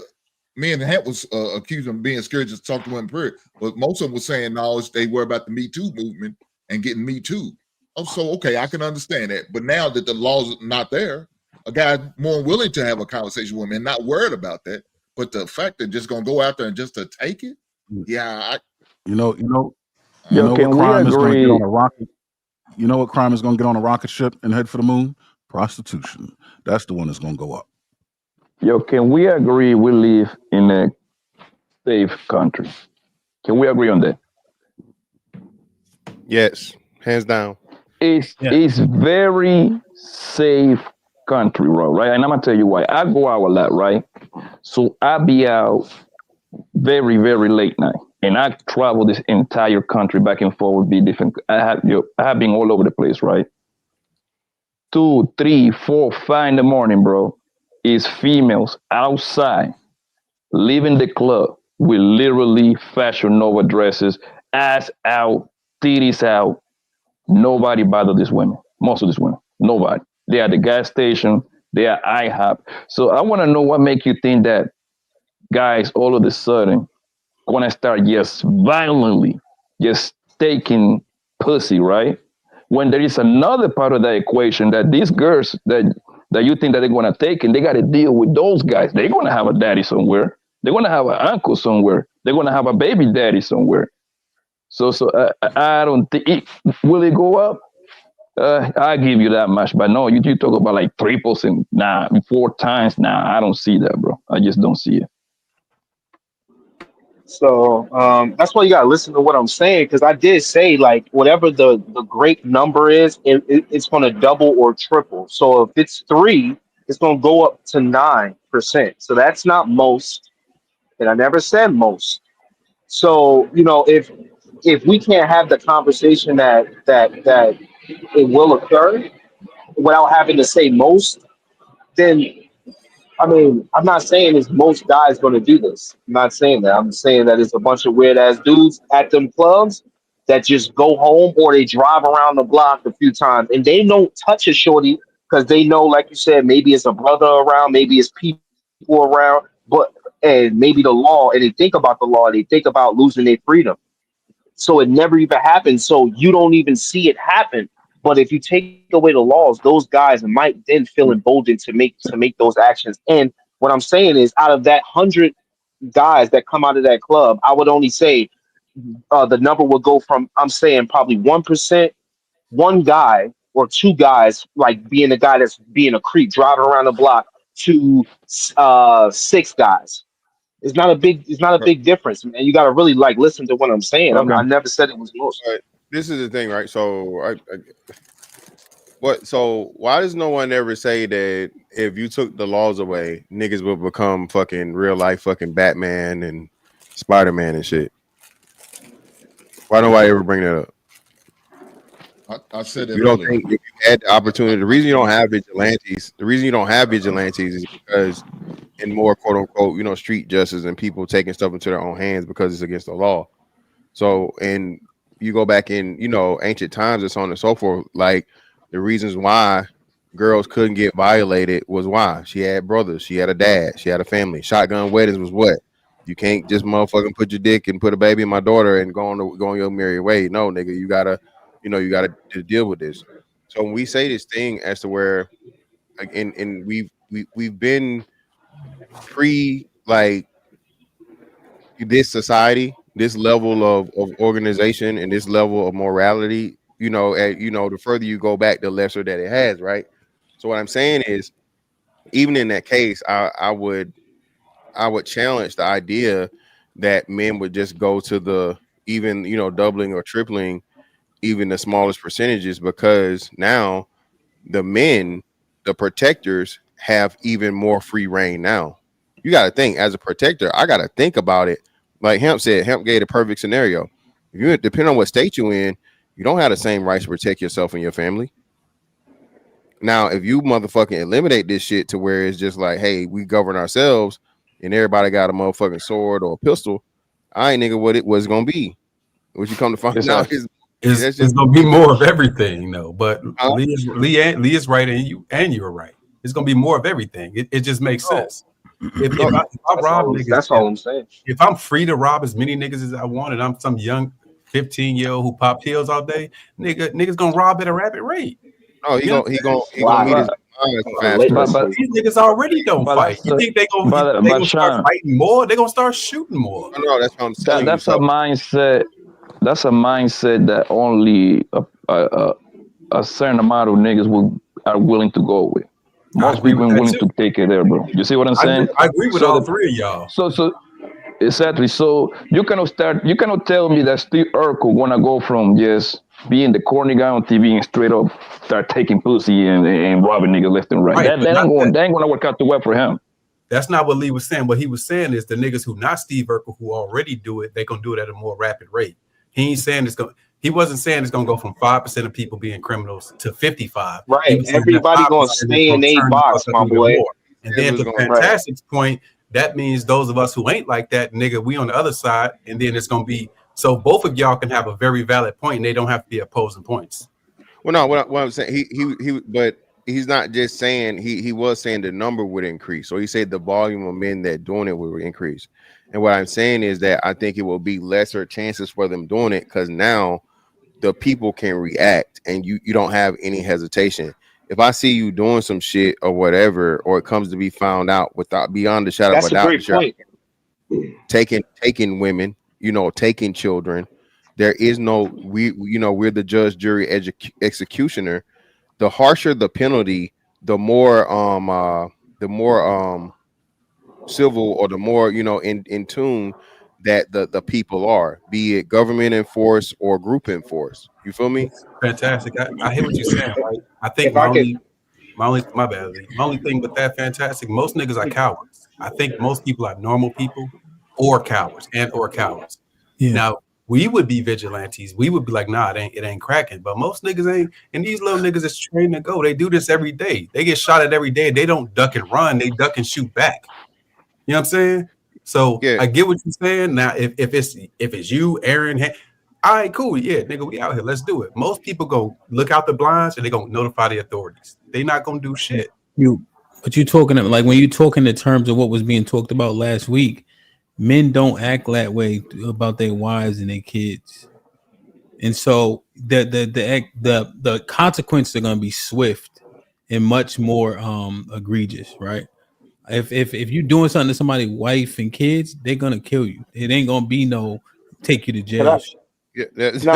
Y'all right, but y'all making the conversation just one-sided to somebody doing something to your wife. The thing is, the predators are out there. They're just being they're being warded off by the law, by men like y'all said, right? But they will hide in the darkness, bro. Those moments where women are vulnerable is when they will attack. Stalking is a whole thing, bro. Yeah. So to say it's not going to happen just because the men will be around you, that's a great point. But still, it will still happen because you will find those women in those vulnerable positions. It is. I'm gonna tell you what happened for the most. I was born in Cali, Colombia, right? And over there, and this is applied to a lot of other countries, right? This is what happened, right? In Cali, Colombia, right? So when the neighborhood find out that a man touch or violate a woman or a kid, the entire neighborhood get together, tie that nigga into a pole, and they beat him to death. Yeah, it's like jail. You see what I'm saying? It's places over there that police will even go. They just call the police to come pick the body up. It happens all the time, bro. If that man. So I'm saying that to say this, right? They just said there is no law. Cool, no problem. I'm pretty sure the same exact kind of justice will be going over here, bro. Somebody that's not true. Get touched. That's not true. And then you can use. Hold on, let me finish, bro, so you can understand, bro. If you live in goddamn Jackson, Mississippi, right, in a small neighborhood, 5,000 people in that small neighborhood, gated neighborhood, right, and somebody get cuffed in there, touching raping a woman, touching kids, there is no laws. At that point, that particular neighborhood, they become their own police. Yeah, but they will tie that nigga up into poles and beat that nigga to death. That's exactly what will be going on, bro. I'm sorry. Okay. First of all, history already shows that serial killers existed more back into the past when there were less forensic evidence, when there were less things that can get them caught. They would do way more murders.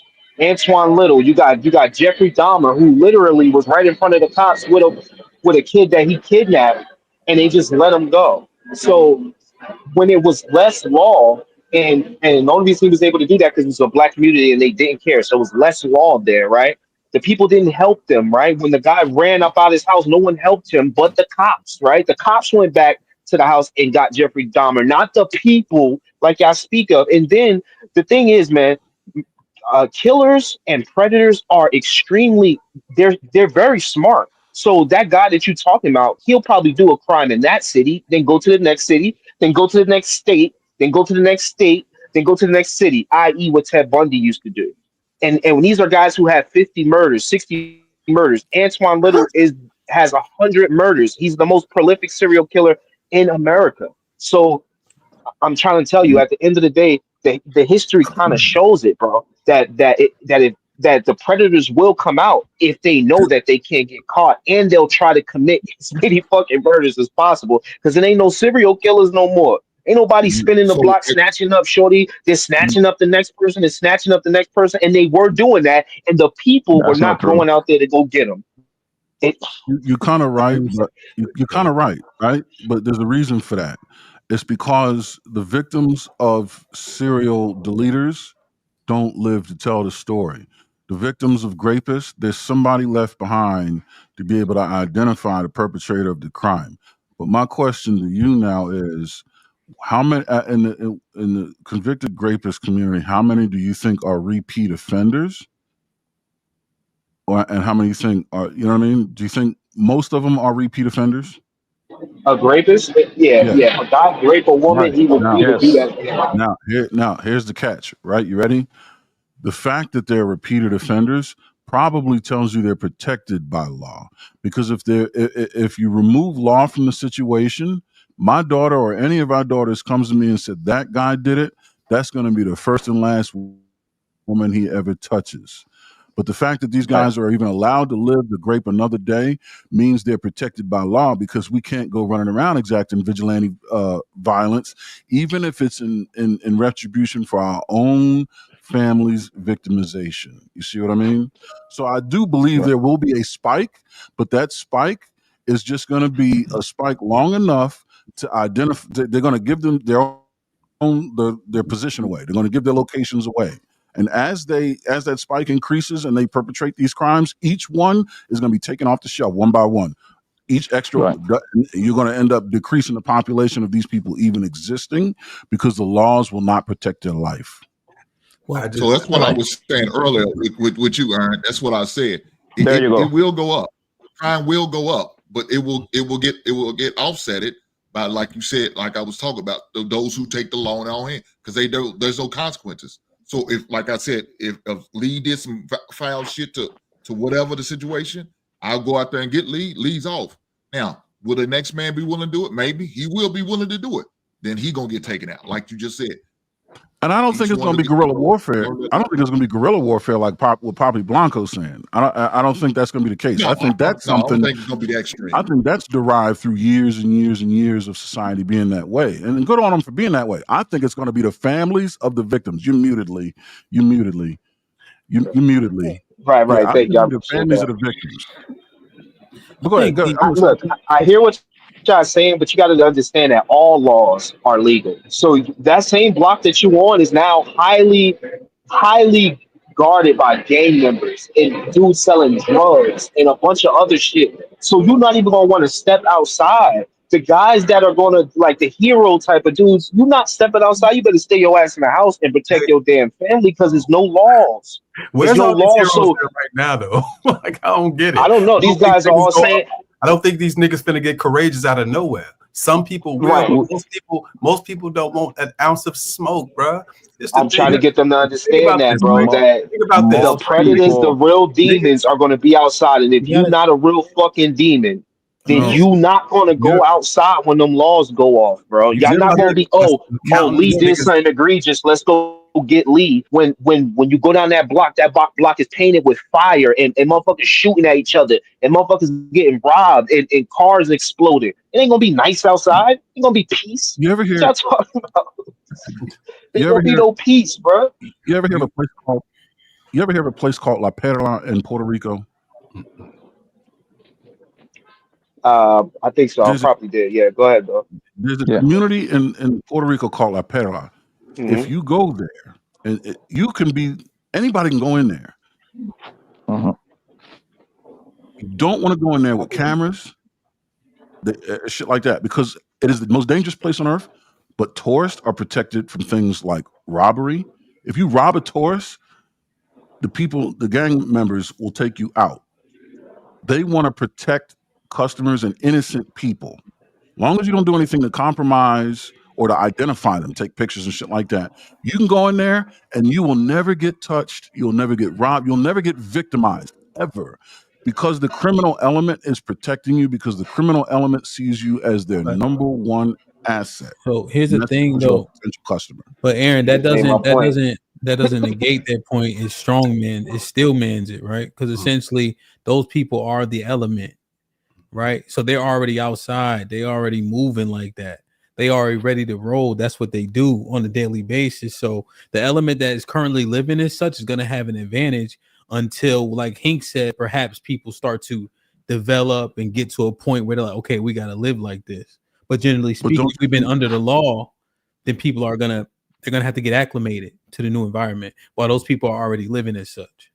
So you don't but, think but if you switch those gang members in Puerto Rico, that's exactly what you're talking about, Aaron. If you switch with the normal hardworking men in Jackson, Mississippi, don't you think it would still work the same?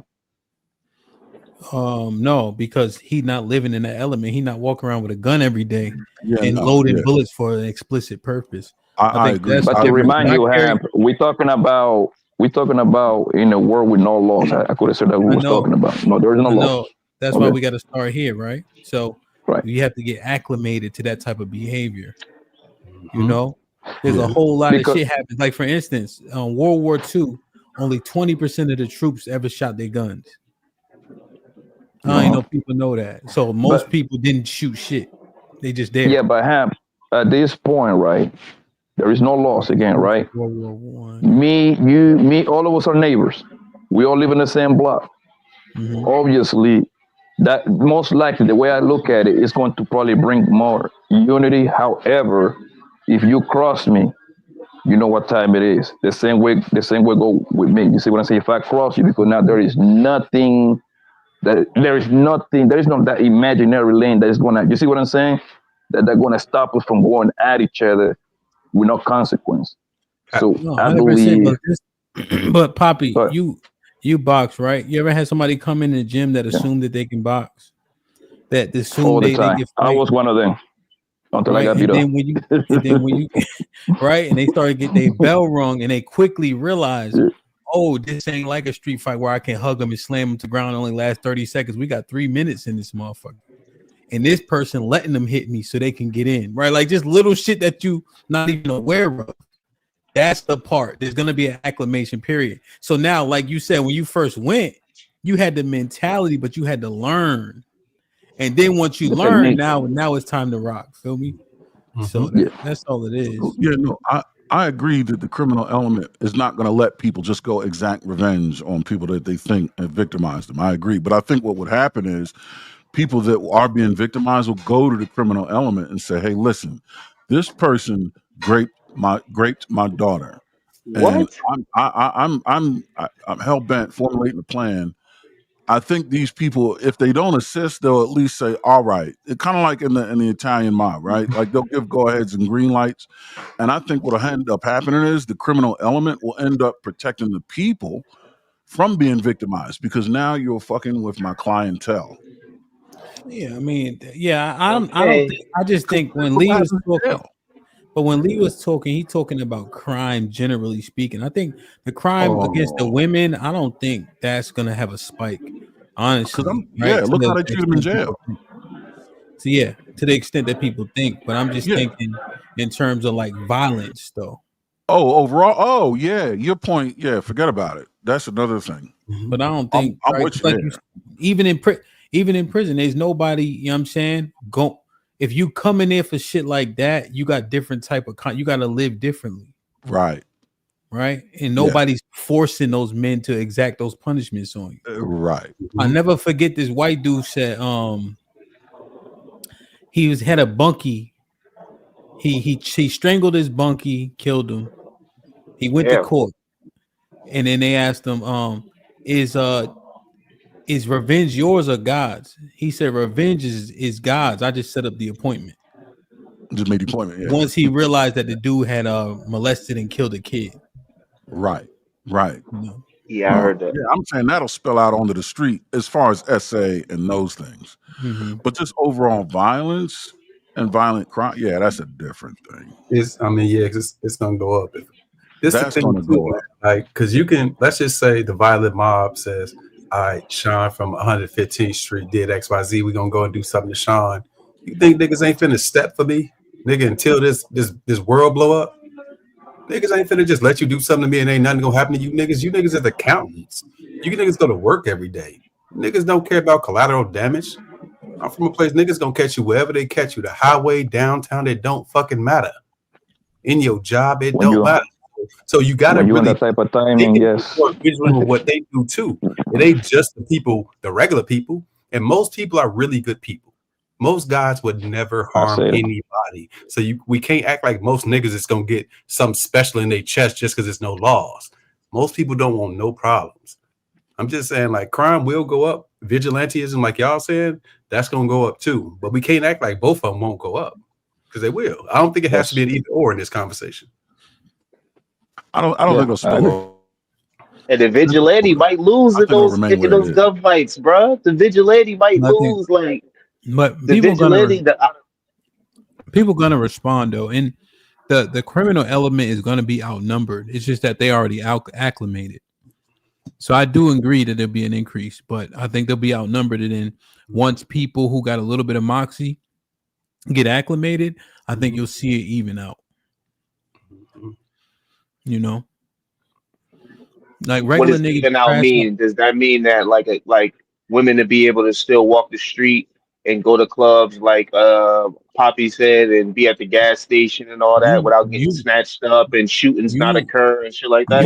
You won't be able to walk the street at the same way. So we're not even saying it's gonna be like that. But when we was getting gas, right, when that hurricane happened, it was only for 7 days. But people start getting anxious at the gas pumps when there was no gas and shit like that. People arguing and all that. You know what I'm saying? But I get out my truck with the, you know what I mean? And then at least gotta think about it, you know. So now people start getting crazy. Yeah.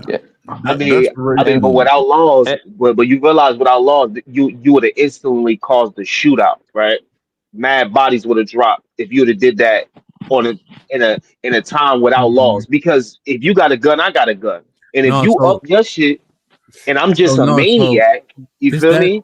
It actually works a little bit backwards. If you notice, like a lot of the states that have pretty liberal gun laws, they don't lead. They don't lead in like shootings and things of that nature, because everybody got a gun, right? And so even like the Wild Wild West, it was wild in the sense of there was that the country was being formed, but it wasn't just a bunch of people just shooting. I forget what country it is. I think it might be Nova Scotia.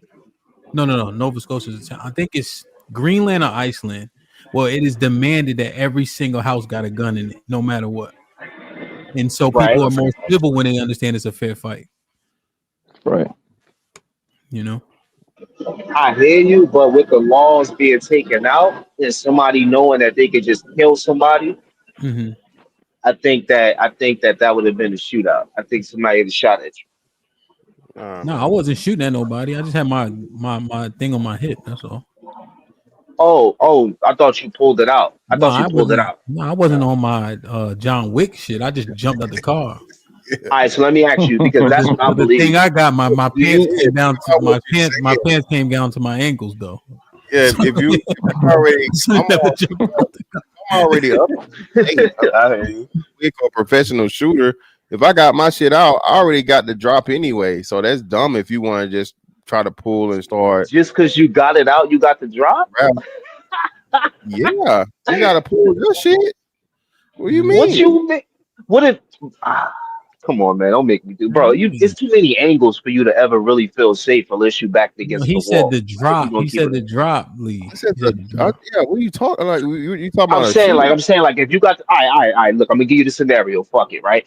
You at the gas station, and I thought he was pulling the strap out and he had it out, right? And dude see you do that, and he bend down, he crouched down behind the back cover of his pickup truck with the rifle. He got you right there. You don't have no drop. I mean, you look probably feel like you got the drop on somebody, but the Really man is. that got the angle on you really got the drop. That's what I'm thinking the drop is. Well, I clearly have a win here. I clearly have you at a disadvantage, and I feel like being in that situation. Okay. Yeah, All right, Lee, we're, don't over explain it. Yeah. So Well, I yeah, guess I guess we're yeah. we have different definitions of a shootout. When you say shootout, I'm thinking, hey, you see me, I see you, or like not no motherfucking Rainbow Six, you know, camping on fucking Call of Duty type shit behind the dresser. Yeah. I'm talking about, yeah, The drop in the East Coast just mean that you got the upper hand. Essentially, you Yeah. saying you more ready than he is. yeah. I'm Yeah, you Lee late. like the drop is like you caught him slipping, Miss Fantastic. That's But how but we don't you think if definition. there is no loss? I'm sorry, go ahead, boss. right, My bad. right, No, right. go That's ahead. what the drop is. Like, I completely got you, caught you slipping. Go ahead, Yeah, though. that's what the Don't go you ahead, bro. think once When they jumped in my once there is backseat. no once there is no more laws around, right? Let's say there is no laws around. Don't you think people will become way more religious at that point? Religious? Not necessarily Yes. religious. I think people will be more conservative, and I think if there's no laws and people know there's no safety net to protect them, there's no police to call, there's nobody to depend on. A lot of people are just gonna stay out the way. So But the that's reason I my say the reason I bring up the religious part of it because a lot of religious, like I don't think they cool with people like taking a clapping somebody. You know what I'm saying? Raping kids. You see what I'm saying? So don't you think more people will become more into the church, whatever religions they practices and all that stuff? Don't you think that will become like quote unquote the rule of laws that will follow at that point? Well, I think what you would see probably more likely if we just speculating, which is kind of fun to do, right? People of like mind would band together. I think they'd be more apt to come together, and so it would feel like, and I'm saying feel like people's beliefs were more heightened or easy to see, right? Because you dealing with people of the same ilk, maybe something like that. But I think people gonna subscribe to what they already subscribe to. But they do, to your point, Poppy. They say ain't no atheist in a foxhole. Yeah. So foxhole is like a trench under a trench, right, Aaron, or something like that. They say everybody praying once you got to get down there. Yeah. So. I think people would abandon their religion though. Damn. I mean, because religion tends to be a bit peaceful, passive. And I mean, who do you think is going to be more prone to violence? Someone who's religious or someone who's not religious, but, you know, free to exact their own will? A lot of wars start because of religion, especially in the Middle East and Africa, down those areas. But those wars are started and fought by a few relative to the amount of people that subscribe to that religion. Right. Most religions speak and preach peace. Right? They don't promote violence. So, and I think in an anarchist situation where violence has run amok, people are no longer going to feel safe in churches unless there is a defensive element that church has built. You know what I mean? Like if there is like a warrior sect within that religion or in that church that's responsible for protecting the flock. But outside of that, the church in and of itself is no longer going to make people feel safe because people who don't acknowledge religion are going to kick the door in, and it's going to be a wolf in a pen where where the sheep are all enclosed together. I think people are going to abandon the church and start joining more powerful cults and things, you know, for protection. Like when you go to jail, nobody becomes Christian. People become Muslim because the Muslims have established themselves not to be fucked with, not because of the religion, but because of the disposition of the people, of the followers. Or the training. Right. Yeah. People abandon Christianity and convert to Islam in jail. I think on the street, it would be people abandoning whatever their religion is and aligning with people that they feel protected by. And on the street, religion is not where you go to feel protected. Not in a lawless environment anyway. I don't think. Yeah. Now, to Ham's point, there's no atheists in the foxhole. They've already made a decision that they're going to go fight. They don't need protection. They're having an existential crisis. They're praying that their asses can come home, but they've already committed to go fight. That's different from people who live in peace and the fight is brought to them. That's a different story. Yeah. Yeah, the people who are so-called religious, if they read, they would realize niggas is way more empowered. It ain't just Muslims, you know. Well, yeah, religious and educated on religious texts are different. You know, I People know are you're religious. talking about the dogma, right? Yeah, Okay. right. Yeah, just the followers that just Yeah. But the red in, different. Mm-hmm. Yeah, so Man, we can. if anything, those are the ones that create the wars that he was talking about between religions. It's the people that are a bit more red in, I think, that lean on the religion or exact violence. Yeah, I kind of think those people that started those the Crusades, them crackers had a different agenda. Yes, they put it under the guise of the Bible. That's money, resources, power, land, control. Yeah, under the guise of exactly right. So we can establish that most men will actually just stay put, stay quiet, mind their business, bring the groceries home, eat some pussy, and go to sleep, right? They ain't gonna engage in nothing crazy, right? That's impossible. Right? Wait, say it again, Bobby. I say we can establish that in this world that we created, there is no laws, right?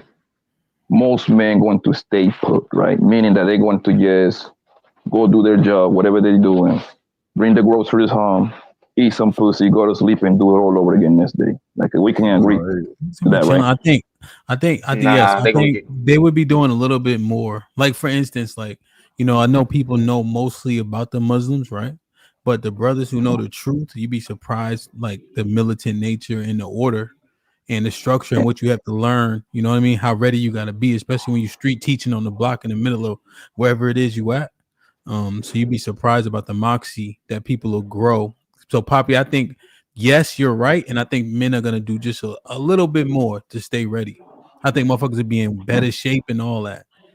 Maybe it's me. Also, all these queens will be looking at you guys as a marriage brothers. They would be so quick to get married. Yeah, it wouldn't be funny. Fantastic. We have 5 wives.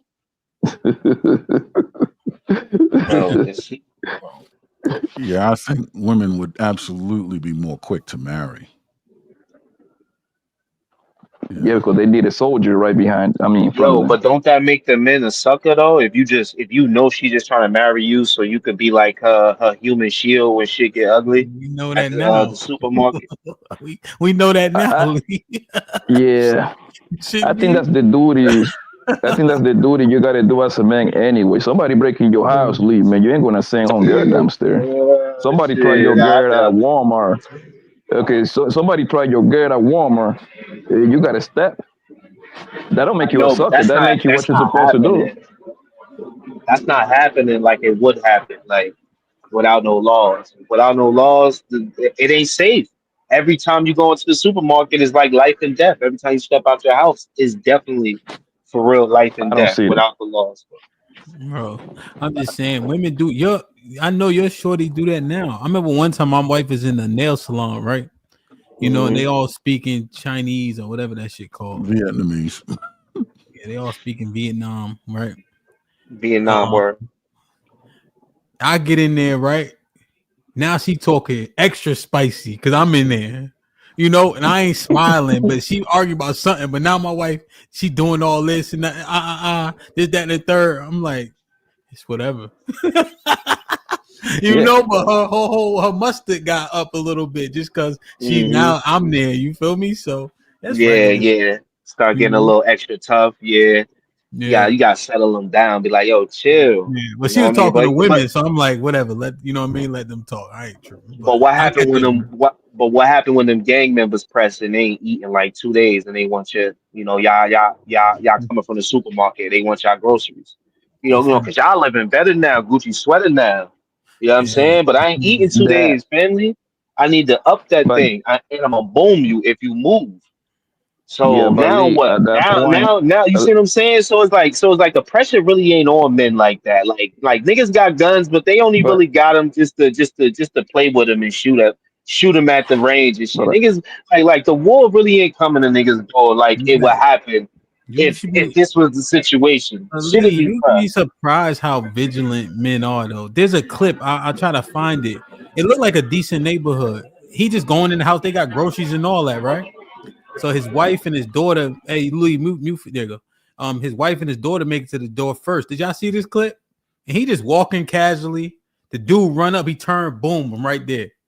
And went in the house. You know what I'm saying? But you'd be surprised how vigilant we are. Even did you just assess yourself? What do you assess when you yeah, walk in certain places and shit like that? So I think we got a little bit more must than we give ourselves credit for. And at the same time, the brothers who's outside, the young boys who outside, they really, their mindset is like that all the time. And then right. gang though. And That's what I'm saying. Like that's one I was dude, about to say okay. that. But if it's 5 dudes running down, you feel me, for the groceries, it's a different situation, bro. I'm just saying, Yeah, but at like that the point, game's Lee, going. the guy instead hitting you and your girl for the groceries, why not go to goddamn Target and get a whole lot of groceries at that point? There is no laws. Remember that. There is no laws. So now we all fighting over food, right? So how hand eating? That's what I'm saying. Like at the end of the day, niggas gonna have to go outside and put in some work, put in some blood for Yeah. the money because you just made the point even But more clear. Niggas gonna hit the Walmart. You right. Niggas gonna hit the Target. All the spots niggas think they gonna go to the but supermarkets. You but can't guess get what, food there. Lee? You gonna have to go get it from the gangs. But guess what, Lee? They got money to get people to protect their shit too. Yeah, I think so. What it is this is what it would be, right? This would be more realistic. People would have to police themselves. So you still got stores, you still got all this stuff. There's no police, right? Let's say there's no police, but there's still courts and shit like that, right? Where people would take you to trial, kind of like what Poppy was saying that was happening in Cali, Colombia. That would be the situation. So it don't have to be pure anarchy, right? It's just a matter of people policing themselves, deacons of defense, etc. It would look a lot like it looks today, except the people that are in power aren't going to be the ones with money and resources. The people that are in power are going to be the ones with most military might, because even those who have the resources are going to look to those with military might for protection. And so now who's writing the laws? Who's determining the rules? The people with military might. It's just going to be a change of hands as far as who determines what we do. That's all. But it's going to be the same. Yeah. But then wouldn't that assume that all the people with military might would be one, as opposed to a bunch of different factions, i.e., gangs? So then, if my people got military might, and your people got military might, we really just a bunch of different gangs. So you're right. You're right. But here's what would happen. It would happen like with right now. The people with money are the ones who shake and move. What happens? Banks. My father was a vice president of a very small bank here in Philadelphia called First Pennsylvania. Core States bought them out, a bigger bank. After that, it was First Union, bought them out. Then Wachovia bought them out. Now it's Wells Fargo. Right. So the same thing with the military. You'd have small little militias, but then they would either assimilate or be swallowed. But eventually it would just snowball, just like the banks do with the money. Big bank eats little bank. It would just be big military, big militia eats little militia. I don't think it would go like that, though. I'm gonna be honest with you. Because I mean, I'll give you this example, right? So look at, since y'all like to use since people like to use Chicago, like if y'all wasn't around, y'all wasn't in Chicago in the 90s and things like that, when it's, tens of thousands of niggas in each gang, GD, Blackstone, Vice Lords, BD, and everybody was strong. Nobody got exterminated. Nobody. Everybody has soldiers, and it's an endless supply constantly. I get what you're saying, but I wouldn't see why the premise would be different than that. You know what I'm saying? Because that was still GD, niggas still Blackstone, niggas still BD, and nobody got exterminated. I don't see how it would be different and how anybody would get to the point where they get that far ahead. The problem is too, people are living and operating in on my block 115 is this. You go over a couple blocks over, it's Ada Park. You know what I'm saying? It's a couple blocks over. So collateral damage is a thing too. It's just, I don't think it's gonna go how niggas think it's gonna go. It stays that way because you're living in an environment that's governed by the ultimate gang, and that's the government. Yeah. We're removing the government piece where there's no more police, there's no more jails. No, I get that, but I'm saying, so the problem is once again, all the collateral damage. Now it's a matter of who cares the least about that. Because you live with somebody, you got parents, you got kids. So it's so much collateral. It ain't just on some hey man, these people over here, the errant gang. Nah, fuck you and everybody around you, family included. So now if I got a problem with you, nigga, it's anybody. It's up with anybody. Yeah, that's what he's saying, right? You want to do the super chats? Yeah. Huh? Yeah. I said, can we come back? You want to do the super chats? Let me do it real quick. Matt P with the $2 says Hank just angry because of them weak ass Bears. Damn. Omar Smith with the 20 ball says, what did the Bible say about the majority of people?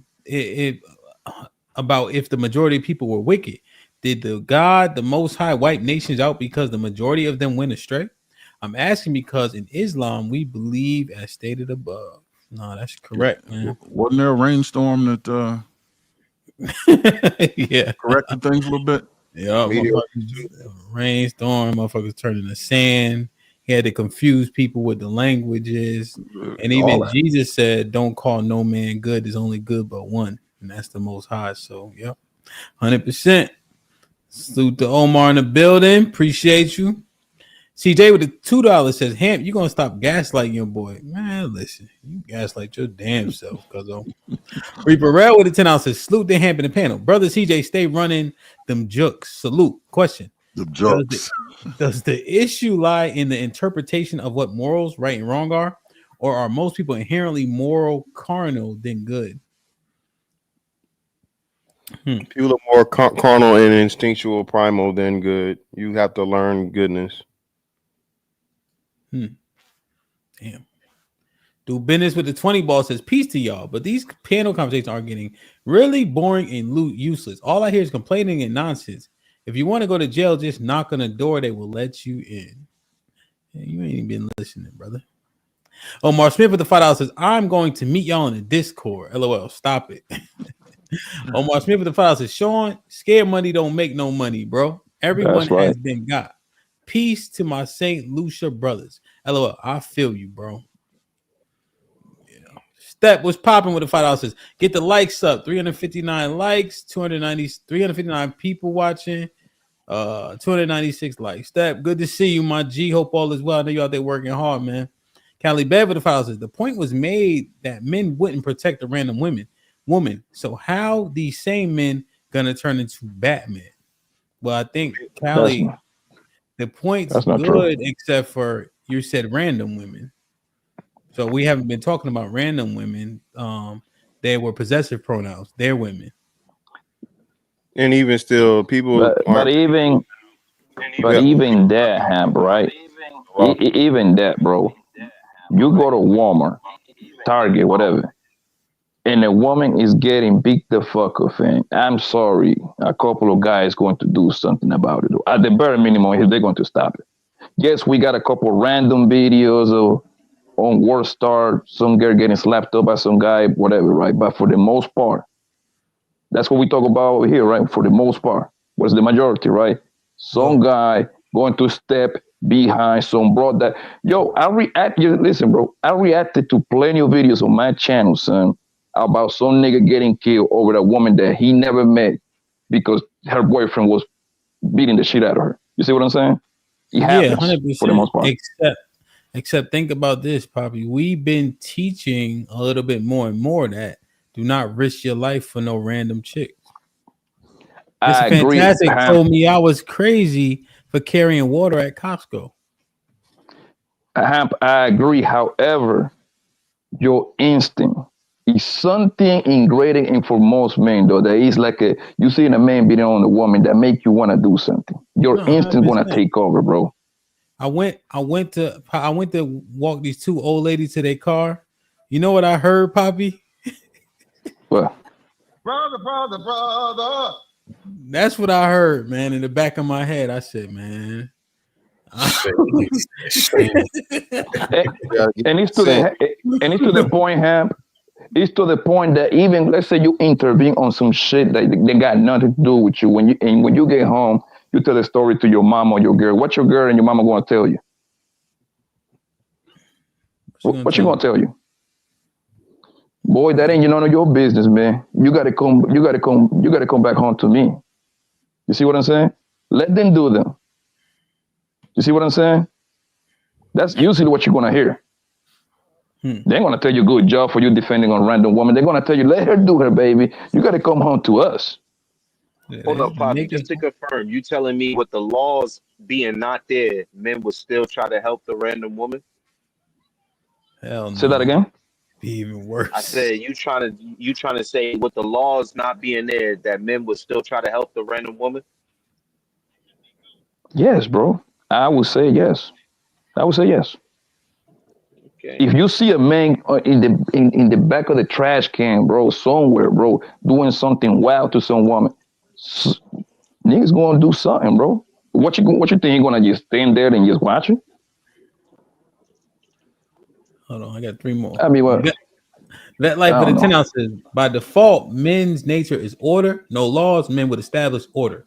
Because they have wives, daughters, and other women that are under their protection, the notion that quote unquote anarchy would ensue is wild. CJ with the 2 ounces. We started off with no laws and we got here somehow. That life of the 5 ounces. This is simple. The proof that without laws we would govern and establish order is the success of mankind as we speak. Laws didn't always exist.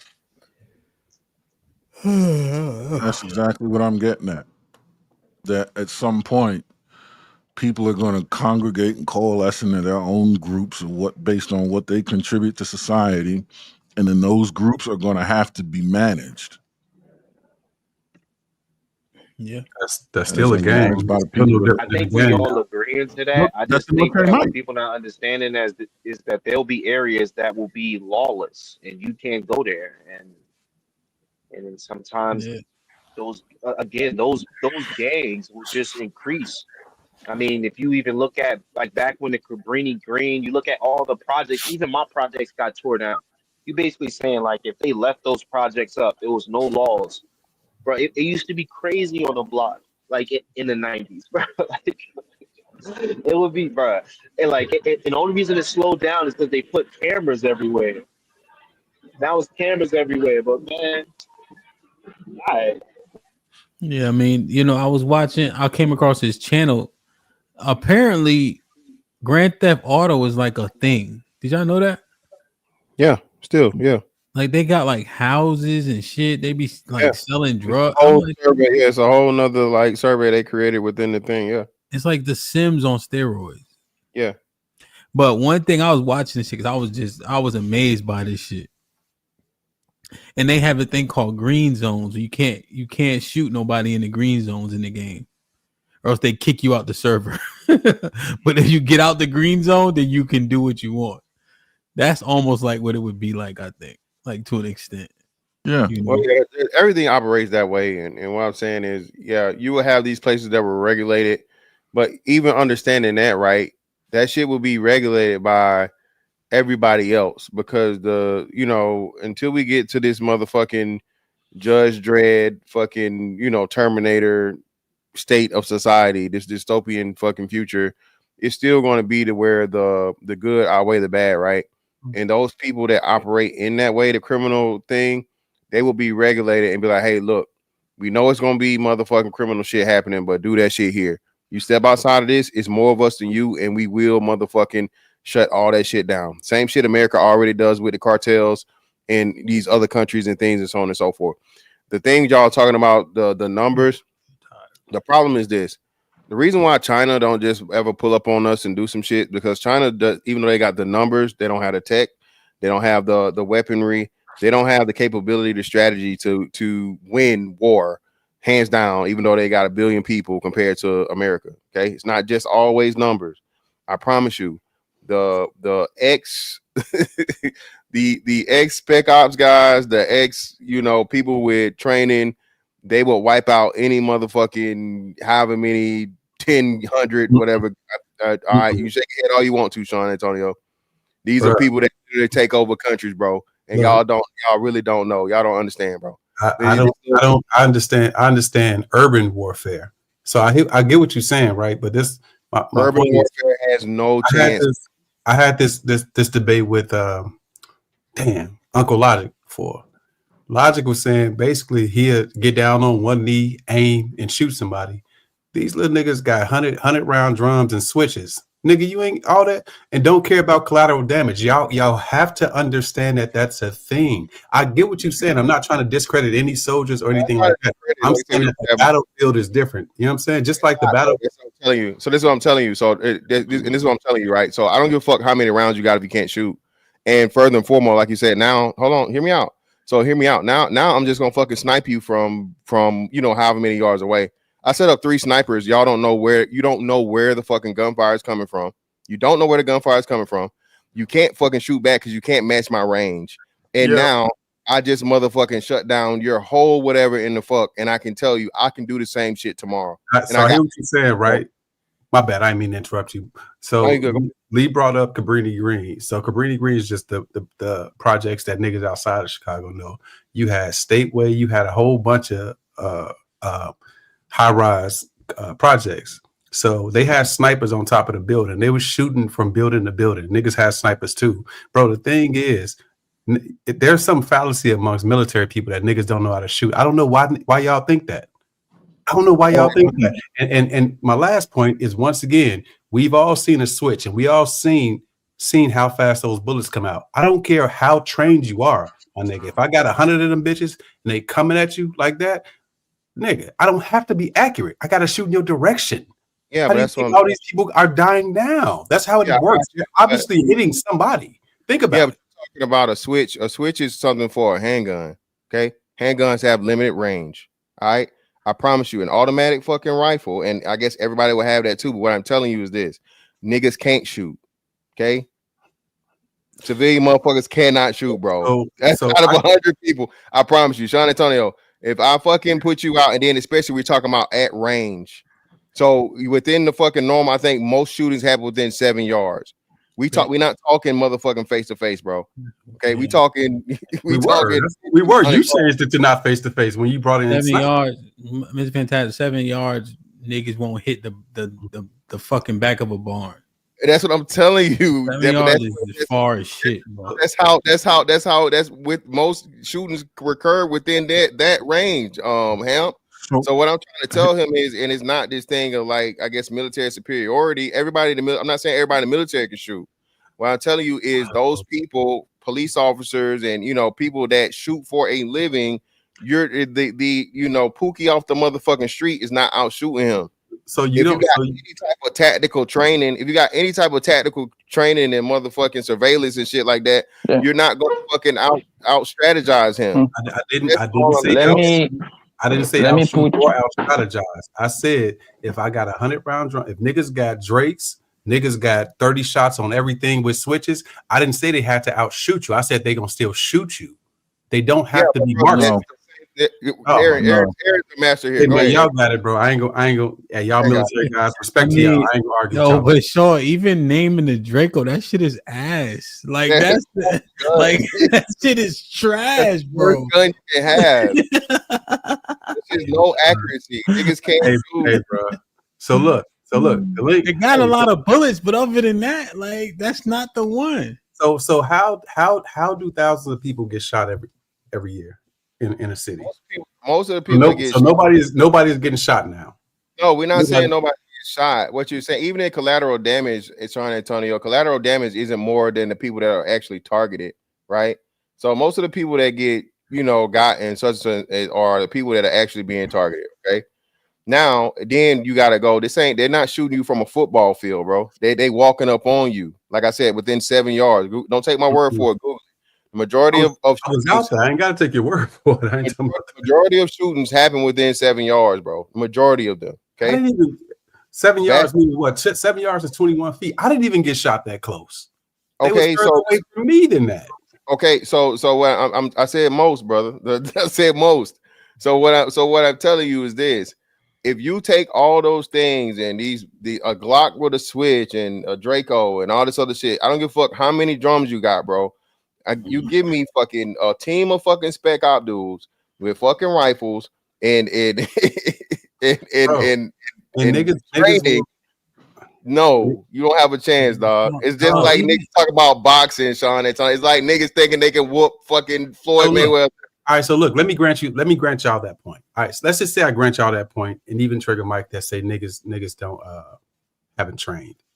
So how long do you think it would take niggas to train to get to a point where y'all would say, damn, that nigga's trained at shooting? Right. Assuming y'all are assuming that they're not trained. So how long, do you think it would take them 20 years? Well, no, it don't take 20 years. Spec ops training isn't 20 years, Sean Antonio. But this is what I don't think you guys understand. These dudes have to fucking shoot, and then you have to recall, and then you have to keep up with this. Then you have scenarios. Then you have walkthroughs of buildings. Then you have tactical training. It's layers and layers and layers. It would take a street nigga, years upon years upon years. You look this up. So look this up. So if you hold on. Ahead, look at this. Sean, you got to see this thing where these guys play paintball all the time, right? And then they brought a group. I think it was like 4 to 6. I think they were Rangers. Yeah. And the paintball match was over before it started. Like, you got to think about it. This is what these niggas do. But look, like, I don't mean no harm to y'all. But if we once my shoulder get right, we go play one-on-ones, and I'm not even talking shit. You niggas won't get off the fucking ball, bro. And I'm not even being cocky. I just play football. Like, you got to understand, like, people do a thing forever. You're just going to outgun them because you do it sometimes. And then, Sean, here's the last point. These aren't firefights. Niggas get ran down on it and get smoked. That's what happens the majority of the time. Or niggas will spray a block. You talking about cats that's really in fire. Like, you ever hear Mandrell talk about it? These niggas can shoot firefights for real. Like, it's can't shoot. Here's the thing. Look, dig this, right? So dig this. I get everything y'all saying, right? But that's not my point. My point is that niggas ain't gonna be pussy. Niggas don't care. Niggas just because y'all are. No, I don't say they ain't gonna be scared. Yeah, that's my point is that. My point is that niggas got weapons, niggas got heart, niggas get blown at every day and they blow back. They don't give a fuck that you train. Nobody cares about that, dog. They'll be brave and buried. Man, y'all, it ain't gonna go the way y'all think. I guarantee you that. What about you have an operator sniper on the panel? Yeah, but I get what you're saying. Cool. So well, what am I saying? How many bullets does it take to kill a person? One. To kill a person? One. Right. So y'all's assumption is that just because they're not trained with y'all, that they won't be able to kill nobody on that. That makes no sense to me. No, we're saying they'd be severely outgunned. Yeah, Sean Antonio, bro. Listen, like just like we're talking. I'm not even just saying like I think you I'm not even talking just regular fucking like grunts and ground. I said spec ops, bro. Like, but you moved the conversation all the way to that. That's not what Aaron said. Well, hold on, hear me out. You wouldn't have a chance with them. That's what I'm saying. You wouldn't even have a chance with ground forces. So how many people? Let's put a number on it. How many people do you think are spec ops? It's like less than 1%. You know, I mean, no. Give me an estimate. Go. You gotta go fast. Is it 100,000? Oh, you mean that had training within like America, within the country, trained? Yeah. Oh yeah, you got at least over all time that's still living and would be something. So I would say a strong. Wait, what'd you say, Aaron? 20,000 would probably be accurate At least not enough. Thousands. Yeah. So fantastic. If I drop you off around 20 of my blood comrades, you think you're gonna make it out of there with you and your skilled shootings? I would. You think? Yeah. No, you wouldn't. No, you I got. Let's say I got 10 little homies, man, with a drone, 100 drones, bro. They don't have to be. They don't have to be that accurate, man. That's what Come on, man. What color you want? Y'all ain't John Wick now, man. We gotta stop. John Wick, bro. Listen, what I'm telling you. Fantastic. Let me. Shooting and having people shooting back is two totally different things, bro. Y'all like hell told y'all. Most of these, Aaron's here. Go ahead, Aaron. Do your thing. Myself and Mandrell alone would probably wipe out a city. On Call of Duty. No. Here's why. I'm fucking with you, Adam. I got so much respect for y'all, so I'm not laughing at y'all. I wasn't expecting. Don't think I'm laughing at y'all training. No. It's okay to laugh. I'm not expecting the nigga to say a city. Here's why. And there are things that you're not aware of. So, in the context of this conversation, we're talking about here in the States. Abroad, no, it's a different story. But here in the States, where you know how, first of all, it's too easy to blend in. It's easy to blend in abroad, but really easy to blend in here in the States. Why? Because we live here. Here's the thing that we're going to employ. Before a round gets discharged from any weapon, it's called force multiplication. You become a force multiplier. What force multiplication does, it uses your enemy's interests and efforts against itself. You create dissension in the ranks of your enemy. You do that through all different kinds of strategy and maneuvering that have nothing to do with rounds. Now that we bring rounds into the picture, you use rounds to further bolster and strengthen that uncertainty within the ranks of your enemy. Hey, look, and you do that from a distance. So why you do that from distances that you're not going to receive fire in return. I get what you're saying there. So if you have a city where there's a gang, gangs over here and gangs over there, and you are now having them divided, and you start placing rounds in ways that the gangs are absolutely convinced this was the work of someone else, they are going to go do your work for you. Nah, but that wasn't the initial premise. The way you place those rounds is from distances and at cover that you couldn't find me, and if you could, you couldn't shoot at me. But that wasn't the initial premise. The premise was that it would be this group of the military people, or whatever, versus these regular people who are street niggas, things like that. That was the premise. It wasn't under the cover of anonymity and nothing like that. No, and so my point is that even if that was the case, if I know that is Fantastic and Aaron and Trigger Mike and y'all, they got them snipers. I may not be able to find you, but I can find anybody you fucking love, and they're going to be tortured. They're going to die. You can't find anybody I love because so now they're invisible too. Now they off here too. No, because y'all don't win. All right. Hold on. Let me just ask this question. So, all right, Sean. So if it's 100, let's say if it's 100 ground troop, let's say they're Marines, and 100 niggas that's been outside, do you think that the gentlemen who've been outside have a chance? Yeah, absolutely. Come to Atlanta. Let's do a laser tag event. Let's do a laser tag event. I can't make it to Atlanta. Not that weekend. The next meetup you can make it to. Let's do a laser tag event, and I'll show you what CQB is. Oh, no, but according to Aaron said that doesn't prove any of our arguments. I don't know. You gonna beat me, bro? I don't know. I don't doubt that. No. I won't beat you. I don't know who said it on the panel, but they say that most people in the army do not shoot a gun in his whole time that he stayed in the army, right? Somebody said it in here. Hemp said that. He said 20%. Okay. We talking about that. Said 20%. My bad. No, and that's what I'm trying to tell you. So hold on, that's what I'm trying to tell y'all, bro. So for the people that actually shoot, you're talking about people ground forces. That's like 1% of the fucking military. Spec Ops even less than that.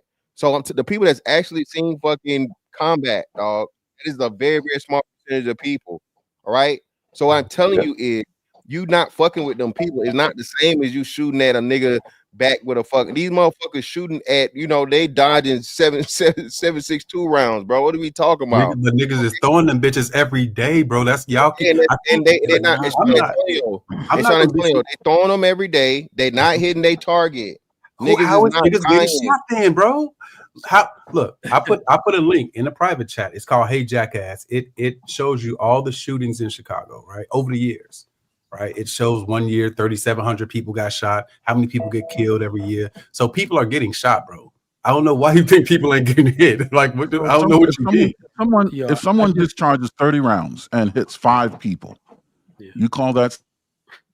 I call that 5 niggas is dead. Like, what you mean? I call that getting the job done. Well, look, y'all said at max. Y'all said at max. No, I call that. Call that 24 missed target. Y'all said it's 20,000 y'all max. Yeah, but you are army guy, Aaron. You see what I'm saying? You trying to shoot efficient. You working with efficiency in the street. We working. We hitting who they need to get hit. It's simple as that. No, see, that's the thing. The problem with that 30 rounds, 5 people get hit, 3 of them kids. Yeah, exactly. Niggas don't care about collateral damage. I mean, let's get Trigger in real quick. And that's why niggas do the favor. They're practicing every weekend. Even with not caring about collateral damage, it shows you the lack of discipline they have with the weapon. It shows you the lack of their. Who, me? I think who? No, Aaron, I think you're freezing, Aaron. I think you're. Wait, hold on. Let Trigger get in real quick. Go ahead, Trigger. What's popping? What up, y'all? What's good? What's good? No, this is a dope topic.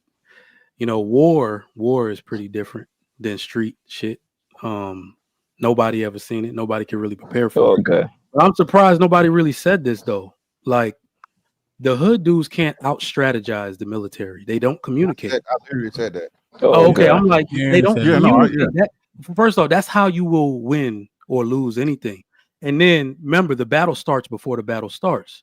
So you thinking we coming on the street shooting? I done closed off all of your exits before y'all came outside. So and then this y'all are, hold on. Y'all are everybody John Wick now. Hold on. No, I'm John Wick teacher. John Wick, he literally was getting supplies and shit in the military.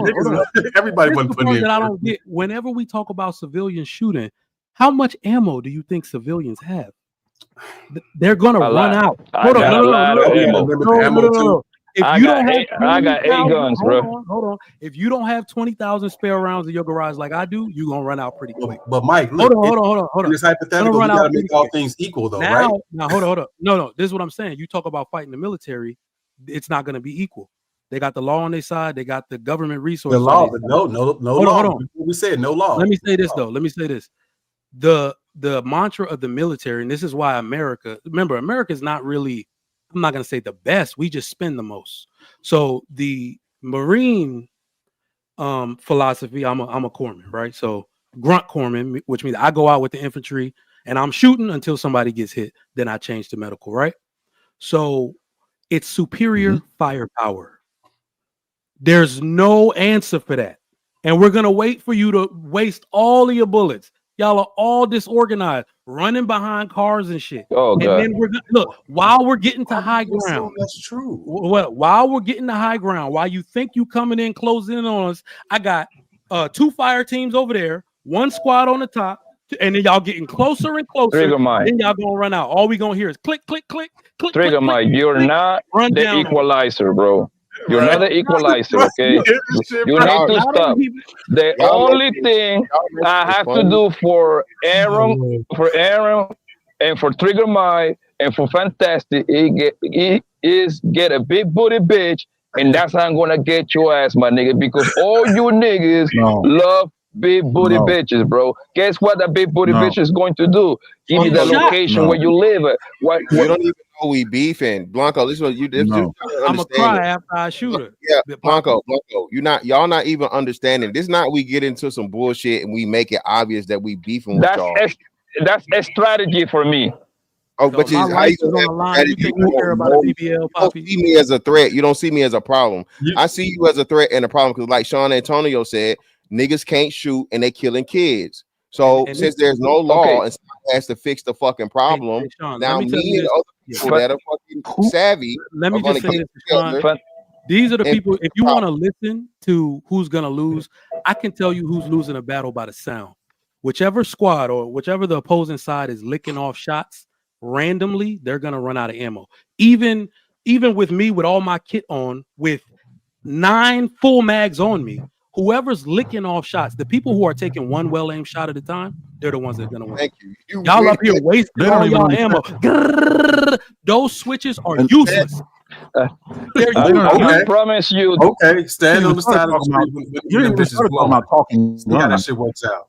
But what I'm saying willing is- to bet $500 Trigger Mike can't even shoot, bro. Let me explain something to you. Let me explain something to you. And this is how I know that you have no idea what you're talking about because you already went too far ahead. With you big breaking booty up, women, they're useless if you don't know who to send them to. Is Aaron breaking up for y'all too, or is it just me? He good now though. He good now, Sean. When the last time y'all seen a woman on the Yeah, battlefield? these women, They gone. These women, Once they hear the shots, they're gone. they're useless if you don't know who to send them. Wait. They're useless if you don't know who to send them to. And by the time I've started to discharge rounds at you still don't know who I am. You don't know what I look like. I could walk right by you on the street and you wouldn't know I'm the guy.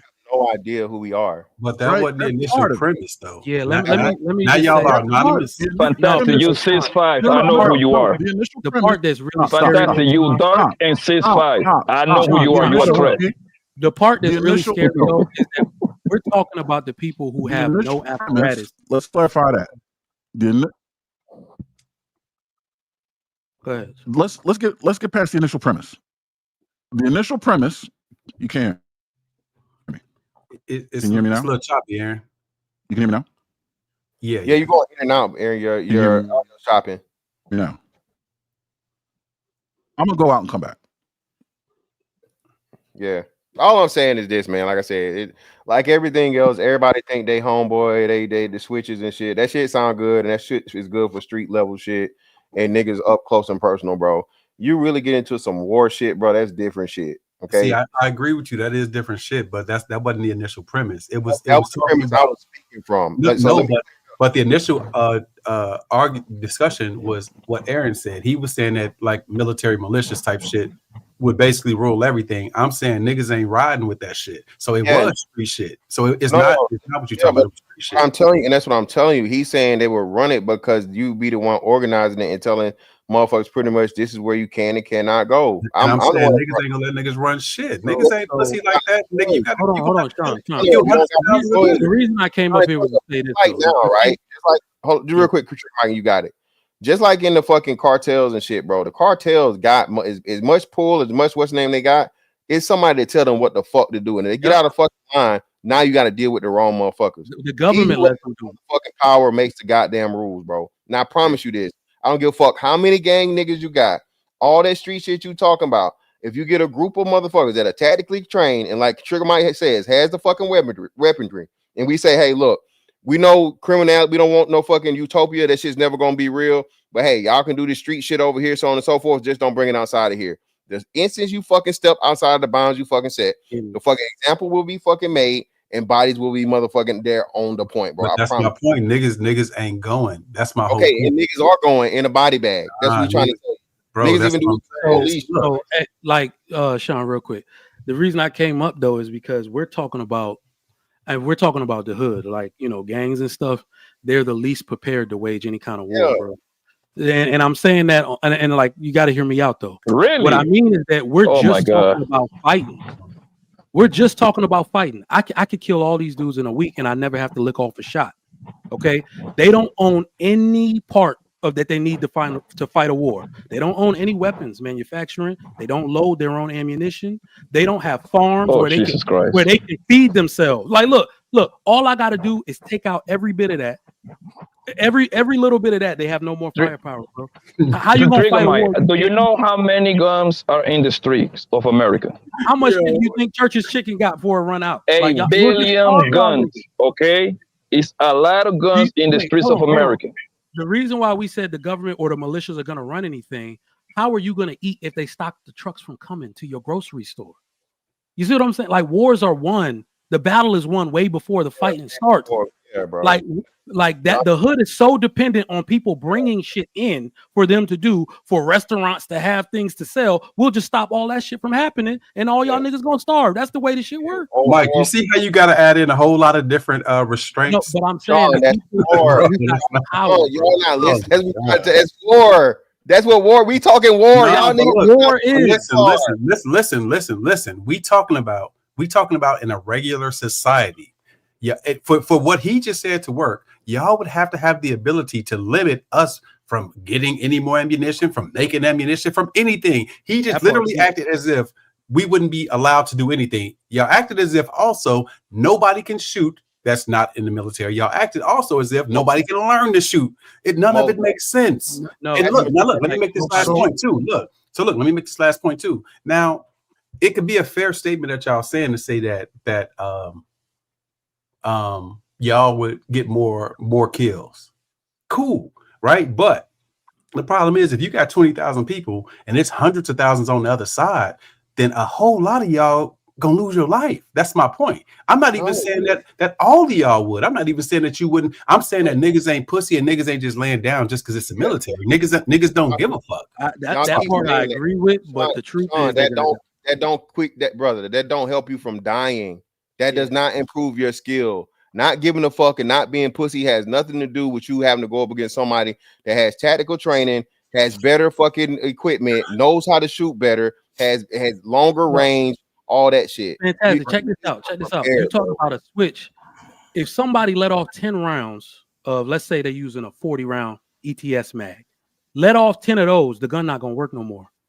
So hold on. We're gonna run out of bullets. We can't get no more bullets. The average hood nigga know how to change a striker? No. Oh, man. But not even that though. Even like the get down or lay down, niggas laying down every day. Niggas run from Jake. That's the thing. Like niggas run from Jake now. Jake come to the hood, everybody go inside. Ain't nobody popping. Blow your ass off, bro. So that's ain't nobody popping no police. Oh, as soon as that's what I'm saying. Like I don't understand where this starts and stops. Niggas get arrested and they go without incident all the time, hiding out after they just caught a body. Like, I'm not figure out. So now the military come and now they got like sorry for people who not up from up north. Jake mean police. My bad. So look, niggas risk their life every day, right? When there's shootouts, niggas banging back. And niggas spinning that block looking for niggas every single day, right? That's completely different from not wanting to go to prison. I agree with you on that point. Niggas don't want to go to prison. I totally agree with you on that point. But other than that, man, niggas blowing back. It don't matter who it is. Here's the point you're missing. And Fantastic and Trigger Mike, let me get the point you're missing is before they even decide to start shooting is when the mayhem begins. You're assuming we're in a situation like a face-off. You're assuming we're in a situation where I've identified you and you've identified me and we're exchanging fire. That's called a firefight. That's not what I'm talking about. What I'm talking about is there's not going to be a firefight to delineate when the shit has started for the opposition. The shit will have started long ago. By the time there's a firefight, there's not going to be enough of you left with enough ammunition or resources to have the firefight with me. The one thing I know, and this is coming from experience, you don't get in a firefight where you know you're outgunned or you have more person. You have to employ strategy, and that's what the streets are missing. Everything you're saying is proof that you've not identified one strategy outside of blowing back and emptying magazines. Hey, Omar telling y'all the truth in all his super chats. I just want y'all to know, y'all living in the fantasy world. Exactly what he just said. You know what I'm saying, bro? I mean this honestly. I don't know nothing about what y'all talking about in the military about that type of war. I promise you, I don't. I respect it. I respect y'all from doing it, but respectfully, y'all don't know shit about urban war. Y'all don't know shit about No, you don't. If you ain't a part, you don't know. Hold on. You wanna know how I know? Hold on. Sean. Psychologically, we actually do. Let me just explain. No. Hold on. No, wait. I won't try to liken what y'all do. What we're saying is the urban situation is no different than what they would do in Iraq or some shit like that. Because this gang stuff, poor people, most of the people there destitute, it all works out the same way. Now, this is the part where this is really funny to me. This is the part that's really funny. Do you think hood niggas are going to organize long enough to band together to fight back anybody? They'll start fighting each other. No, you're giving it to him. You hand it. No. Well, this the part that he's missing. To say we don't understand urban warfare. The war that we fight is urban.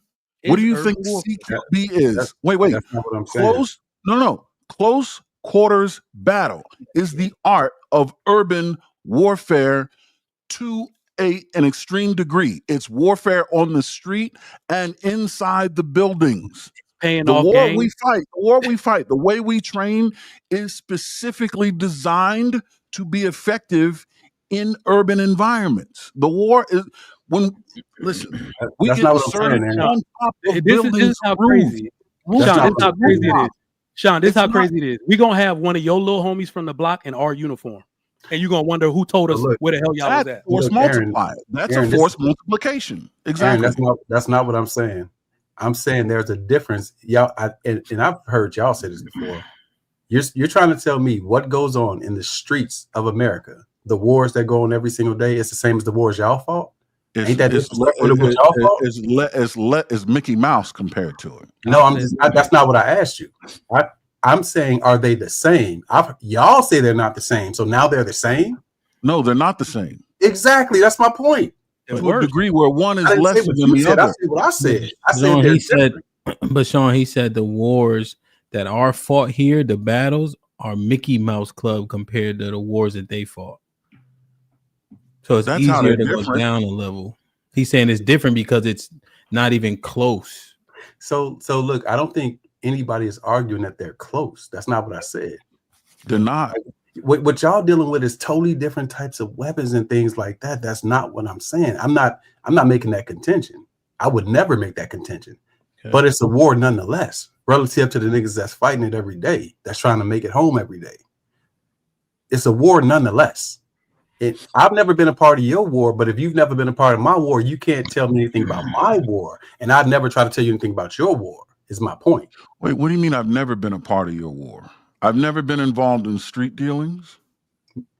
That's crazy. So Aaron, maybe not you personally. I'm saying in general. We're speaking in general. Well, when street wars get out of hand and they need to employ some sort of order, I'm talking about the government, and units like SWAT comes in, who trains these people? Ex-militaries. So look, I'm saying none of that matters, Aaron. I don't care how many guns niggas. You know the funny thing. Look, let me ask you a question, and I mean this sincerely. This question. Did those people that were outgunned overseas in Afghanistan and things like that, did they always just lay down, or did they fight back? They fought back. They fought back, right? So look, so if it's fair that they fought back, why wouldn't it be fair to think that my point, which is my point, that niggas wouldn't fight back? Which is literally my only point. That's my literal only point. Niggas ain't going is my point. You can win the war, but niggas ain't just gonna lay down and be pussy because niggas is in the military. I never said that. I never said they're gonna lay down. Yes, that's what was said. My whole point was that. That's my whole point. They're gonna be laid to rest. Yeah, they're gonna die. That's what my whole point. And I'm gonna go back to what I said. It's 20,000 y'all, hundreds of thousands of niggas. Y'all gonna kill a bunch of niggas, but a bunch of niggas on y'all side is gonna get killed too. Was literally my whole point. Yeah, I understood your point from the outset, and my goal was that the sad part is that any military assault into the hood would be called a one-day war. That shit would be over quick. Yeah. And I know what you're saying. They're not gonna lay down. That shit will be over, wiped out. First of all, once you say 100,000 versus 20,000, right? of course, there's going to be room for bodies. But when you talk about small inserted strategic attacks on your upper echelon targets, you can take out 10,000 people by destroying their leadership of 10 people. And you destroy their leadership of 10 people by taking 4 people and inserting them very close to that 10, eliminating that 10, and extracting those 4 before anybody knows what happens. The next day, that 10,000, that group of 10,000 is unorganized and useless. Why y'all keep making them arguments? He ain't saying they are unafraid. There are large numbers. I think the 20,000, Sean, was specific to what you saying. Special operations is 20,000. Yeah, they said it was 20,000. You know what I'm saying? 20,000 special ops, 20,000 combatants. He's saying if you took all 20,000 special, if you took 20,000 special operators, tier 1, 2, and 3 operators against 100,000 gang members. Let me frame it. Let's frame it to understand it. Okay, even though this shit is bananas. 100,000, 20,000 special operators. This shit is urban warfare. It ain't no cutting off the fucking farmhouses and shit like that. Yeah. You go where they live at, guns are blazing. How long does this take? It's a firefight. Either 20,000 get cleared or 100,000 get cleared. What's the ending? In a firefight, and how many days? 5,000 special operators left? lost. Whole gang gone. Whole gang gone. How many operators you saying? 5,000. I'm giving them a liberal, because I mean, come on, man, train like you fight. We're just shooting guns at how each many other? gang members gonna be like shooting guns? You got cars, you got buildings, you got trees. They live there. And literally, I didn't say 100,000. Right. Let's say it's hundreds of thousands. Hundreds. I'm just saying 100,000. I just want to understand what they see as a disparity. Yeah, we'll suffer 25% casualty. Yep, 25%. And the other side, not a soul will live to tell. Yep. And that's taken away any support. And I didn't even bring in support into the picture. That's the funny thing. That's just taking away our ability to strategize. Yeah, you That's drop on the battlefield, fire and maneuver. You know the landscape in terms of, you'll have regular shit. You'll have maybe schematics of buildings. That's it. You know why I was saying, if we talking about the hood, that's why I keep saying they're gonna get wiped out. If we talking about the Mexican cartels, that's gonna take more strategy. That's $1 billion. Hold on. That's $1 billion organization. Mike, you gotta stay where the conversation is, cuzzo. I'm just saying. No, we're talking about the hood. They don't have. You were talking about when you go to O Block and you gotta wipe all that shit out. That's what I'm talking about. They're gonna get wiped out. And now let me explain how. Let me explain how and why. Because there's a concept called fire and maneuver. You use hand and arm signals. There's ways that a unit moves strategically. You use the environment against your enemy. You position different. Do you know what talking guns is? Mm-hmm. Talking guns. You have 2 guns. Why would both of us discharge our ammunition at the same time at a target when you can use talking guns to provide suppressive fire? One gun fires a burst, the other one fires a burst, the other one fires a burst, the other one fires a burst. To the recipient of these rounds, you're getting a constant stream of incoming ammunition coming your way. You can't tell the difference if it's 1 gun or 2. But what I've essentially done is lengthen the time that I can blow through my supply of ammunition. I'm keeping the barrel of my gun cool, and I'm taking pauses so that I can reset my point of aim on the target, making each shot far more accurate. Not only that, are you using talking guns for suppression of fire, but you can go bounding over. Like, let's say you want to get up and run an advance toward the enemy. I'm going to provide suppressive fire to keep his head down. Draw fire towards me. You find cover. You start initiating suppressive fire and do the same thing for me. Now I overtake your position. And that's just 2 people. Talking guns, and now if you want to take a squad or a platoon size element, where you get the shape, literally determine the shape of your presence on the battlefield. You can go in a double column. You can go in a wedge. There's all these different shapes that you can take. You can flank your opponent on both sides. You can move your opponent across the battlefield based on where you're putting fire. You can shoot at things around your enemy to influence the way they move. These people aren't organized like that. You can literally dance their asses all around the battlefield based on what you do and position your people That was my where you want my only point, Sean. I know these dudes won't lay down. They'll be licking off shots. If we say come outside, they're gonna come outside. My only point was that you got to see this shit for real, bro. This organization is what puts them in the kill box, and they'll just keep showing up. Here's the worst part: as they homie get shot, they're gonna run in the battlefield, trying to dump a clip, and they're gonna get shot too. A lot of what y'all say, they're not gonna be organized. Bro. Look, Mike, you assume. Yo, before I go, let me say this real quick, Sean. No, it's psychology. I'm about to go. Psychology. You got train like you fight. They don't train at all. Yo, I'm about to go. Hey, man, and thanks for having me over here, man. But just before I go, Aaron, Trigger, to all you army shooting niggas, man, I will give it to all you niggas outside, man. Y'all underestimating the element of surprise, man.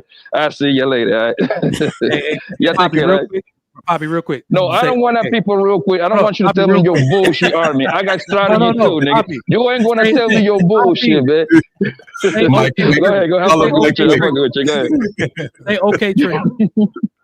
Go ahead. Say okay, Trigger. Come on, Michael Wick. Tell us what you're gonna say, Michael Wick. Before you can say okay, Trigger, I put 6 shots. Well, that's how fast my build. Trigger. Oh, you get to do that, but you get to do that, but Trigger, you say the switches don't matter. Imagine that. I believe you, Trigger, that you will put 6 shots on Call of Duty. I believe that. Hey, I'll see you later. Eh? Did he say I do this on Call of Duty? Mike, you said you gonna do that, but you act like the switches don't matter in this conversation. No, but so Sean, I'm gonna send you a video. It's me doing a build drill. All right, my fastest build drill is 1.5 I be watching your videos. seconds. I be watching your videos, and I'm not. But they're all in a shape. They're all in this size, center of the chest, A zone. That's what I'm saying. I trained a long time to be able to do that, bro. The average person cannot do that. I agree with that, Mike. I understand what y'all are saying, right? All I'm saying is when 100 bullets is flying at you all the time, I don't care how accurate you are, Mr. Sniper. It don't matter. In a firefight. But you're right. You're right. That's why I gave y'all flying at you. You ain't 5,000. Well, that's why I gave y'all 5,000. But you're forgetting 100 bullets. Click, reload. Aaron, suppressive fire. I'm running down. Me and the fire team running down. They're gonna get back up. We behind cover. Another 100 rounds. Reload. They almost out. Run them down. You're just gonna let y'all run out, bro. All right, so look, I'm gonna play. Y'all are gonna run out. So it's 20,000 of y'all only. Y'all are specially trained. Y'all said it take a long time to get trained like that, right? Yep. So you couldn't train me. You couldn't. I don't know. Y'all said that. You couldn't train me in a week to become what y'all are, right? No. So it's hard to replace y'all, right? Yeah. Okay, cool. So I got an unlimited amount of little niggas that's willing to lay it down at any time. But anytime. You can kill 100 and 300 more is gonna be ready to go. Hold on. What I'm saying is that willingness to be reckless hurts them, not us. Yeah.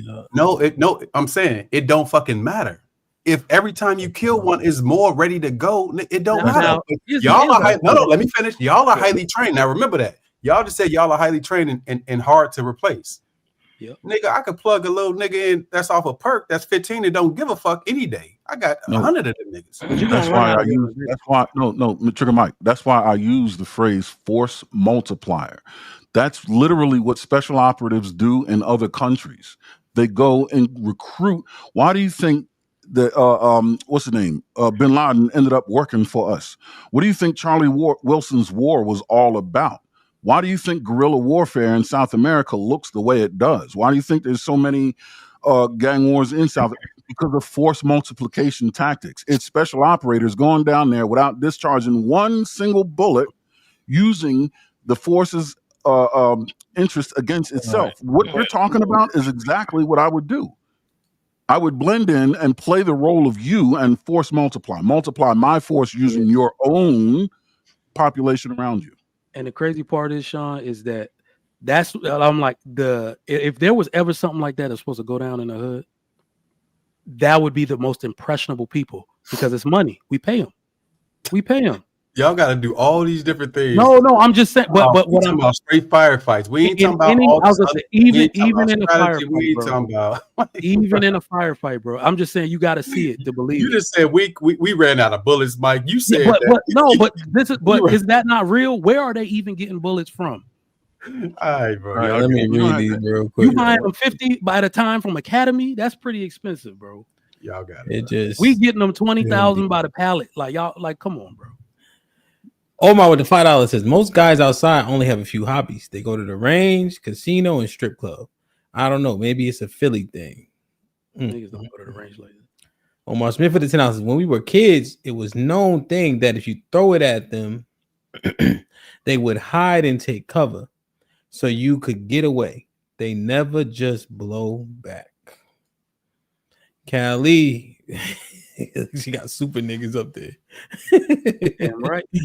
Omar Smith with the $5 says we learned to count and listen for the reload when we were kids. LOL. Easy way to get in, get a finish if have one lick off, one hold back listening, then finish. Get you dead. Omar with the $5 says Sean, you got me caught up, bro. LOL. I try not to get into this because most would have nightmares after their first. Will get hit and won't return. Omar Smith with the $5 says now y'all back in the country with law.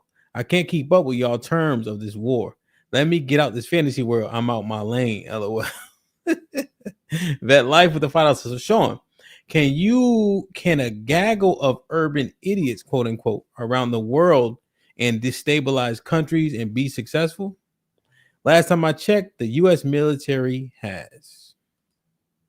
Omar with the $5 says the guys I know that were in the military don't have any under their belt. This has to stop, Hamp. LOL. Dudes wouldn't even be able to eat dinner after. Jay Miller with the $5 says 90% of the gang members will be on perks, weed, and alcohol. No way they can strategize a victory. Onikasu with the $2 says send the army to the hood. It's over. Like, share, subscribe, tell a friend, and tell a friend. Hit that like button right now if you can. That helps the channel the most. I don't know if y'all saw my interview with Aaron, but maybe I should go back and watch it. It is interesting. I think that there's bravery there. But I just think that training matters, you know, and we got to remember every person in our military volunteers also. See, that's the one thing that I think makes a difference, which why I think it'll be difficult for anybody to kind of overcome the military because those are volunteers, right? And I think that's kind of the Sean's point. You have volunteers, but all those men that are there volunteered as well. So, and I think just tactics, you know, but the bravery is there. I just wish we could channel it, you know, to channel that energy to something more productive, or at least perception-wise productive, right? So, man, I don't know but we ain't talk about no women today. So I want y'all to put that in the books. I heard y'all mention some women in the beginning. A little bit, but it was more about intentions. You did leave out one point though, Aaron. Nobody in the military retreats. Y'all are gonna lose thousands. Once them shots start, they're gonna be like, fuck this. My only point is that niggas ain't gonna just be shook just because y'all some niggas. I'm saying niggas ain't gonna care. We're not saying that. Once you hear that mortar round, you know how many niggas gonna drop their guns and be like, look. So now y'all got mortars. God damn, bro. We carrying it with us. That's why I kept that gear, out. bro. It's standard gear. What you talking about? Wait, hold on. The Marines have a rocket launcher, grenade launchers on the M4. What you talking about? That's standard gear. It's called an M203. It's a 40 millimeter high explosive grenade on the M4. It's already there. I'm just saying. It's a one left after 2 yards at arms. I think it just be it'll look different, man. You know, I just see it. Start cutting out the power, shooting out the electric boxes. Then it's gonna turn dark. Then we go take over. Oh man, we will run down. You know, I'm gonna just give you one scenario. This is it. Most folks, if someone came into their house, if they're gonna go address the perpetrator, you know what the first thing they're gonna do after they grab a weapon? Turn on lights. Mm-hmm. Why would you do that? This is your house. You should know where everything is. Leave the lights off. They don't know anything. The fact that most folks would reach for a light switch tells me you don't know what you're doing. Damn. I'm turning off lights. You know your house better than the burglar does. Why would you ever turn on? Why were you going to give them exactly? Yeah. Better have a light on your pistol or your PCC like me. That's it. You need it. Let the record reflect. Y'all are arguing against the argument I didn't make. No. We're not even arguing with you at this I'm point. about to say my whole point is that niggas ain't gonna be pussy. Niggas ain't gonna just say I man, it's military militia. Niggas don't give a fuck. Is my whole every point. dude you talk about gonna die a G, but they are gonna die. I wouldn't expect them to be pussy. I think what oftentimes what you see is I think there's a level of bravery, certainly, but when bodies start dropping and things of that nature, people start to respond in kind, right? Yeah. So people be around it, but it's not like when you had something in your hand and you could have done something about it. See, things shock differently, which is why when they initially put women in the infantry in Israel, they had to take them out because men were responding differently when they saw women dying. Yep. Yeah. You know, so it's different when it's people next to you when you're supposed to be doing something. Around. Yep. Yeah, so you'd be surprised, right? But I think that generally we got a lot of bravado and moxie with us. I just want us to channel it to something that's more productive. That's all. Mhm. If they want to shoot, go to the military. You'd be surprised how much shoot you may be able to do, especially given black ops and shit like that. So You know what I'm sorry, I gotta say it. You know what I am afraid to find out though? Because y'all were right. Very few people. And then somebody talked about going to war with China. Let me tell you, China's strategy is to kill us softly. They never gonna lick a shot at us. They want us to kill ourselves. They create stuff like TikTok to feminize our boys. You don't need to put your boots on ground if if a significant amount of our fighting age men are gay. You see what I'm saying? So I'm actually scared of what would happen if we all had to go to war. I don't even think there's enough. We got more pussies than real niggas. That's the sad part. And if these people are smart, then they're gonna start taking out the people who could train other people. well, you even look. That's the thing. It's not even about China. Like even if you look at our people directly, in comparison, even percentage of guns, how many black people own guns? 30%. You know what? It was sad is that from 2020, more women bought guns, more black women bought guns than any other group of people in the United States. Yeah, I think it's like 30%. Then I'm not sure. I think it's like 30% and compared to like 50%, you know? Hey, let the record reflect though, man. I respect everything y'all did though. I respect the military, man. Salute to y'all. So just want that to be clear. Yeah, I think we just got to consider like what are we equipped and prepared for and ready for, right? As things happen around us, you know, we men are overweight, women are obese in terms of just percentages, right? You know, who trains, who does anything combat wise? How many of us do own guns? How many of us do train to shoot them? You know what I mean? I think that we got to think about these things a little bit more intimately and do something about it because you never know, right? The average gun owner's gun and ammo is in a safe in a house. Just imagine the burglar at the front door. They get to your bedroom. Hey, hold on real quick. Just let me get my gun and then load it. And then I'm gonna get with you. Yeah, 100%. Like even when we was in DC, my wife had to go to the gun store, but you gotta get it any way you could get it. In Texas, a little different. Shit, it just take me 3 days and I can go back and get it. So 3 days. Texas. What you mean? It gets what's the thing called? It gets delayed. Oh, you get deferred? Yeah. Oh, you get delayed. Okay. Man, shit. I walk out with anything same day. Exactly. Mississippi, Texas, same day. Yeah. Yeah, I'm in Texas. It's Same 30 minutes go by and say we get delayed. I go to the same shop. He like, soon as I get it, he'll be like, I'll see you Wednesday. If I go like Sunday, I mean, like he just said, he don't even like. I'm capping. I'm an FFL. That should get shit to my house. Yep. Yeah, man. So, you know, making it happen, man. Making it happen. Home defense. I say everybody get a shotgun, nigga. Yeah. Nah. You know.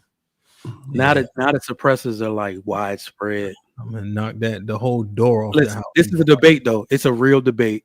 The OG home defense weapon is a shotgun, bro. But I got a PCC.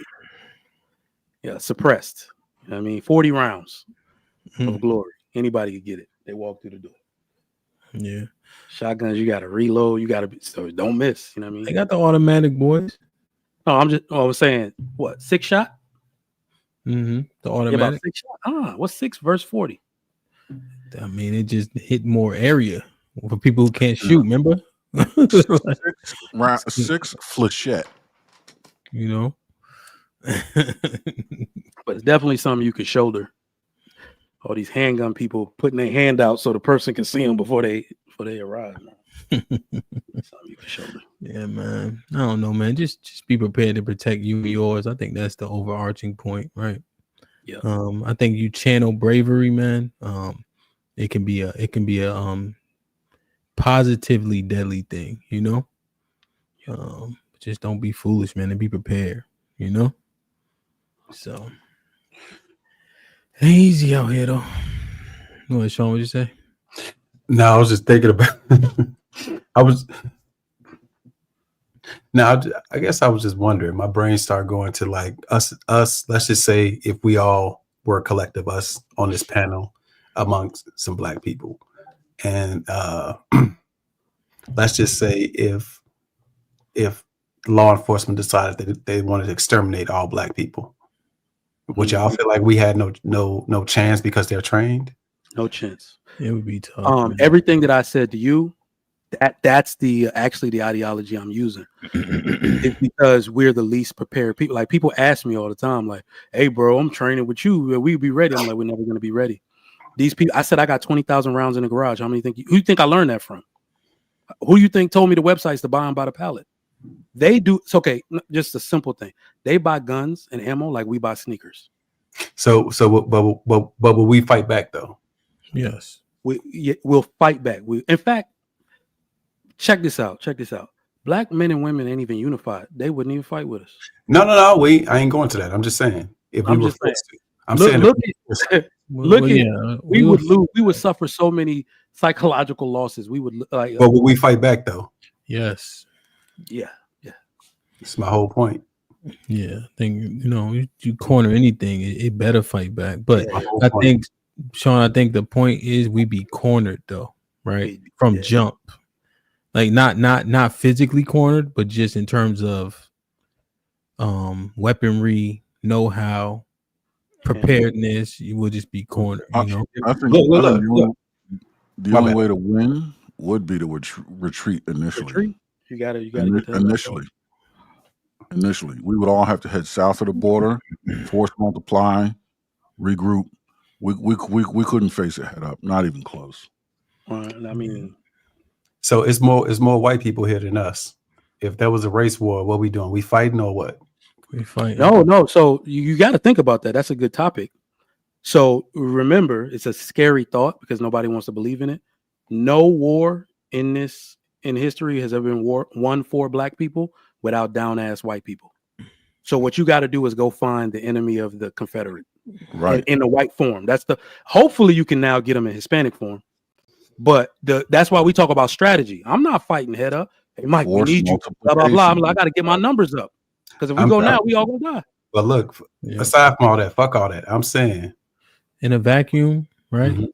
Yeah, I mean the thing is, right, and everybody, we will fight back 100%, right? Mm-hmm. And I'm gonna win as many as I can.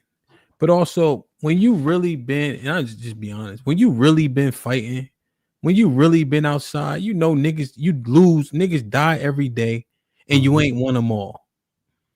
You know what I'm saying? Mm-hmm. You know how many fights I went into knowing that shit was probably gonna get shaky for a nigga, and it turned out most of them did, but a few didn't. Mm-hmm. Like, you know what I'm saying? Like, so I mean, people just act like, but that's the point, right, Sean? Niggas ain't gonna go down without a fight, right? That's the key. That's my whole point. If we can understand it with this premise, we can understand it with my premise from the other part of the conversation. It's the same premise. I agree. They're not going down without a fight. That same premise. I agree to that. I'm not running nowhere, nigga. I'm not running no fucking where, nigga. We getting busy. I ain't not running nowhere. I don't give a fuck what the circumstances are. Fuck all them, nigga. We getting busy. Yeah, it just happens. Like, when niggas be acting like, and that's why I love, Sean, when people come into the gym, right? You know, you got new people, and you know, you be thinking like them that Instagram shit, or nigga go in the gym like I want to fight anybody. Do people really do that shit? Mm-hmm. You like nigga, and then of course, right? It's 3 minutes. They used to fight in 30 seconds and rolling on the floor, right? Mm-hmm. And then you in there, niggas got their hands down because you could read them, right? After a little while, and it's all about. And the coach would be like, you know, just hit him in the body for real because you don't want to, you know, niggas can't make it through, but everybody think they train to go, you know. Mm-hmm. The fighting, especially organized, make you much more humble when it comes to just being out. You know what I mean? Because you just like, man, especially if you've seen what bullets do. Like I know you have, right? You've seen what bullets do. You don't take that shit lightly. You know what fighting look like for real when somebody can actually fight. And so you'd be surprised. People don't actually escalate in terms of how they want to act. They usually come down a bit. Usually be a bit more chill because you know what damage really look like, you know? So yeah, man. Damn, man. It's interesting, bro. It's interesting as hell. But I would say, which one did you recommend, Mike? Because maybe I've been giving out the wrong recommendation. I've been saying shotgun. Right, Aaron? That's what I say. Yeah, for the novice, yeah. People don't shoot. Yeah, for the novice. People don't shoot often, and they shoot shotguns. I mean, just remember the shotgun is a relic of your daddy having it and him teaching you to shoot it your whole life. So people don't own a gun. Most people are only going to ever have a handgun. I would recommend a PCC. So I have a Foxtrot mic, FM9 with a 40 round Glock mag. Better speak English. You know what I mean? So, yeah. Mike, you gotta personal concealed carry. But here's the thing, though: you train and you train regularly. Yeah. We're talking about people that don't train. So they just need to have whatever they got. So this is actually the point. So let's do it realistically. All people got is a handgun in the crib, right? It should not be locked up. Mike's advice is what I teach in my class. You need to have your gun and your ammo apart together. So the gun needs to be in plain sight underneath your pillow somewhere you could reach it. And you need to do drills on how fast you're going to roll out the bed, grab it, grab the ammo, load it, and ready to go. I could do mine in 2.3 seconds, right? So get a magnet off of eBay, something, open your nightstand, put that magnet up there, and put a loaded mag up there. Never should you have your home defense weapon locked up somewhere. It needs to be ready to go. So most people only have a handgun, and that's the way they need to get it ready. So wait, you saying don't have one in the chamber where you sleep? So that's the what do you call it? I'm giving people realistic, because once we say one in the chamber, they're gonna be like, but I got kids. So for people who won't do that, like if you single, do whatever you want, right? But like when I carry, like go look on my Instagram video, I'm showing people how to carry one in the chamber at all times. Thinking you could put a round in the chamber when you need to use your gun in a real life situation is like thinking you could put your seatbelt on before you get in an accident. Right. So when you're outside, you got one in the head. But if you got kids and you worried, like your kids are gonna find your gun. That's you cannot hide guns from kids. Yeah. Get to lock the safe and all that. So if you worried about that, which the average person is, then you keep your gun in plain sight. Show it to them, teach them how to load it, but you never keep the ammo in the magazine exactly where the gun is. And I think that's good. Okay, you just edify me. You ever seen so this is what I have, right? I got a couple Glocks, right? I got a Glock 22, right? And so with the Glock, you can put the mag in, and you can pop the trigger back, right? You see what I'm saying? So it's almost like if you hit the trigger, it don't matter. It's already back. Does that make sense? Am I explaining it well? Wait. So you got a Glock in the house right now? Me, yeah.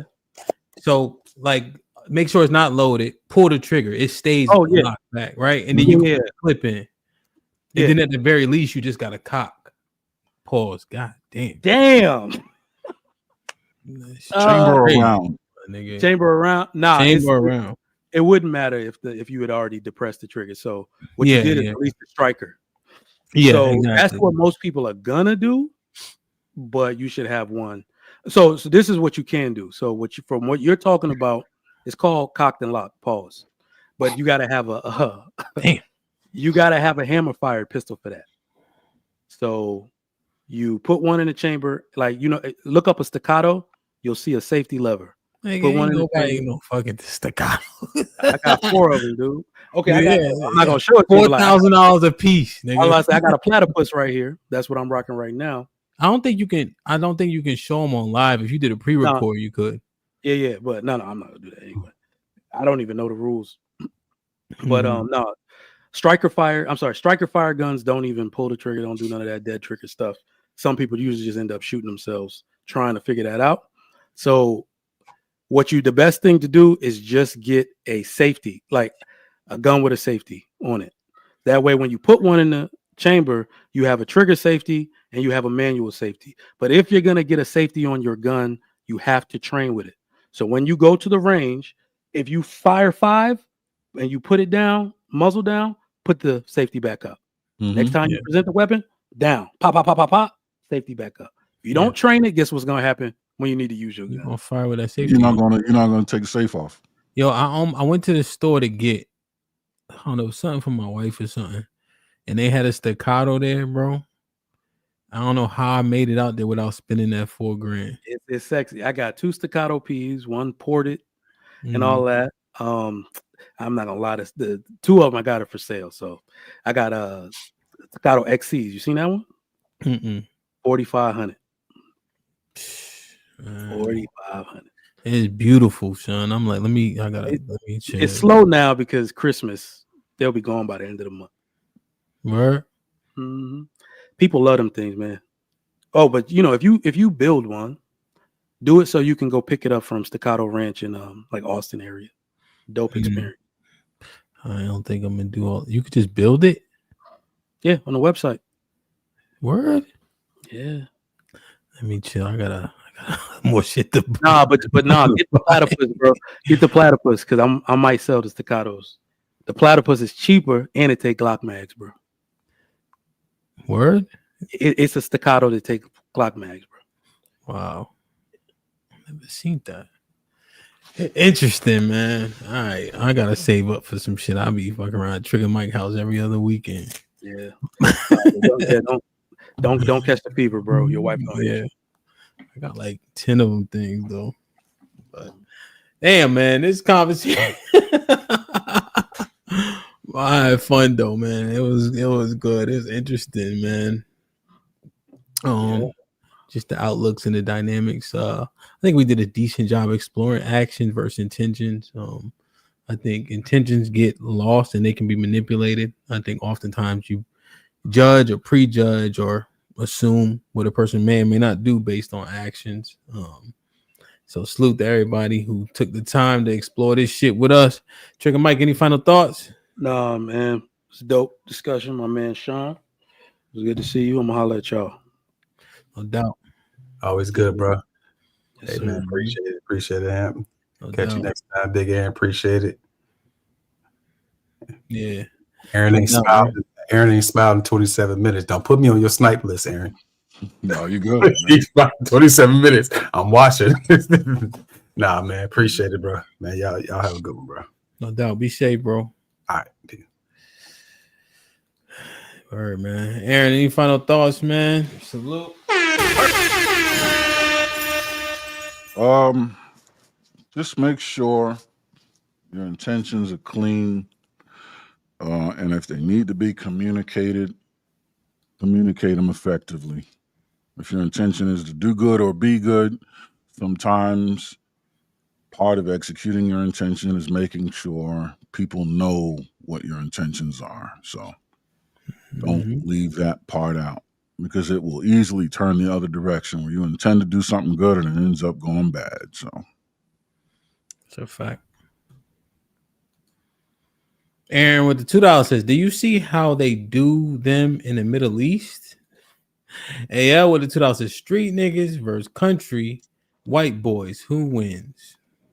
Whoever's black. Omar Smith with the $5 says, LOL, this shit back to Emmett Till. Thank Allah, I understand there's only one greater than me, and it's God. Omar with the $5 says, just when I started loving the Bible, ellipsis, niggas chasing me away. Hey, give me a strong verse before you go. I need you to erase the poison. What happened? Oh,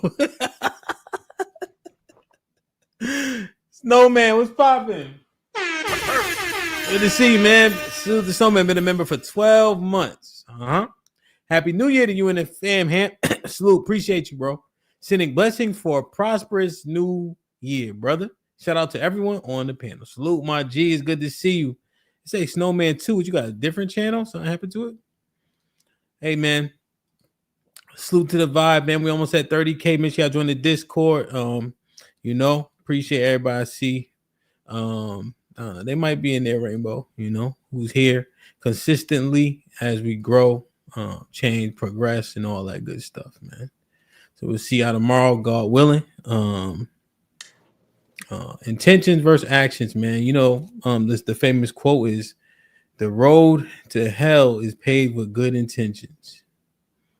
You know, so be very careful, be intentional. Your morality may not mirror the laws that are in place, but I think it's very important to maintain it as best as you can, man. Royce, good shit, bro. All right. I'll see y'all tomorrow. I love y'all. I appreciate y'all. Be safe and do the right thing, man. Like, share, subscribe. Tell a friend and tell a friend. And we out.